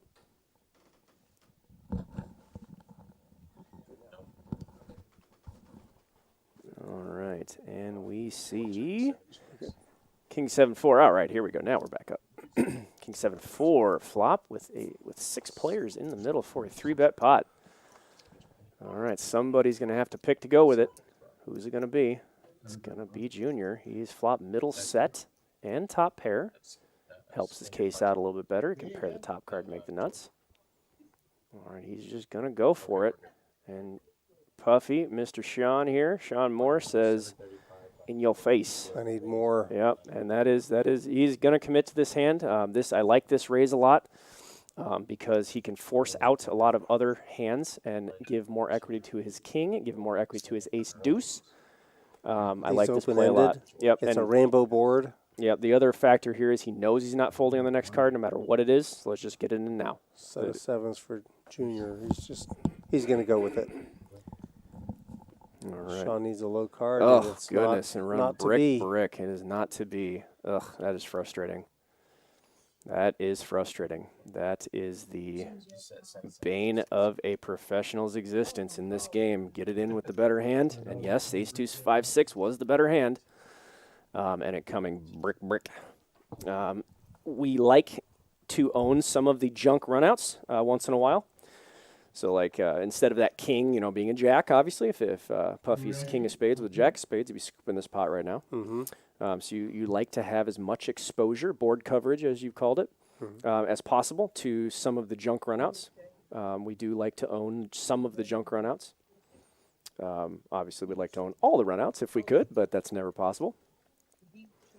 And the guys did not stop playing while our software was resetting. So some of the chip stacks may have changed slightly. You'll notice. Yeah, a little bit. We don't really know if there was any real significant bloodshed, but. All right, let's see. Ramon Garza says, I don't understand how you win the low. That is making 5 unpaired unique low cards, 8 or better. That is how you qualify for the low. It's just counting. It's not complicated. It's just your 5 lowest cards. Unpaired. Unpaired low cards. That's it. 5 lower. unique low cards. And the board is 3, 4, 5. Ace 2 is the low. The board is 6, 7, 8. Ace 2 is the nut low still. The board is ace 2, 6. The nut low is 3, 4. So you're just trying to make the lowest 5 cards. This gets overcomplicated. It's not. Very simple. Just counting from the 5 lowest cards. But the split pot aspect, as we've talked about before, the split pot aspect of this game is what gives it its higher degree of skill. More variables, more mistakes. There are VPIP numbers. Don't show this to Tennessee; he'll get mad. Yeah, he's not in first place. He's not on the top of this board. He will tell you he usually is. Actually, but then again, Junior's here. So yeah, it would be kind of funny. He's always going to be contending. It actually would be really funny to go out there and tell Junior and Tennessee, be like, you guys are real close in the VPIP category. They actually might be like, oh yeah, no, they'd probably enjoy that. Yeah, don't tell them which way. Don't tell them which way. So you both got to play more hands. All right. All right, John's going to come in with this high-ish oriented hand from the button. This is not out of line. I know it may look like it is not out of line. I do this double-suited hands here that are coordinated towards the high with a couple of low components like here. Can be quite lucrative in position. So I do this. He is on the button. Yeah, it is not out of line. Okay. Jack 5-7. Oh, it's a rainbow. We'll get some action here. This is not going to go bet and fold through.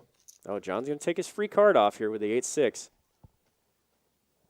Deuce. That's also another good card for John's hand. Red Raider. But Big Fish here turns the nut low with a king high flush draw and jacks up. He has all kinds of stuff going on here. He does. Junior's going to call here with diamonds. A half wrap. Fish. He's got kind of a goofball half wrap in here. I can't imagine Joyce calling here. Oh, she did. Oh, goodness. This is a bit loose for my taste. All right, River 8. Nice hand, Big Fish. So he made his hand. What's the straight for Junior? Yeah. What's the largest amount? Oh, excuse me. You can call by less. No, yeah. Okay. He has second nut here. Yep. So the bet is here the most amount he feels he can get called. Now this bet is on the bigger side because he's going to incorrectly assume that one or both of these players has the ace-3 with him. And that's why he's betting this big, and he's going to find out real quick that's not the case. Yep, they all just muck around.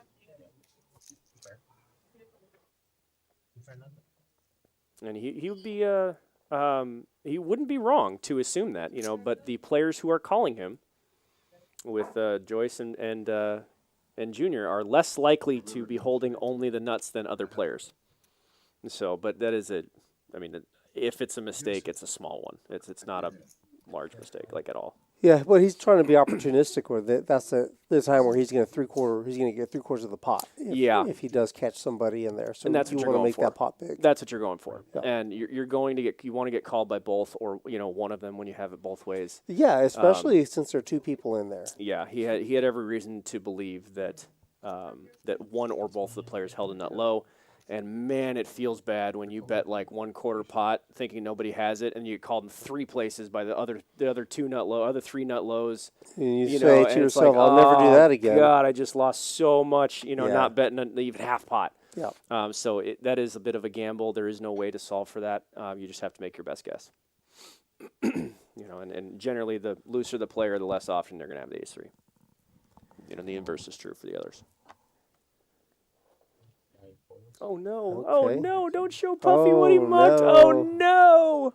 Ace, king, 3, deuce, Ace 2, 3, 5. Ace 2, 3, 5, king, double suited, went in the muck. That'd be the equivalent of stepping away from an ace, king suited and hold'em and just getting it thrown in the middle. I was staring at his cards and I didn't even realize he wasn't at the table. Yeah. Watch this come 9, 9, 10. Just save him $100. Oh, well, not so much. All right. Oh, JP flopping a big one here. JP's flopping a big one. Although we may not get a lot of action on this one since the real value hand is in the muck. Golly. Because Puffy walked away from it. So Junior's going to take a JP bet. He check raised. Wow. All right. Check raised it here with a safety net. This is a very powerful play here by JP. I like it. He has correctly deduced that Junior does not have a nut low, and he is free rolling a fold or the rest of the pot. Well done, JP. Good job. So there is the time to check raise with essentially a naked nut low. That was the time. Good job, JP. Very, very well played. Sean's going to see that hand when he watches he could have played such a big one with JP there. That was the one. Of course, I think that hand would have played out a hell of a lot differently if JP was in there with Sean behind him. I don't think he's going to be. Two of them. Yeah, once it goes check, bet, call, he's not going to do that. He's not going to put that check raise in there because the chances that Mr. Puffy over here is going to be flatting Junior with a nut low is pretty high. So he's not going to do that if there's two. He can only do that heads up against Junior.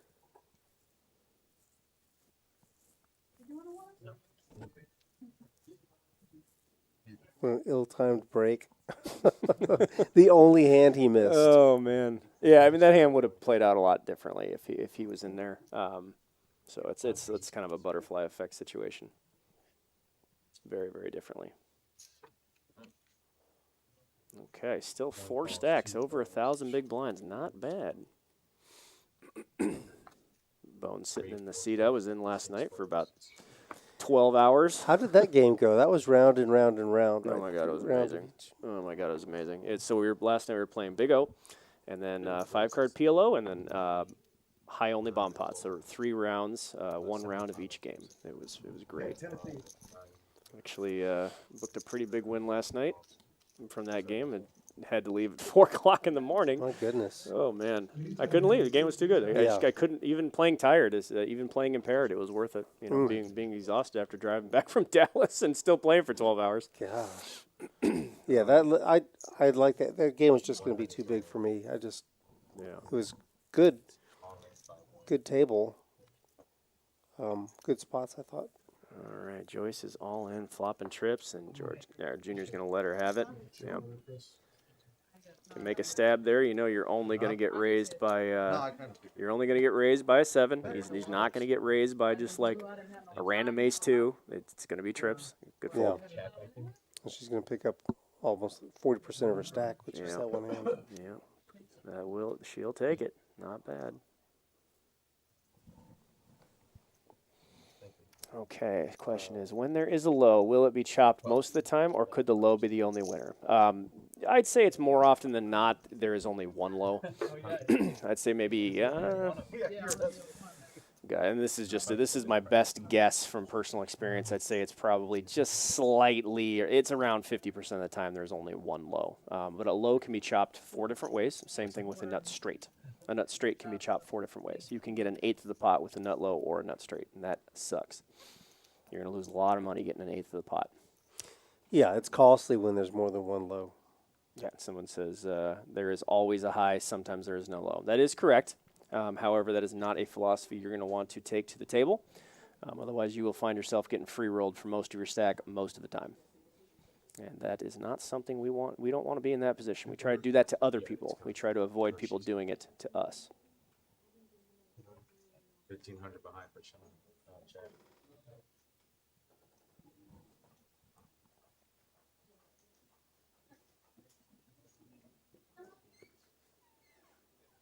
No shots. All right. Moving right along. 3 folds.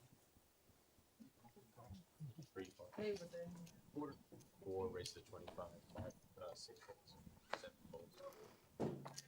All right. Red Raider. Mr. Anderson wakes up with the ace, ace, deuce, 5, jack.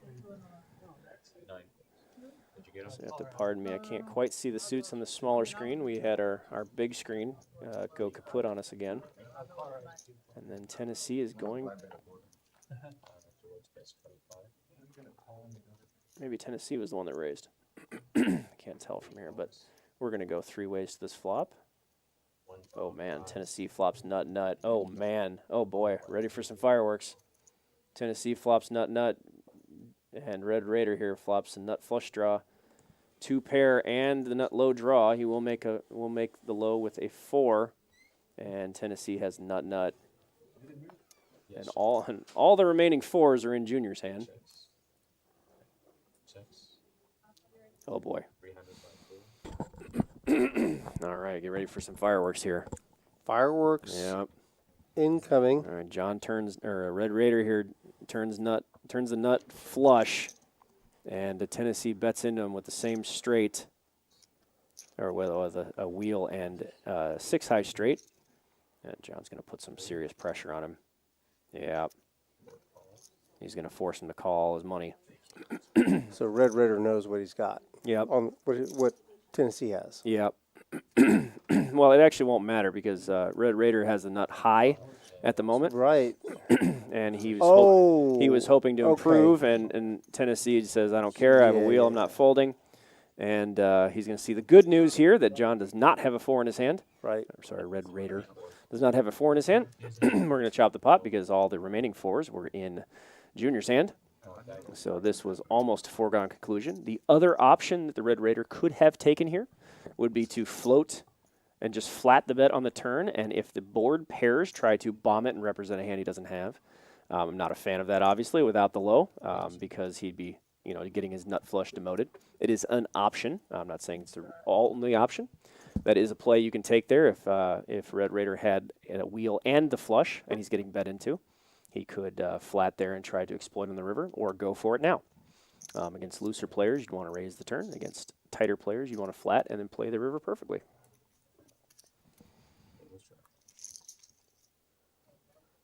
There we see our chip count.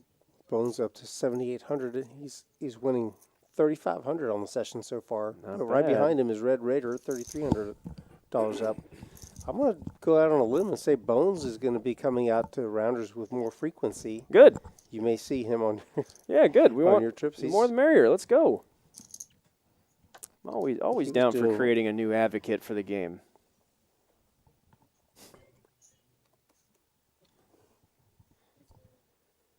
Yeah, absolutely. The more players, the better. It is not a bad thing to just fill seats. Build it, and they will come. He was a very active player at my table last night while I was playing. Good.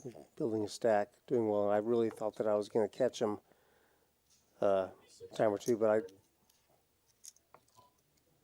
was called away from the table too many times. All right. Okay, here we go. So big fish with the ace, 4, 5, 6. One nut suit. JPX is going to call there with the ace, 3, queen, queen combo. Joyce looking to flop an ace. There are diamonds for JP. Oh, boy. Everybody's going to like this one. Let's see. There's something for everybody. Big fish flopping the nut straight, second nut low. JPX flopping a nut flush draw, but he paired his 3. I would not be surprised to have him fold here. He does not want to flat here and have it get raised behind him. It would not be an incorrect fold here, but it's also... The bet is 85. There's 210 in the pot. He might consider the value of this half to be peeling. Nope. Yep. JP is a professional. He does not want to get that bet raised behind him and be forced to fold. Good job. There it is. There it is. Yep. She potted. Good job, Jason. Good job. Oh, no, she folded. Oh, she folded. Okay. Okay. She said pot. Oh, I thought she did too. Yep. Pretty good fold. Good job, Jason. JPX is Jason, by the way. JPX. Yep.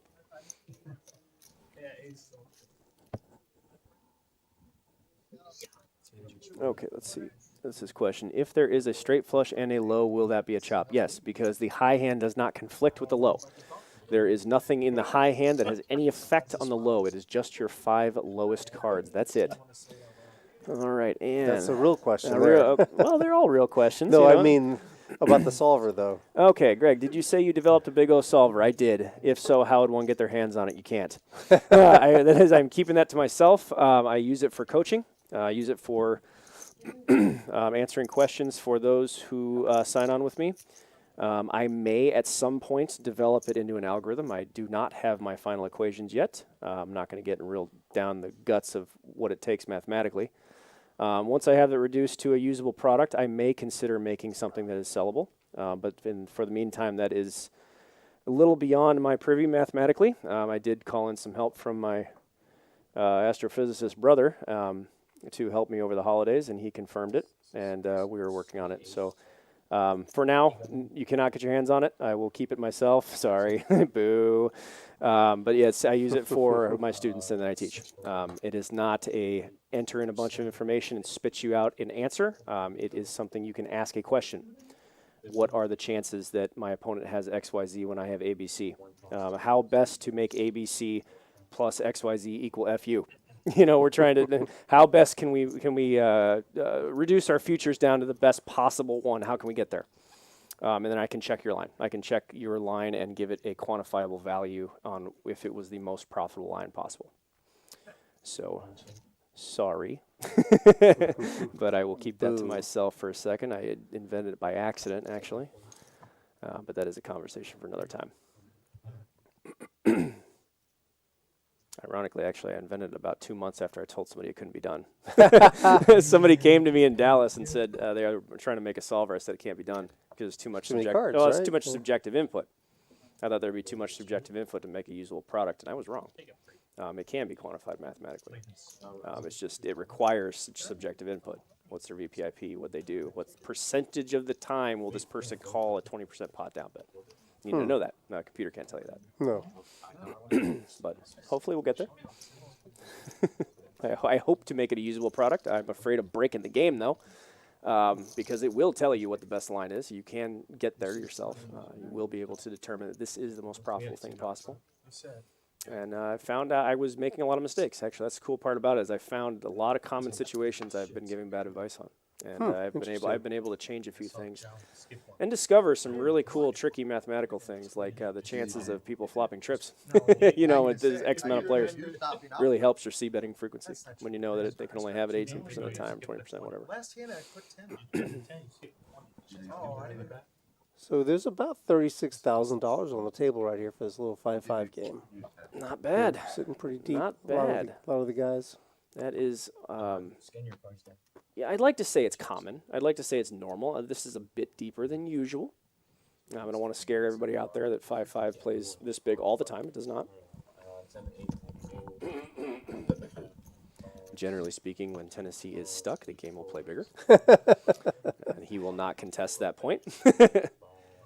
And for those of you good at body language, if you look at Tennessee's body language and he's acting quickly, he's moving his head side to side, that is a man that is frustrated and not trying to hide it.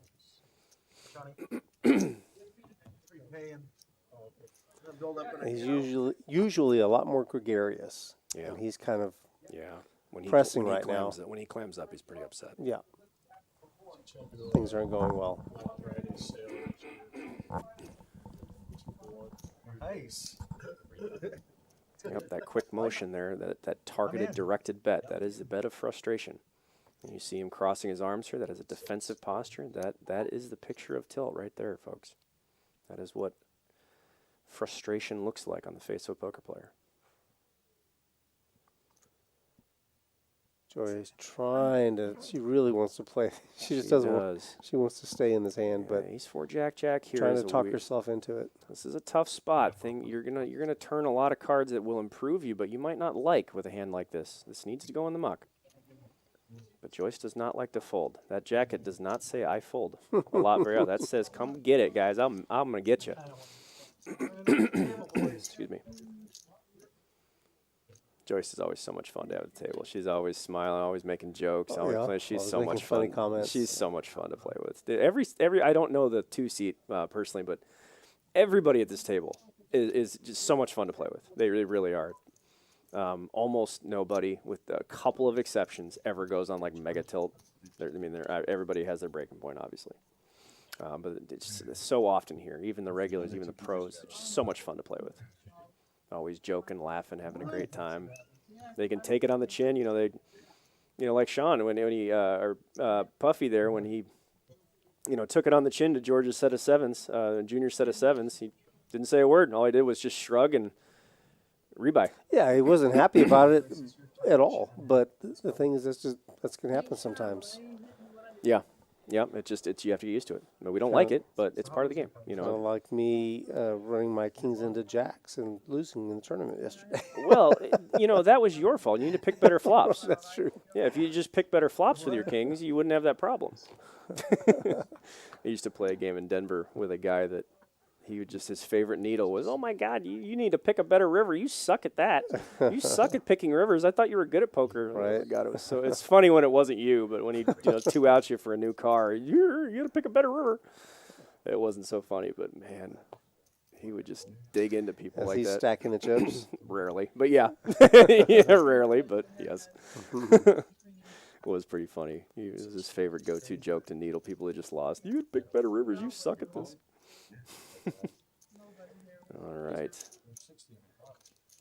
taking the 2-3-4 combo, 2-3-4 combo up against whatever that is the junior's playing. This is we'll call it speculative. We'll call it speculative. Oh man, oh boy, Puffy flops his key card. He flops a draw to safety net. He's gonna get money in on every street here. because he is playing with almost no risk.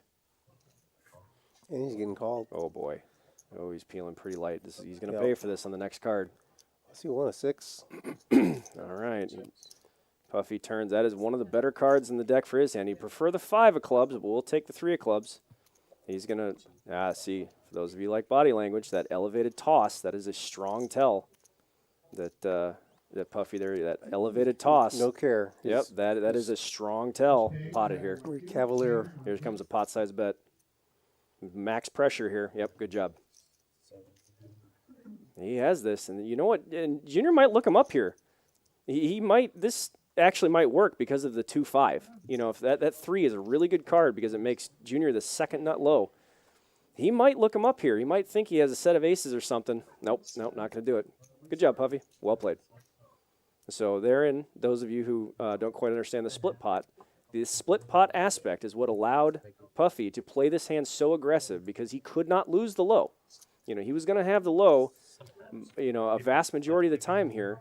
Therefore, it's a free pass to represent whatever Junior wants to put him on, whether it's a straight, a set, whatever, because he's free rolling his fold. And he got to bluff him down, even though he did end up with the best hand with 2 pair and the nut low. And the 10 gave him a little bit more comfort too, because it gave him 2 pair, right? Yeah. If George or if that's Junior's a little in there better. with That's a little more helpful because if Junior has a hand like Ace 2-4, kings. Yep, Ace 2-4, King, he's going to snap that off and he's going to get paid. So therein lies the advantage. That's the nuts and bolts of why split pot is so advantageous to better players. Is because he can just he gets 3 streets of value. There you got 2 streets of value and no showdown. You know, and you know, in a perfect world, he'd want to bet the river for value, but he doesn't know that. He doesn't know that deuces or 10s and deuces are the best hand. These stats are interesting. The top 3 VPIP players, I believe, are down the most. Yep. That's the most. A lot of time you're not going to see that in Hold'em or PLO sometimes, but in Big O, that is quite common. Quite common indeed.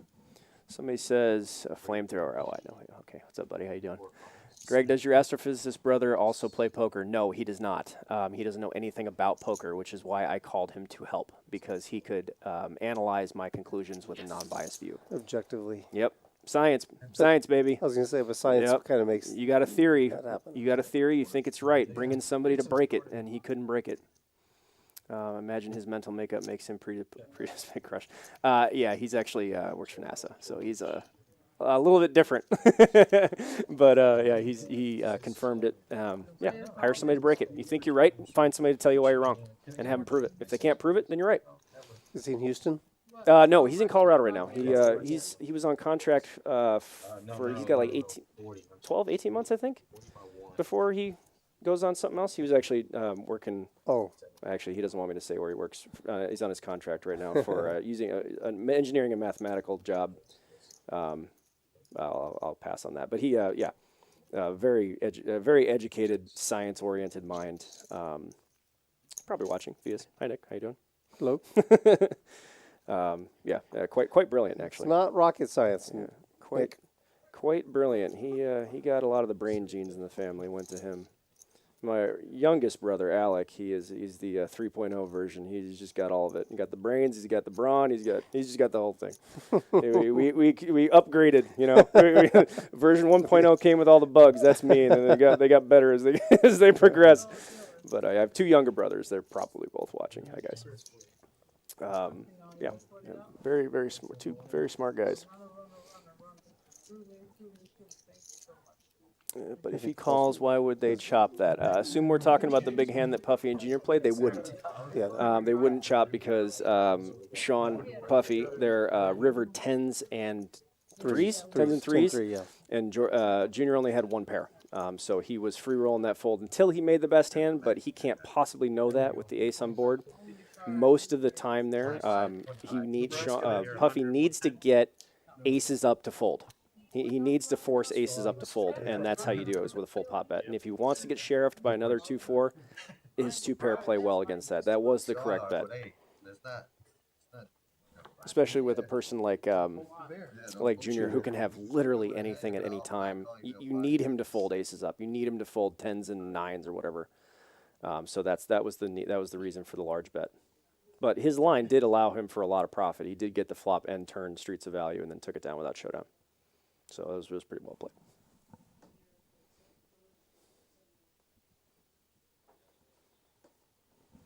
No, ma'am. Let that one go. All right. All right. Unopened to the cutoff. That's going in the muck. Okay. Tennessee, that's also going in the muck. Down to the blinds. Oh, there's a... Who made it 45?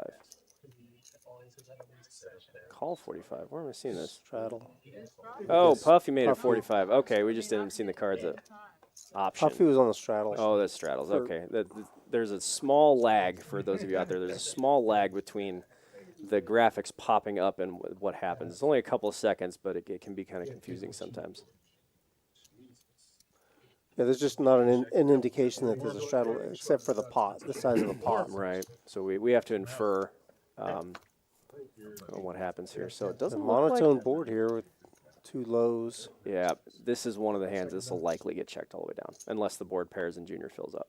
But these are hands that generally get checked down. Monotone board, nobody has a flush. This generally goes... Puffy's got 1 diamond in his hand, and he has 2 pair, but Robert is... airballing. Leading out. He's throwing... This is an airball. 10 Jack, Queen, not King, wrong. Ace. He's got the... He correctly deduced that nobody has a flush. The downside to this is that he has to fire 2 bets. If you do this once, you have to fire the river. And you can't get somebody to fold a nut low. Ooh, and he got raised. Got raised Junior by says the set? He said, yeah, Big Fish says, I don't think anybody has a flush. Junior says, I don't think you do either. And he is correct. Yep, and it worked. Good job. Oh. Good job, Junior. That was well played. Good job, buddy. That is not a raise that most people would do. He slapped Big Fish back down, didn't he? Yeah. He said, I know what you're doing. I'll beat you to it. I see your little bet here for information and raise you confirmation. He says, and he says, I'm not a fan of Junior starting hand selection. You go, well, nobody is except Junior, but he likes it that way, and he don't care. He's going to have a good time. All he asks is that you give him the same number of cards as anyone else. That is his only requirement. Maybe you guys have absolutely nothing. And don't yell at him when he sucks out on you. That's all. Yeah, George/Junior is he's a delight. He really is. He's such a good dude. He's always smiling, always laughing. I mean, last trip I was here, he got obliterated in one session. I mean, he couldn't win a hand. He'd buy in, lose. He'd be calling for chips before, he'd be all in before the chips got to him. We're sitting right next to Cage. He was rough for him. I felt bad for him. And he was still smiling, having a good time. He's like, where's the drinks? Hey. Telling a story and just goofing with some. I mean, he's great. There's a lot of people in San Antonio here are like that. And I really like that. I really enjoy it here. All right. Joyce open, an ace-3-6, jack-jack, 1 nut suit. Bones calling with a 2-2-3-5-6. Okay. Tennessee throws his napkins away. All right, this is a good high hand here. Yeah, Robert's on the other. Yeah, he's looking to flop 2 highs and a low, the chances of which are 23%, the exact same chance of flopping a key card. Flopping a favorable flop, quote unquote. Favorable means 2 highs and a low or better. So or 3 high cards, or 2 high cards and a low card. We're really going to see some fireworks if Joyce flops a jack here, because that is Big Fish's key card. Really, this could be fireworks. Let's go to 993. They're kind of blocking each other on their high. Oh my baby. goodness. Here we go. Yes. 8. Yes. I like it. Let's go. And Junior loves it. Who's leading out? Yeah, Junior likes deuce. it. He flopped his secondary key card of a 4. He needs a 4 and a 5 to make a hand. He has a gut shot. A 9, yeah. Draw to safety net. Joyce's top set. Joyce's money's already all in. Big Fish might just go away here. Yeah. Oh, man. He almost got what he was looking for, but it is not unusual for somebody to peel there because any 2 running high cards will make Big Fish the best hand. Oh, ball game. Junior's drawn a half now. He needs to get lucky to get his money back. And not a deuce. He loses money with a deuce, so he needs to get real lucky here to get his money back. Nope, not going to do it. Not going to do it. That's not going to work. All right. Well, Joyce already has a fan I know of. Yeah, she's going to be happy with that. And Joyce is going to double up. More than double up, actually. Yeah, that feels good. You get it, girl. I like to see Joyce drag. Yeah, I chips. think she was. Yeah, I really she do. was all in pre-flop, and Robert called that. Yeah. Yeah. You deserve a smile there. It's been a while. All right. Here we go. My defense is probably still 50%, right?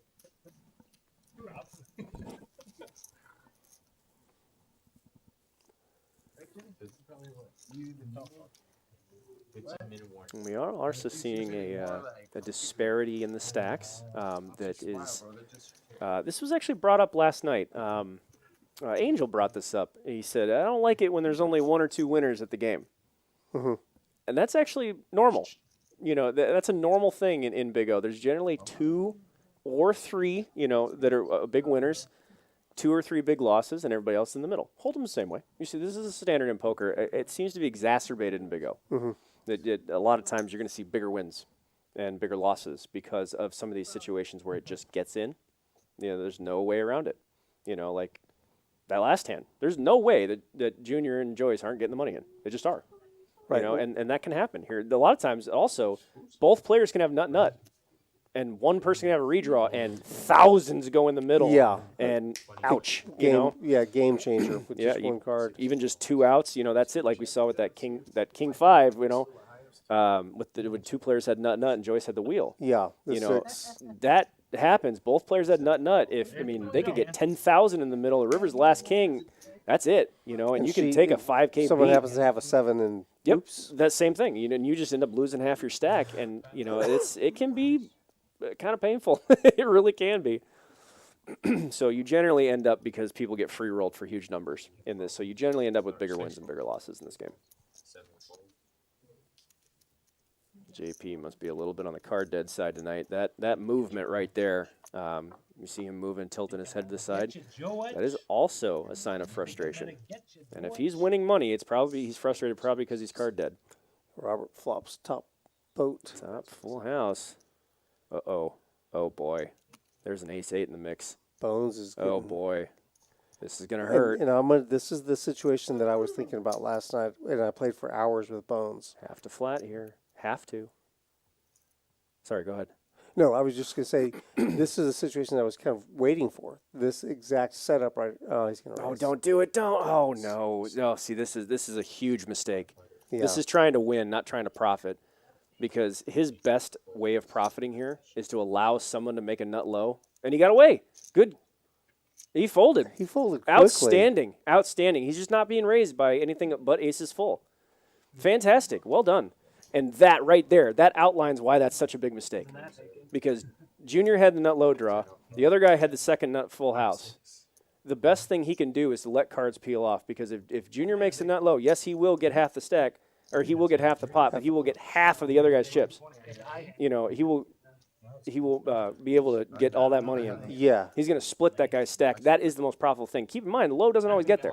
Just because it's ace, 8, 8. Right, it's already paired. The next card's a king, or in this case, a 10. Bones had 2 10s in his hand. And he can let that come off. If a high card comes off, the next bet's going to be huge. That bet you can raise.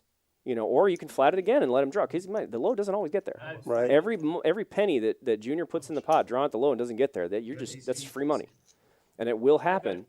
You know, you have to plan for that. You have to plan for what's the most likely thing to occur. That was a bet that was trying to win, not profit. It sucks. I know. I hear it. I hate it when you flat there and the turn's a 4. You know, and there's a bet and a call, and the other guy folds, and you just chop the pot. You know, I should have just raised. But it is the most profitable thing to do. You have to let that card come off.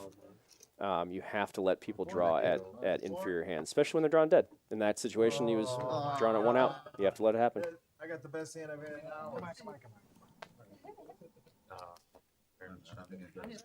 Sick fold. They said, all right. The underboat. Sick fold. He's on my no action list now. Well, not because I'm gonna come to Bones' defense here. The amount of times we've seen big fish raise post flop have been rare. They've been rare, and they've been for value every time. So if you lead into somebody with ace 8 there and they raise you, there's only one conclusion you can draw.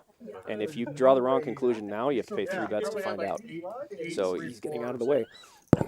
excuse me, he is avoiding, he's understanding that this could get dicey, and if I'm wrong, it's going to be very Costly, expensive. yeah. And so you intentionally make a small, what is considered to be a mistake, which could be. It could be a mistake. He could be getting raised there by 2, 3, 4, 8. He could be. Okay, yeah. You accept that this is a tight fold. It could be a mistake. I may be giving up profit, but I'm avoiding losing a $7,000 pot. Yeah. That on the off chance that I'm wrong, or I'm avoiding taking that massive swing, that massive variance. And I suspect that is why he came to the conclusion he did. We can tell by his body language that he is very happy. He is enjoying himself. He's smiling a little bit bigger than he was at the end of the stream, or beginning of the stream. It's possible that they talked about it, and Robert may have even told him, how did you fold there? Maybe. If there anybody is going to try and talk about their hands at the moment, it's going to be him. It's going to be Big Fish because he does deal, I believe, right? Yeah. Yeah. So he's used to talking. He's not quite aware of how detrimental that is to your own success. Because Information. Because everybody does it. He sees it every day, all day. So what harm could it possibly do, right? I do notice that as a pattern with dealers. The post-hand debrief. Yes. People talking about, yes. I had this. All I needed was this, and yeah, that's the keys to the castle. The best way I can frame it is that when you're playing with somebody who's a pro, absolutely anything you say can and will be used against you in the court of poker. It will. Every comment gets cataloged. Everything you asked, everything you said gets cataloged and used against you. Everything. It's like giving them chips. It's giving them money, literally. Yeah. You give information away, you're giving money away. And there are players, and there are plenty of them on this table. There are plenty of players on this table who will take that information and use it later and exploit him later.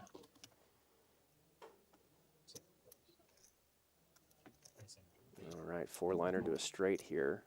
We have, gosh, only 2 players have it. Yeah, Joyce has the bottom end of it. And Tennessee has the 10-high straights, number 2. Nobody has much of a low here. Junior has the baby straight.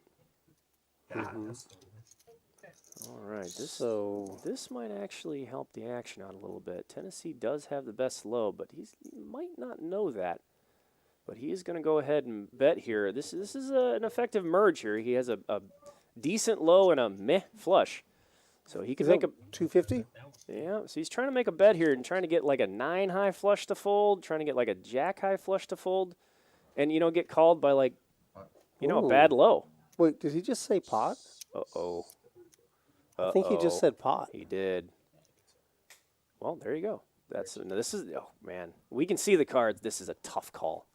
Let me think about We this. can see this, but Wait a second. But so Jack 9, he's got Junior has a jack in his hand. yeah, but Junior is Tennessee playing. has a He's playing 9. 2-5 of diamonds. That's his hand right now. Oh, wait, snap no, called. there's no flush available. Tennessee. No, there's no no flush. flush. There's no flush. No, I'm here. just thinking the Jack 9 is the only thing that he's repping. Yeah, it's and Tennessee's going to win the high here. No, He's going to win both. yeah, he's going to win the high here, and George is going to get the low with the 2-4.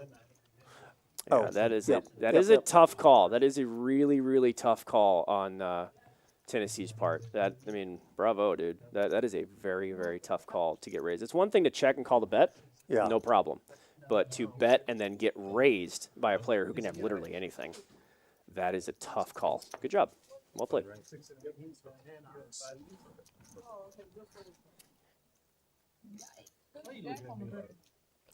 Tennessee is in no mood to fold right now. No, he is not. When he is stuck, he is dangerous. He is a very dangerous player. And everybody out there knows people like this that he forces you to have it. All the time. He forces you to have it all the time. But when he is stuck and when he's on the warpath, which he is now, and this game's going to run till 4 in the morning or until he gets unstuck or has had enough. He really he forces you to have it, and he's good at it. He's very good at that. I'm at 40. He's going to make hero calls on you. He's not going to let you get away with bluffs. He's going to really put you to test. It is a lot of fun. That hand lost me. Well, you know what? You and me both, because I misread one of the hands too. So trying to learn Big O, we are. It's a complicated game. It is very complicated. Lots of cards. They're easy to make mistakes on. We've seen Tennessee misread his hand earlier. He stacked off and with a 6 he didn't have. And you've heard me make 2 or 3 missed calls already today, and I deal with this game every day. So 71%. it's a little bit different for me seeing it on a screen than it is seeing it in person. I don't make many misreads or mistakes at the table like that, but seeing all these cards all scattered all over the screen gets a little bit difficult sometimes. It is harder than it looks. Third or fourth. 43% missed over. He like 10. Yeah, this game will likely go deep into the night. I expect people who are up to take off. I expect there to be a couple of seats open, and those who are stuck to stay. That's generally how it works. What's Joyce? I know what they're asking. What Joyce? And there has been a list for this game. Oh, I'm sure, because the main game broke when this started, so I'm sure there's a deep list going already. If it's not, there's not already a feeder. JPX low. That low. All right. Big fish, mucking the 2-3 under the gun. Good job. You do not really want to play the 2-3 hands from under the gun very often. Junior's going to limp in with the ace-3-4 combo. Puffy wakes up with the real hand. He's going to raise it. Ace-2-5, Jack-9 with 1 nut suit. He's got Junior overcoated with his clubs here. Bones comes with it with a ace-5-5-8. This is a deceivingly weak hand here in Bones' hand. This feels a lot stronger than it is. Single suited ace. Yep. If you flop a set, you have a one-way hand. Your best bet is to flop a nut flush draw, and that's not what happened. All right, Junior has the naked ace here. This could get sexy. Joyce does have Jack-9. Yeah. Flush and straight draw. He does have kings and 3s, so he's not just airballing here. But it doesn't appear like anybody has much to contend with except for maybe Joyce. Maybe. She's going to stick around. Yeah, she's got this pair and this kind of like 1/3 wrap weirdness going on. I don't expect her to fold here. She's also the very wrong person to pull the naked ace on. I have learned that lesson more than once. She does not like to fold, so this is not the place for the naked ace bluff should it come out. Okay, George turns a 3rd pair. Or Junior turns a 3rd pair.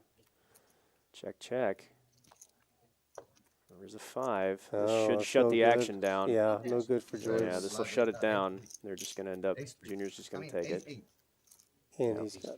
Yeah, it's next to impossible for either player to bet the river. Ace 8 is, he's the only one with a low. She has nothing. Yeah, ace-2 is so commonly played. It's impossible. You can't just start firing out there. It's easy when we can see that nobody has it, but an ace-2 is so commonly played that it's just a foregone conclusion most of the time. What do you think about that bet that Junior made? That $300. It's fine because he gets to fake the nut flush draw. He does have, significant equity on the high. He does have aces, kings and 3s. The added benefit behind making this bet is that anybody who has a similar low component hand, like an ace-2 or an ace-4, is probably going to fold the king-queen-3 flop. So making this bet forces out the hand that would have scooped. Keep in mind, Puffy's hand had an ace-2. He would have scooped. If this checks through on the flop, Sean Puffy is not folding the turn and is going to take this bet, so take this pot down on the river. So that's the benefit. You do get the low components out by making this bet and adding to your equity pie for your ace-4. So I do like it, even if it wasn't for those reasons. I just looked at the poker atlas and noticed that the games out there, one of the games, you should tell Maureen, 6-12 limit, mixed. Well, if she was blasted drunk, she'd be all over it. But that is a rare thing for Miss Mo. She just does not. Usually that would be the $200 ladies tournament somewhere. That's her excuse to go play a tournament, get blasted, and be stupid. Or when we're in Vegas, she wants to play like the small no limit and just drink 2 bottles of wine, which is, we can have a good time. Too small. Have a good time. Yeah, it's pterodactyl. I don't know what that means. That's a person. I know it's a player name, but I don't know where that's from. How much stream is left? What do we got left? We've got about 7 minutes left. All right, 7 whole minutes to see some more action. I hope that all of you out there have enjoyed having me yammer on about this wonderful game of Big O.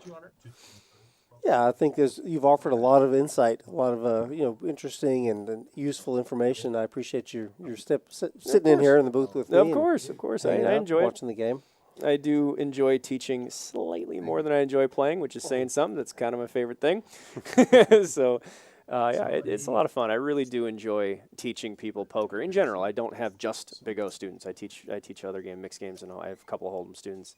I really enjoy taking somebody and turning them from a loser into a winning player. It's very gratifying. I live for the emails and the text messages. You created a monster, or I had one guy call me up one time in tears, literally in tears, saying I changed his life because I paid for his kid's college tuition playing cards, and it was because I taught him. Like, no, you did it. It wasn't me. You just followed my advice, which is dumb because the guy owns like 2 boats. So I don't know why he said, I paid for it. Yeah, of course. But it meant a lot to him, and I live for that stuff. I really do. Just seeing the look on people's face when they start to become a winning player, it just like opens this whole world up to them. I live for that stuff. It's so much more gratifying than winning.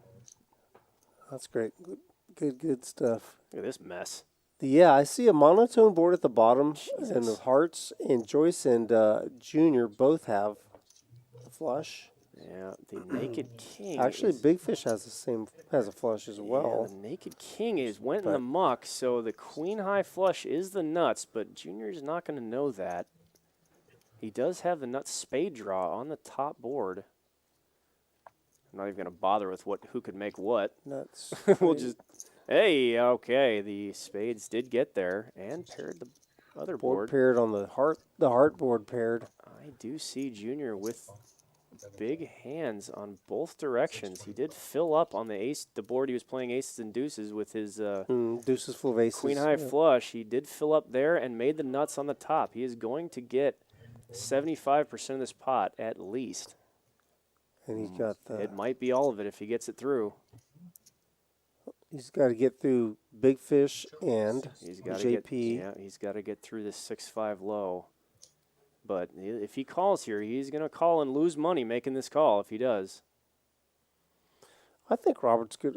Big Fish is probably going to fold, and I think JP will find a call. No, they're both going to get it right. Yep, they're both going to snap fold. Okay. Because that is the weird aspect of double board Big O and having 4 pots is that you can make the nuts on one board, and that might be worth a quarter of the pot. I saw yesterday a friend of mine, David, who was playing here, had a straight flush on one board, and there was a low on both, and he had to fold because he was getting quartered with that straight flush. Oh. Yeah, bomb pots are dumb. He folded a straight flush. He had to. He had to. He had to do that because he was only getting 25% of the pot, no matter what. It doesn't matter what. He didn't have a low. He only had and there weren't enough people in the pot. Nope, sure weren't. Yeah, so it matters. Weird to fold I'm not a fan of it. I don't like that aspect. I think there's just something wrong about getting quartered with a straight flush or with the nuts on. It's just weird. Yeah. But that's double board Big O for you. There are 4 pots. Just having the nuts on one is worth 1/4. So he was. I guess that hand had been heads up for a couple of streets. I guess so. Yeah, I wasn't. I just heard the story secondhand. Oh, I see. I just heard the result. All right. Ladies and gentlemen, this will be our last hand. So if you've got any last quick questions, we had. What is this? Hoodaboo Crew said he bought a book. He said, paid for the book set 4 times over since ordering them last month. Thank you. It was driving me nuts not understanding what I wasn't getting about this game. Good. That's what they're there for. I'm glad it worked. That is why I do what I do. Good. It's a satisfied customer. Yeah, I don't tell your friends. Don't get many unsatisfied customers. I take a lot of pride in making sure that the things I put out can be backed up mathematically and scientifically, that they can stand the test of time as being correct. I think my product, the product I offer, is the the certainty, is being correct, and I have to live it too. I can't just do what I say, not what I do. Right. Yeah, that matters. Yeah. That matters a lot. Doing more bomb pots? Is that what's going on? They're just going to end it this last. End it with a bomb pot. They want to see what they can. Going for pain. Make a bang. Yeah. Just trying to max pain everybody. Bang one out. Yeah, I'm not a fan of this because everybody who's up is just gonna not even see, and they're just gonna throw in their $10 and fold. If you're up huge, you're just not gonna risk it on, some crazy bomb pot.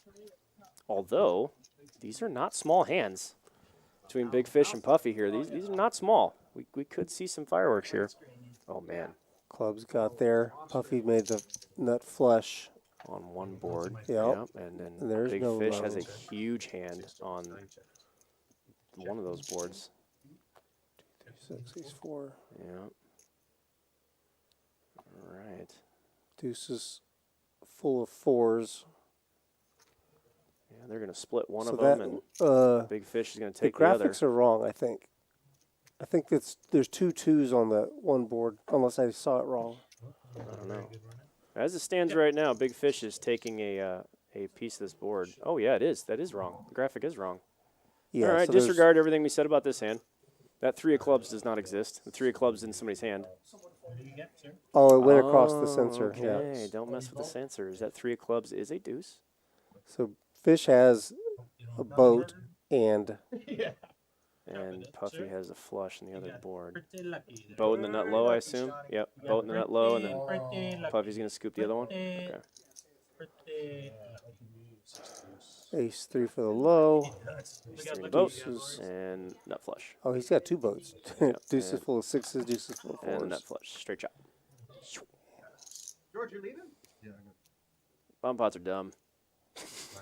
This is so confusing. Then we have our cumulative winnings for the night. Red Raider being the big winner for the night.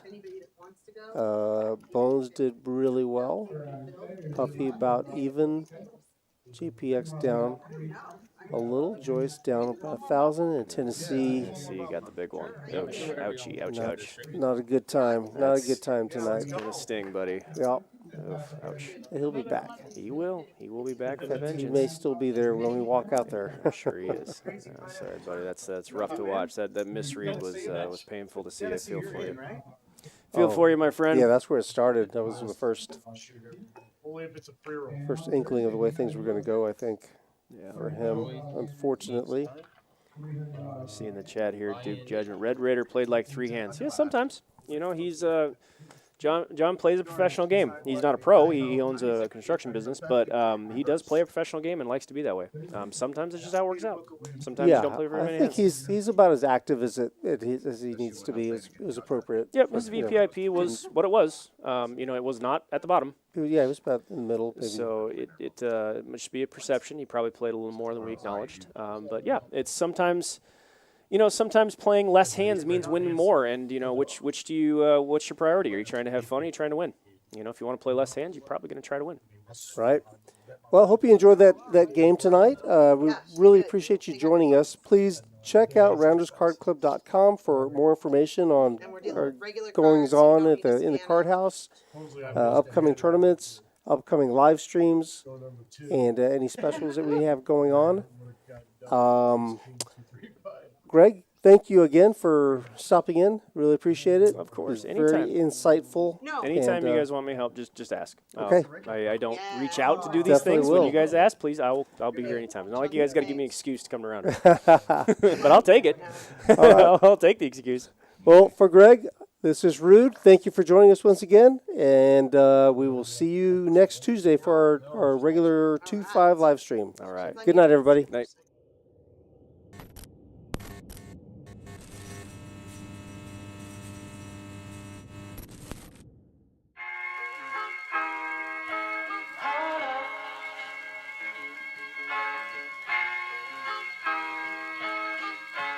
I'm so in love with you. You got me down again.